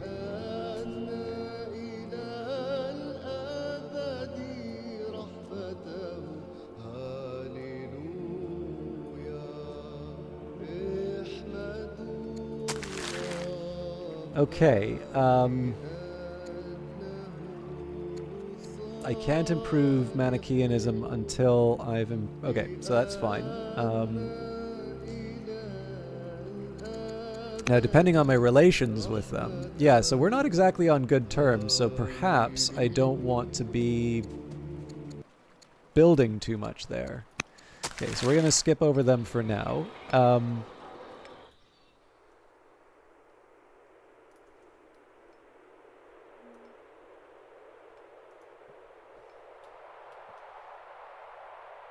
Yeah, once we've spread Judaism across the empire, I think we should...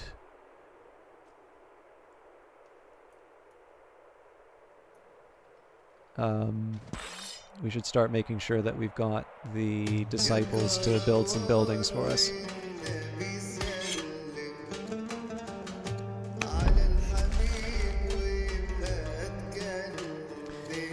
Okay, so...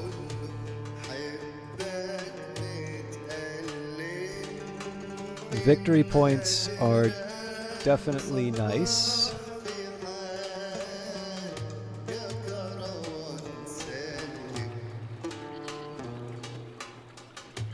What stops me from putting it here?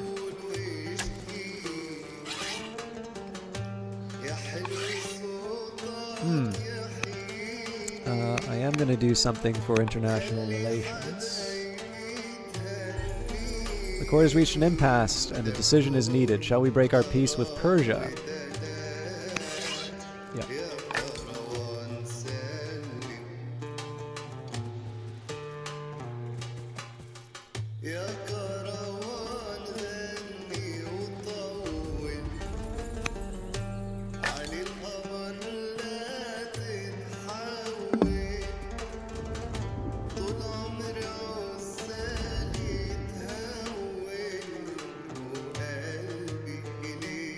I'm okay kind of getting some sketches of what these regions look like. If it's not precise, I can still make it work. Okay.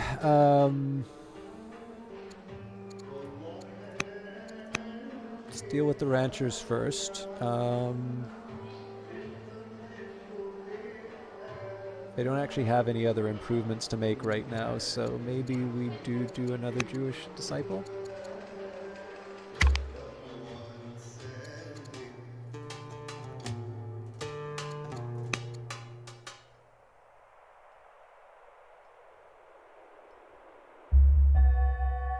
Egypt is now at war with the Vandals and the Numidians. News arrives from abroad that Hilderic the Vandal is dead. You've successfully exerted your influence but appear weak. We've got conversion. Okay. We failed to discover... that's fine. We knew that was going to happen. And a new court minister has joined. So we get another scholar if I want. And I think... so stirrups are tempting. It's hard to say no here. Simon the Vigilant, a member of the Carthaginian court, arrives with a special request. He wishes to remain in Babylon as a foreign ambassador, living among our people while supporting the cause of his fellow Carthaginians abroad. Granting such a position to a foreigner, including a palatial home and court access, may anger some of the citizens of Babylon, but it would bolster relations with Carthage.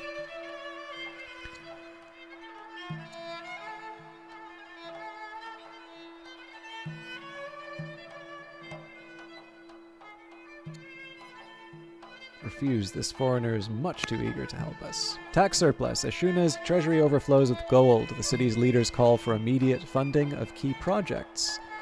Save the gold for later. Hound it out as a bonus to the military. Or, nope, bonus to the military sounds like the right call here.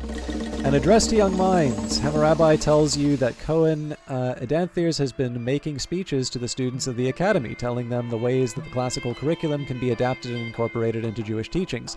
The tutors, many of whom are staunch traditionalists and followers of Babylonian paganism, are furious at the Cohen. Should this influence be allowed? His teachings could serve Hammurabi and the other students well. Make him reform the curriculum. Demand that he stop the talks. These teachings could serve Hammurabi well. I know it hurts Babylonian paganism, but there you go. The baths and theater are clearly superior, Prince Araba the Blessed cries out. You Amorites wouldn't know culture if it sang in your face. Oligarch Beltum Remeni the Younger rejoins. Libraries and courts provide entertainment and education. They are obviously the better option. As far as court arguments go, it is rather endearing to hear the nobles debate ways to entertain their people. Will you weigh in or abstain from the discussion? Control 3 heated baths, control 3 universities. Universities for sure. Abiradash is your brother-in-law and governor of Nisbis.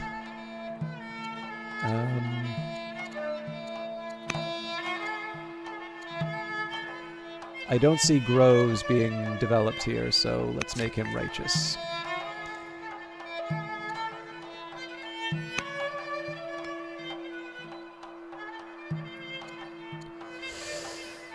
All right.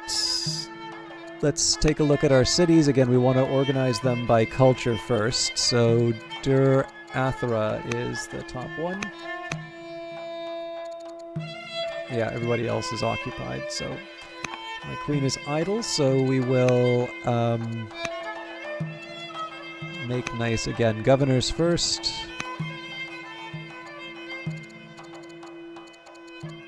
Then generals.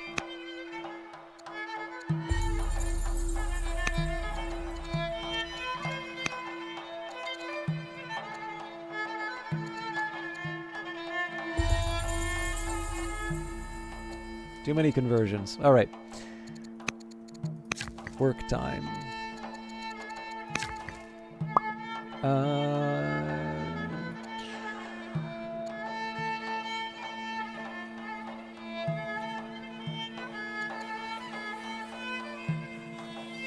This shrine actually kind of makes sense here.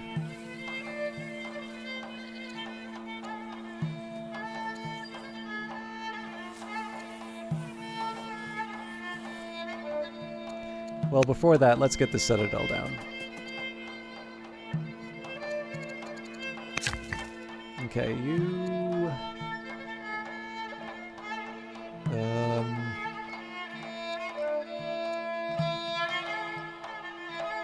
I really question this decision of putting a palace here, because the citadel should be giving me bonuses for my military buildings.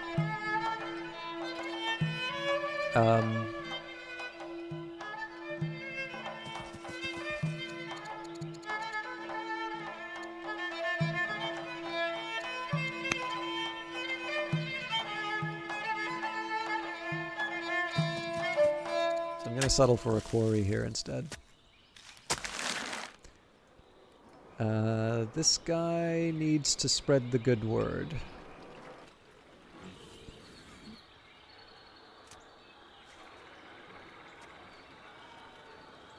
Oh, that's right. I also need to build the Temple to Solomon.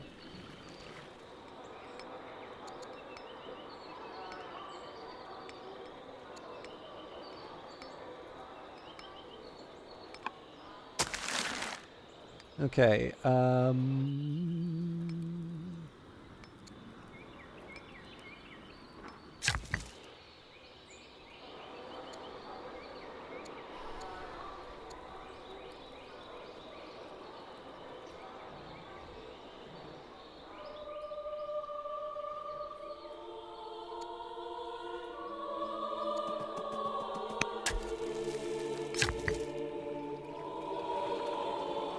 okay, this is good. Library. Not quite where I planned on having it, but that might still work. Either way, there's not a whole lot going on right now, so I'll at least build the quarry. Okay, we'll promote our swordsman. We'll just do combat. Okay, you're going to the front. You're going to the front.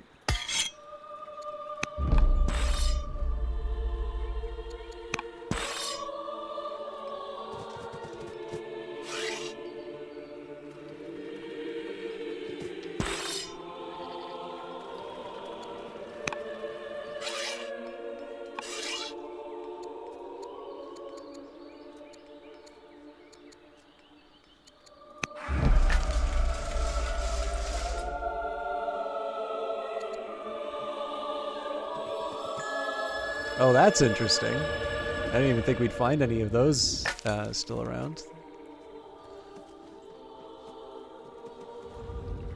I guess this is the advantage of still scouting even in the late game. Okay. Yeah, so I actually don't have as many orders as I think I do.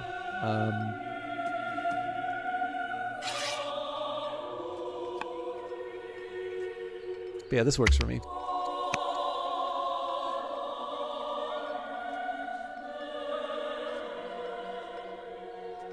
There is a small argument for us to go charging into Bactria at this point too.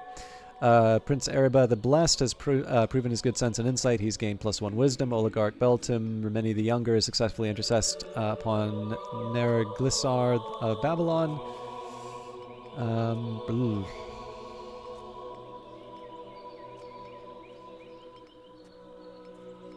Okay. Cautious to please. Good.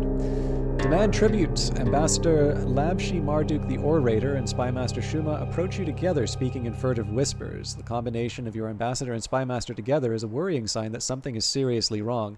They explain that although Carthage has agreed to supply a tribute of food, there are indications from Labshi Marduk's stay there that King Balhano, the architect of Carthage, is plotting against you. Shuma has pressured a servant from Carthage and confirmed that this is true, although he does not know what the plan entails. Get the servant to lead our agents into the Carthaginian palace. Yep.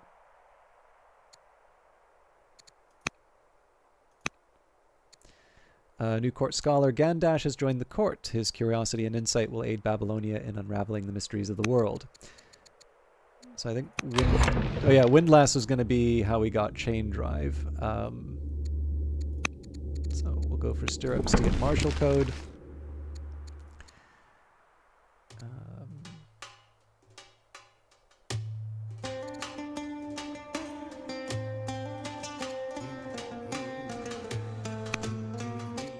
Sporting chances. With the increasing recognition of the city of Gozan as the center of culture, there has been a movement from the elders to host a festival of archery. A decree was swiftly issued stating that in Gozan, no other sport shall be practiced. Rival factions have risen up, arguing that wrestling or horse riding provide the better sport. The beleaguered city looks to you. Which shall you favor? Definitely archery in this case. So no candidates for chancellor right now.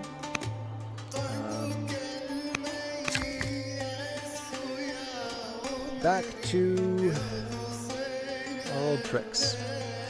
I do want to prioritize libraries, given that that's going to lead me to universities. Now, the Temple of Solomon. I guess it doesn't really matter where I build it. Although it's recommending here, so who am I to argue?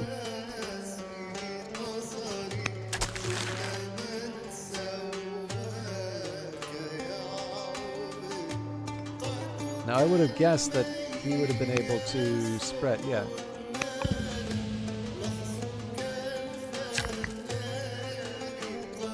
Okay.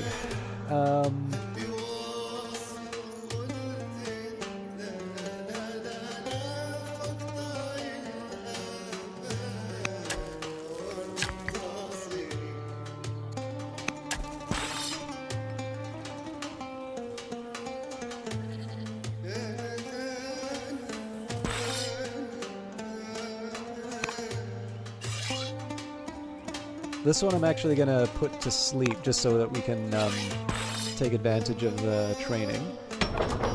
Okay, now Babylon really does need its own archer at this point, so we'll start there. We've got 1 year before we can expand out. Yeah, we'll leave it there.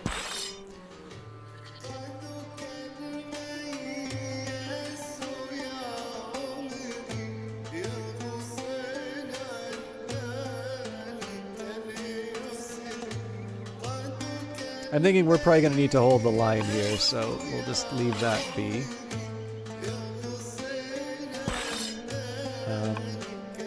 Although I think at this point we are going to push people closer to the borders.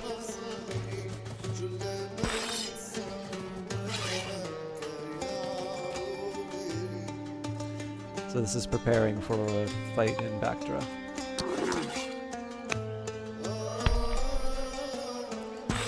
In fact, we can push it even further.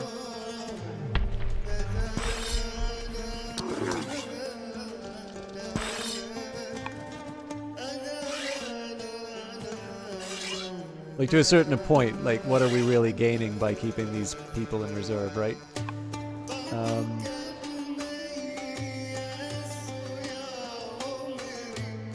Now, in this case, I actually kind of want to hold the line a bit in this area. So maybe what we'll do is we'll unlimber. So it'd be nice if I could use this on cities, but I think what I want to do is like focus on this first, and then once we're confident that we can move in, then I'll follow up.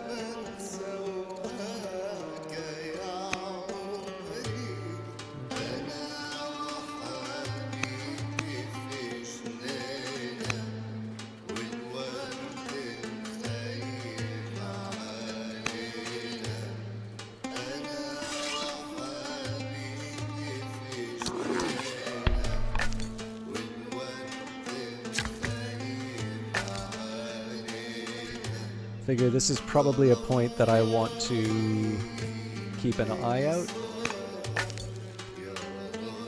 So I definitely need to make sure that I'm making my people scarce if there are enemy units in the area.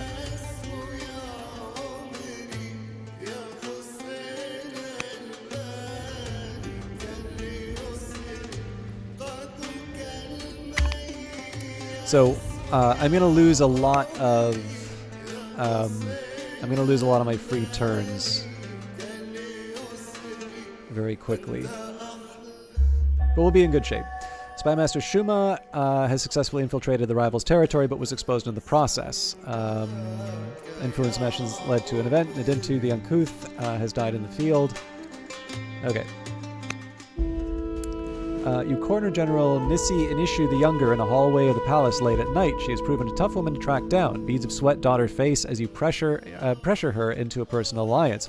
Your attempt at persuasion is going badly. Perhaps you should take a different tack and rely on your terrifying presence to bend Nishi Inishu to your will. She is bitter and gracious. Nope, this is not the way. Okay, so this is a pretty risky move I'm going to be making right now. It pains the court to bring you news of your sister's untimely death. The capital mourns. Wisdom. Family intercession. Oligarch Beltum Rimini the Younger is distressed at the falling out between yourself and her fellow Kassite family member, General Nishi Inishu the Younger. It does not reflect well on her leadership as Oligarch of the other Kassites to be at odds with the crown, and she would like to intercede on your behalf. This would hopefully improve your relationship. Yes. The ambassador. Let's boost his discipline. Spymaster.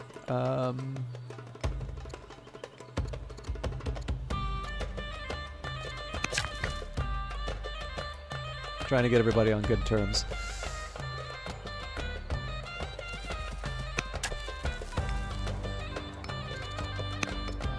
Okay, now, when I'm at war, I'm at war.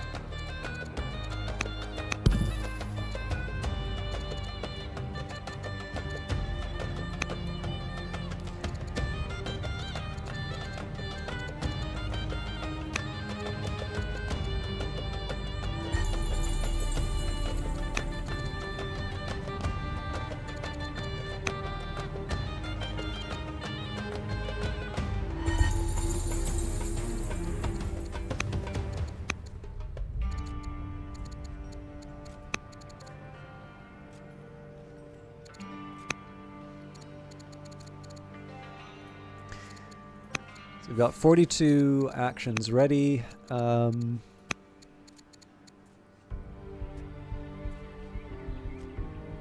war. The court awaits your command. Shall we declare war on Persia? The court is rather enthusiastic at the prospect, as we have reason to believe Persia has a weaker army than ours. Proceed with the preparations. Okay, so like I said, this is a fairly risky move that I'm making here, but I think I have a number of things working to my advantage.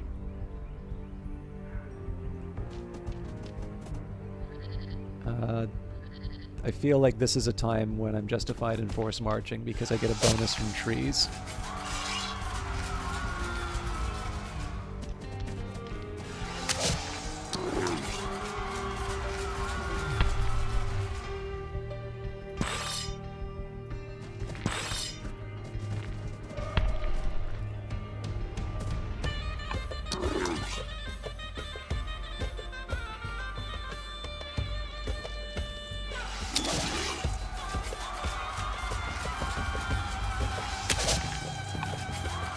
So obviously things are not going to go very well for this unit, but we are able to get some early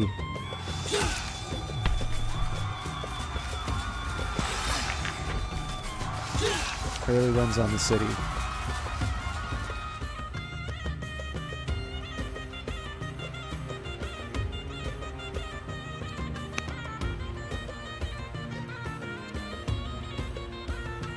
We're also making quite a bit of money, so if I want, I can boost relations with the families, but it's really not that important right now.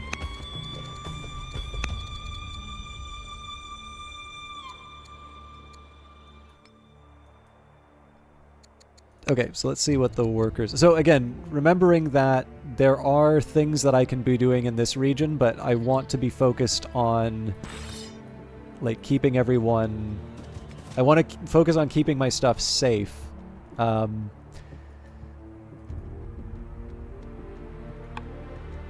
There might be an argument to like rush out and take on the chariots here, but yeah, in this case, I'm just gonna hold my position until I have a better idea of where the enemy is. Okay. I rather unexpectedly started making lumber mills here, but it's just because I realized how much stuff I'm gonna have to do. So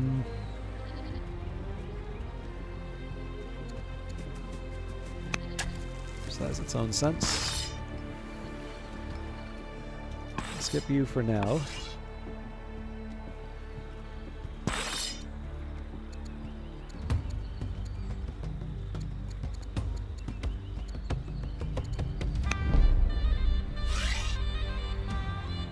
Gonna move them a little closer.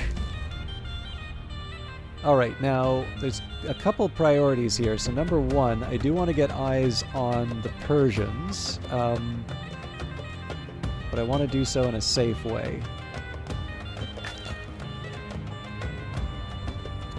Okay, so Larsa is actually... like, they are kind of in range for the fight, so I may want to be building some... offensive units. I don't know. We'll see how the first turn goes. There's ways that this can go completely pear-shaped. Okay, looks like they're backing off, though.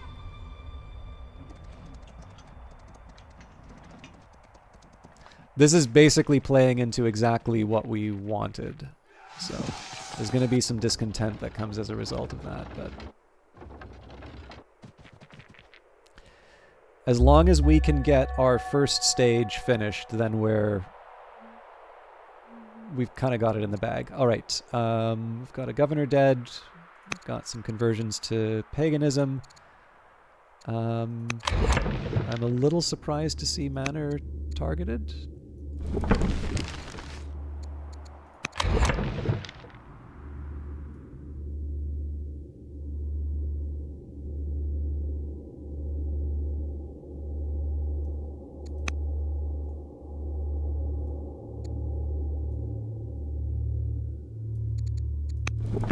Why did I say infantry square? It's martial code we're looking for.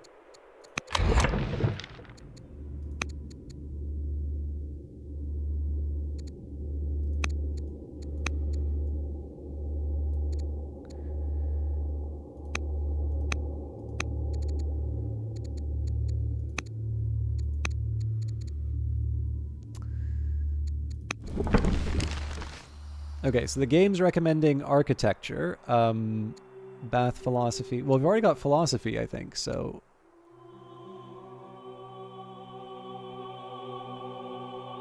Let's go for the manor. Late one evening, there's a knock at your door. Nefertiri, heir to the Egyptian throne, stands outside. The young princess has fled her palace with hopes of escaping her responsibilities. She wishes to hide from her father's agents in Babylonia and start a new life here. It's only a matter of time before Egyptian soldiers arrive at our gates. I didn't realize I was terrifying, but we will not. Yes, we will conceal Nefertiri and provide her whatever she needs. In defense of the holy city, news quickly spreads across the Babylonians that the Manichaean holy city of Larsa is under attack. The night sky is filled with the glow of fires as Manichaean leaders guide their gathered followers in prayers for the safety of the holy city. Matriarch Ishtar Gamilat of Napur makes an impassioned plea before the court asking for aid. Hire mercenaries. During the construction in Larsa, laborers unearth an aged temple beneath the site. All work pauses until a decision is made about what to do. How shall they respond? Send devotees to attend it, or tear it apart for building material? No, send devotees. A rather startling missive has arrived from the academy. It informs you that Hammurabi has run off with a fellow student. Spymaster Shuma suggests that we should send agents to seek them out. Let us see where this leads. Alas, to be young and in love. Yes, let us see where this leads. Well, I think I'm going to go for the extra charisma, actually. Manichaean descent. Manichaean descent has spilled onto the streets of Kahat. The normally peaceful followers of Mani are rioting at their unjust treatment. Unhappy with their rule, the local priests are leading the faithful in attacks on the guards and encouraging resistance against the crown. Take no action for now.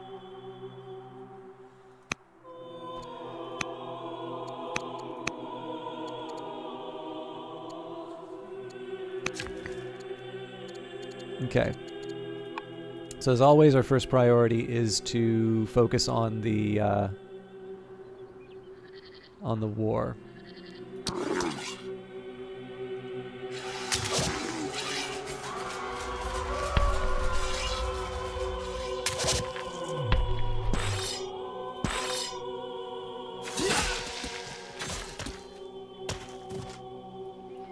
Now, if we can, we want to follow up right away with attacks on the next regions.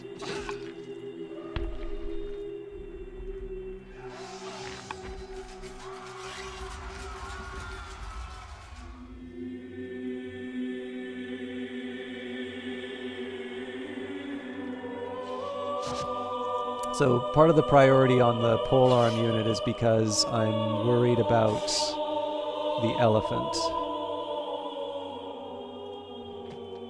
The recruits seizing portions of Katura. Our soldiers encounter Persian jails full of foreign captives. Once freed, many of these prisoners offer to replenish our forces on the front lines. Shall these prisoners join our military ranks, or do we grant them asylum in Larsa?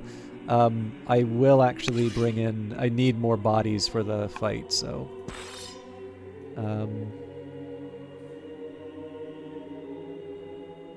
I can actually give them a general, but it's really hard to pass up taking this out. Because again, remember, the goal here was to take definitely these two regions. It's a little bit clearer now, so Tus and Sardis are next, but once we take these two regions, it means we can start getting this line ready to go. So, we asked for mercenaries. Let's make use of them.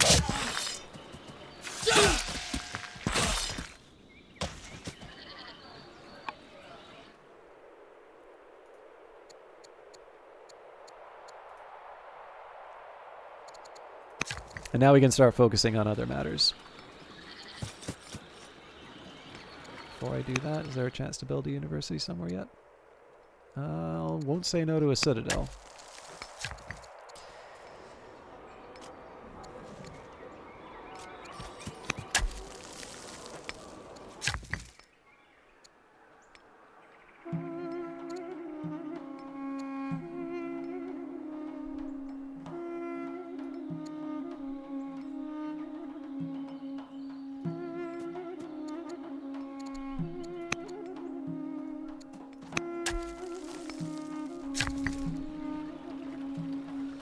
Okay.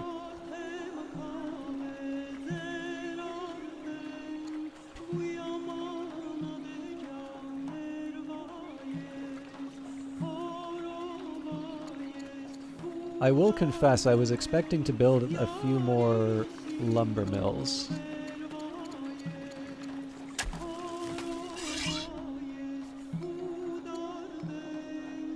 Now, as always, the question here is, can I immediately attack someone? If not, then we just cool it for a bit.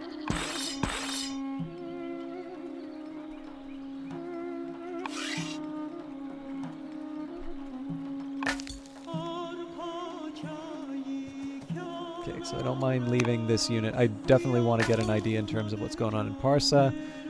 We can also move this unit here. And again, that gives us an idea in terms of what's happening in Persia.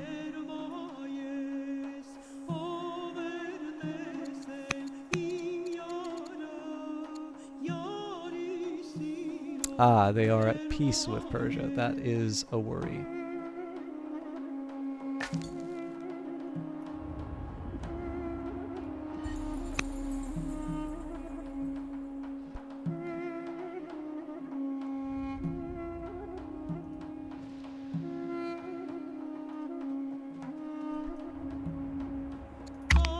There's probably better uses. I could have put some of my units to better use, but I'll settle for what I got here.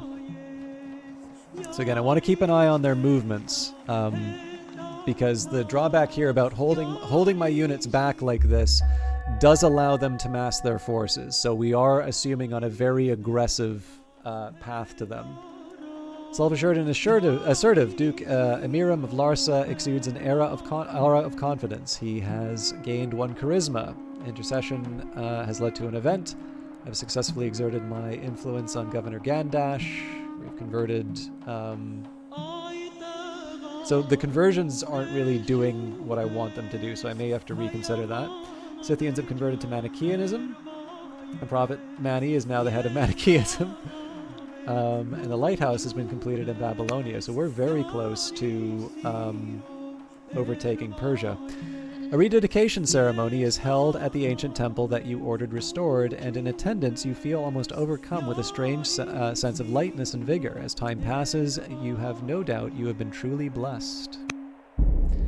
Oligarch Beltum Remeni the Younger stops you outside your chambers with a frazzled look in her eyes. You have no idea what I had to get General Nishi Inishu the Younger to support you. I spent day after day at her side, bringing her around. You owe me for this. You owe me big.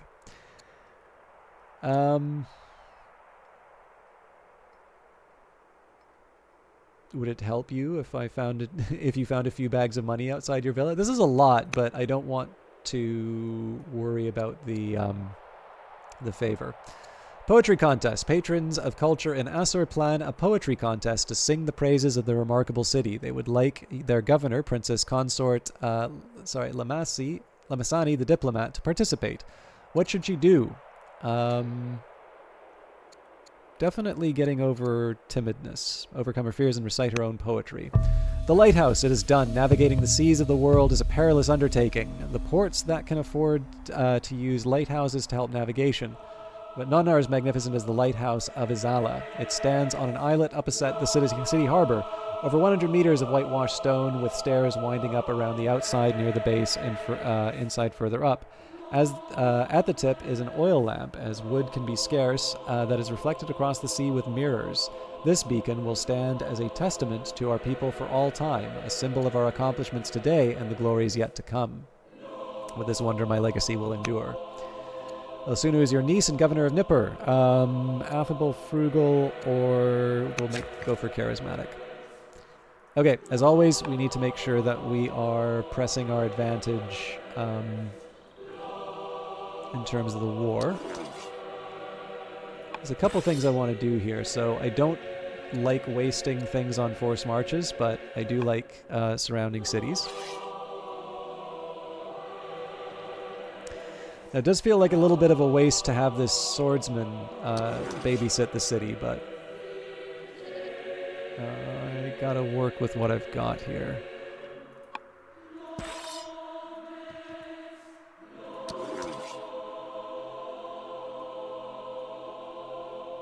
Okay, so there is an improvement I can make.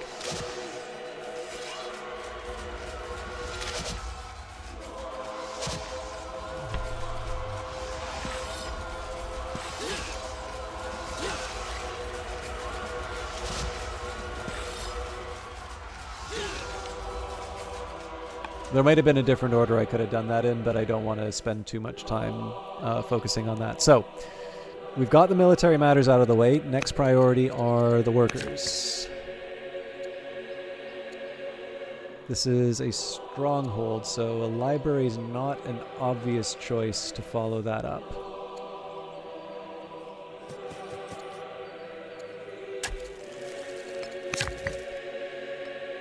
Alright, there's the Citadel.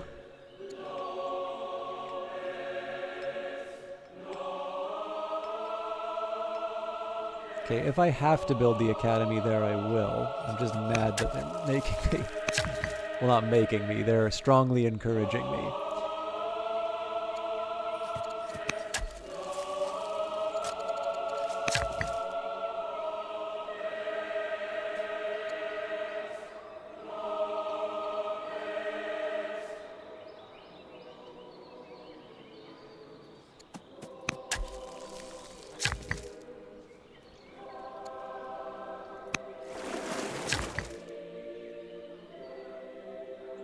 Okay.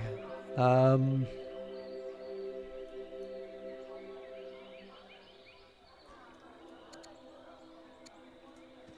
going to start building a whole bunch of lumber mills here.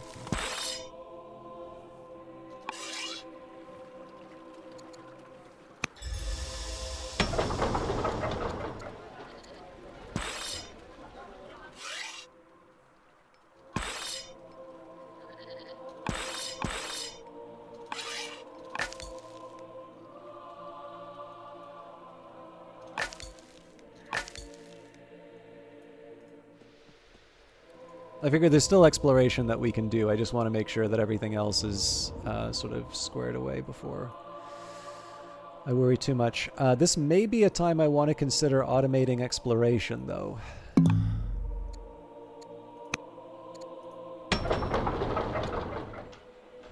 Okay. This is kind of a free city. Let's... Oh, wow.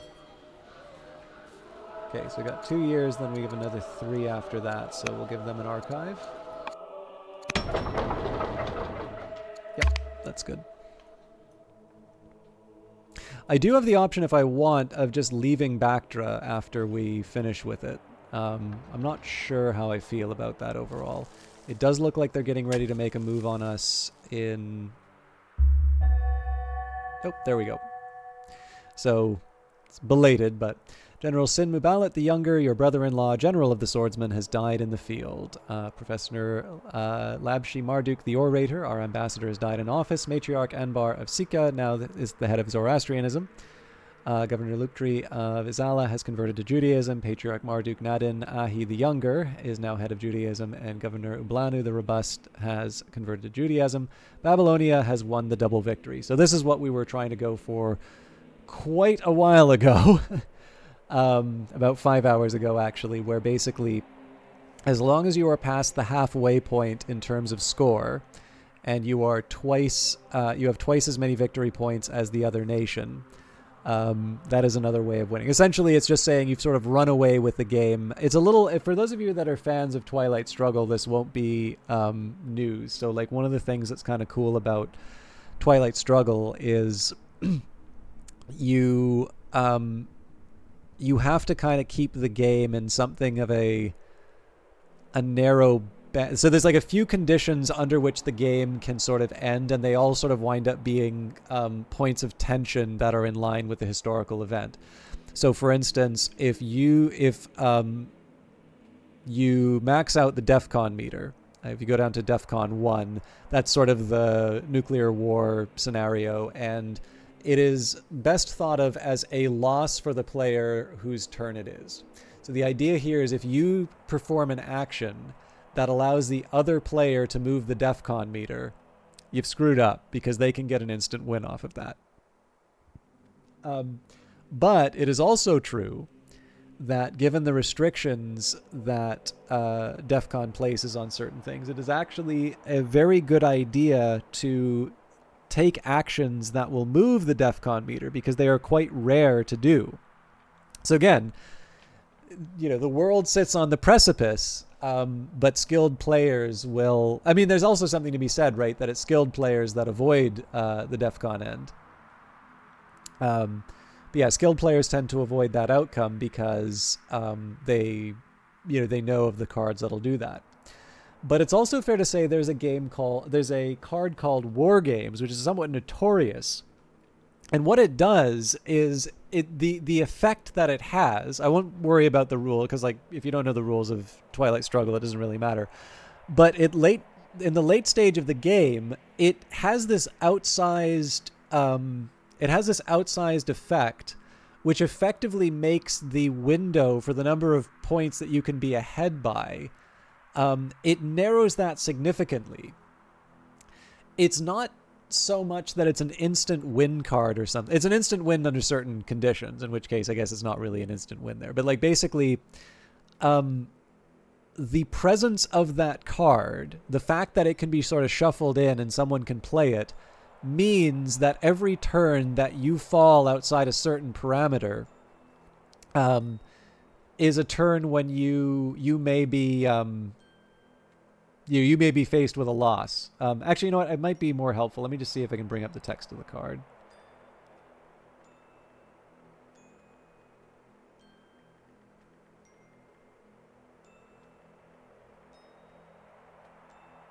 It's a specific scoring thing, but I wanted to make sure I got it right. So, late war games. If DEF CON status 2, you may immediately end the game without a final scoring phase, after giving your opponent 6 victory points.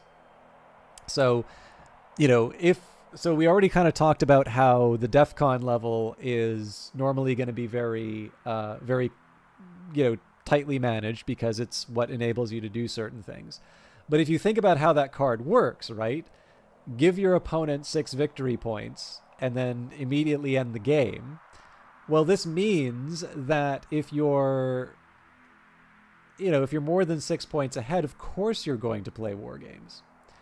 And this can also mean that if you get War Games, you may want to keep it in your hand. The idea of playing it for some other use gives your opponent knowledge in terms of whether or not they're going to be affected by that. And so, again, you have this idea that as the game goes by, over time, the requirement gets more and more narrow. Because it's all of a sudden not, you're no longer, okay, so you've got this very high score that I need to reach, or this somewhat unlikely event that happens. It's like, no, you've got this kind of white knuckle, oh God, what if they have War Games in their hand kind of moment. So, I don't know, I don't mean to try and suggest that this is completely inspired by Twilight Struggle. There are other reasons why I think this is useful. I suspect probably what this victory also does is get you past that situation where it seems pretty clear that someone's just going to run away with it and everybody just has to play out this miserable experience where they feel like they can't do anything. Or it could also maybe give you a reason not to drag your feet too much in terms of doing things like achieving wonders or whatever.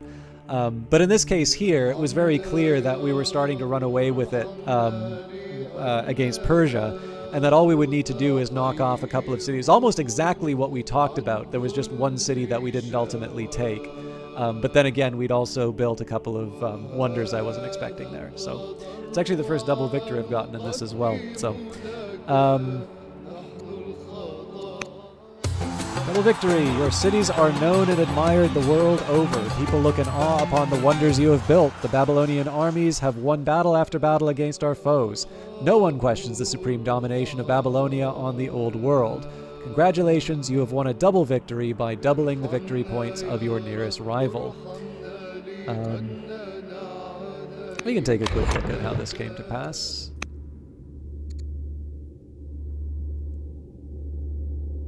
Also gives me a chance to take a bite.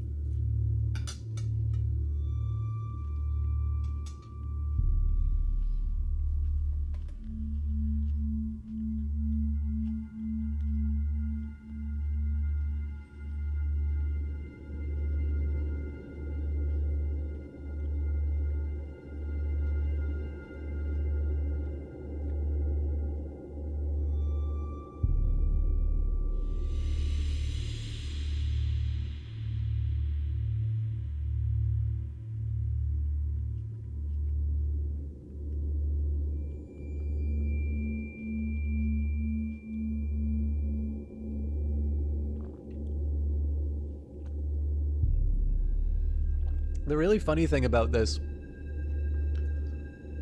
I was much more worried about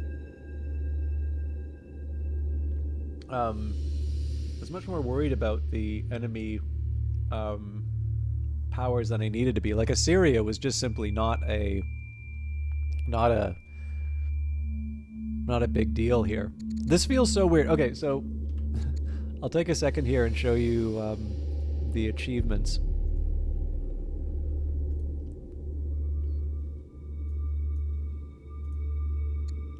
So I believe this happened when I had Epic. But my achievements are a little funny. So bring this up.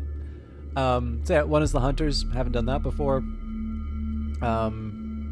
Wait, really? I never won as Babylonia before? That can't be right. But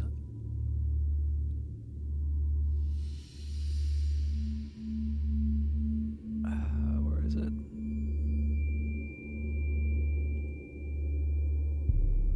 I did try the game on harder difficulties.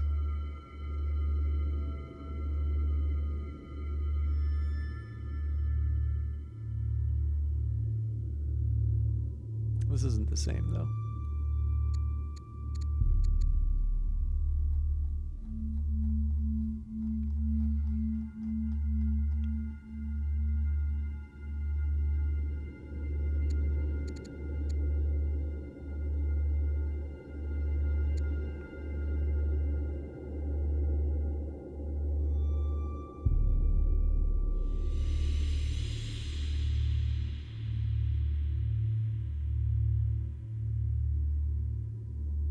Wait, really?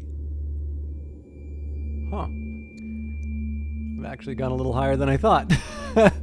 Okay, anyways, yeah. So playing at the Able is a little funny just because, I don't know, I feel like I should be, I feel like I should have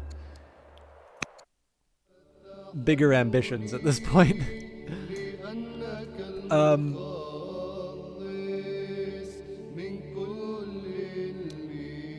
So, but the thing is, I do kind of want to play around with these. So what I might do these on my own time. This was really just so that I could,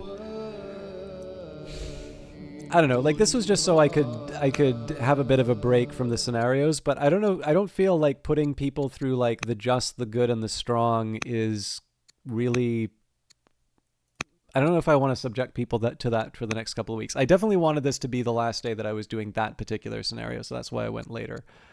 But I figure what I'll probably do here is do Seizing Destiny. I am a bit nervous about this one, but I think Dido difficulty is like equivalent to the Able, I think. I may take a break off of the scenarios, but after that, Rise of Macedon probably makes the most sense. And then, yeah, Queen Olympias would be... well, actually, hang on. Philip's rule of Macedonia and his plans to invade Persia were cut short. Oh, huh.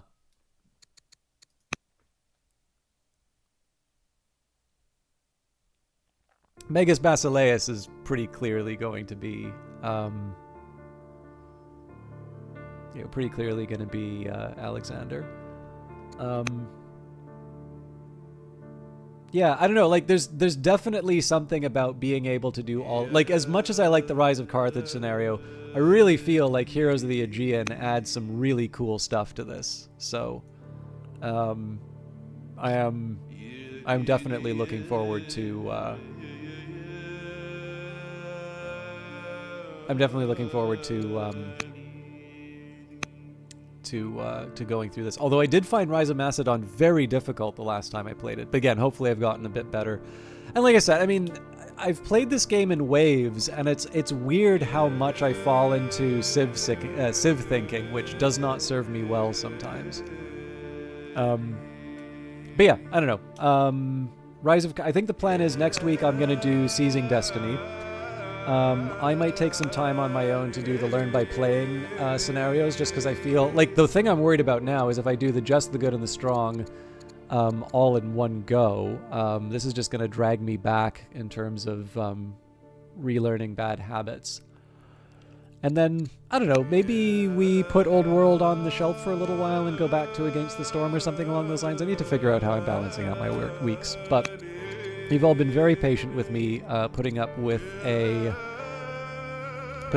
few extra hours and maybe not the most engaging content. Let's take a look and see if anybody's playing Old World. Sadly, they are not. What about How Is It Manifested?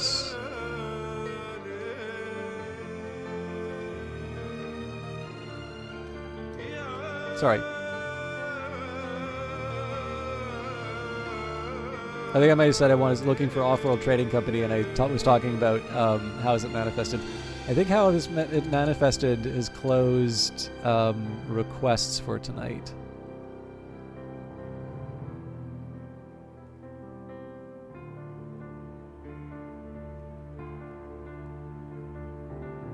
Oh yeah, they closed like an hour ago. So as much as I enjoy that,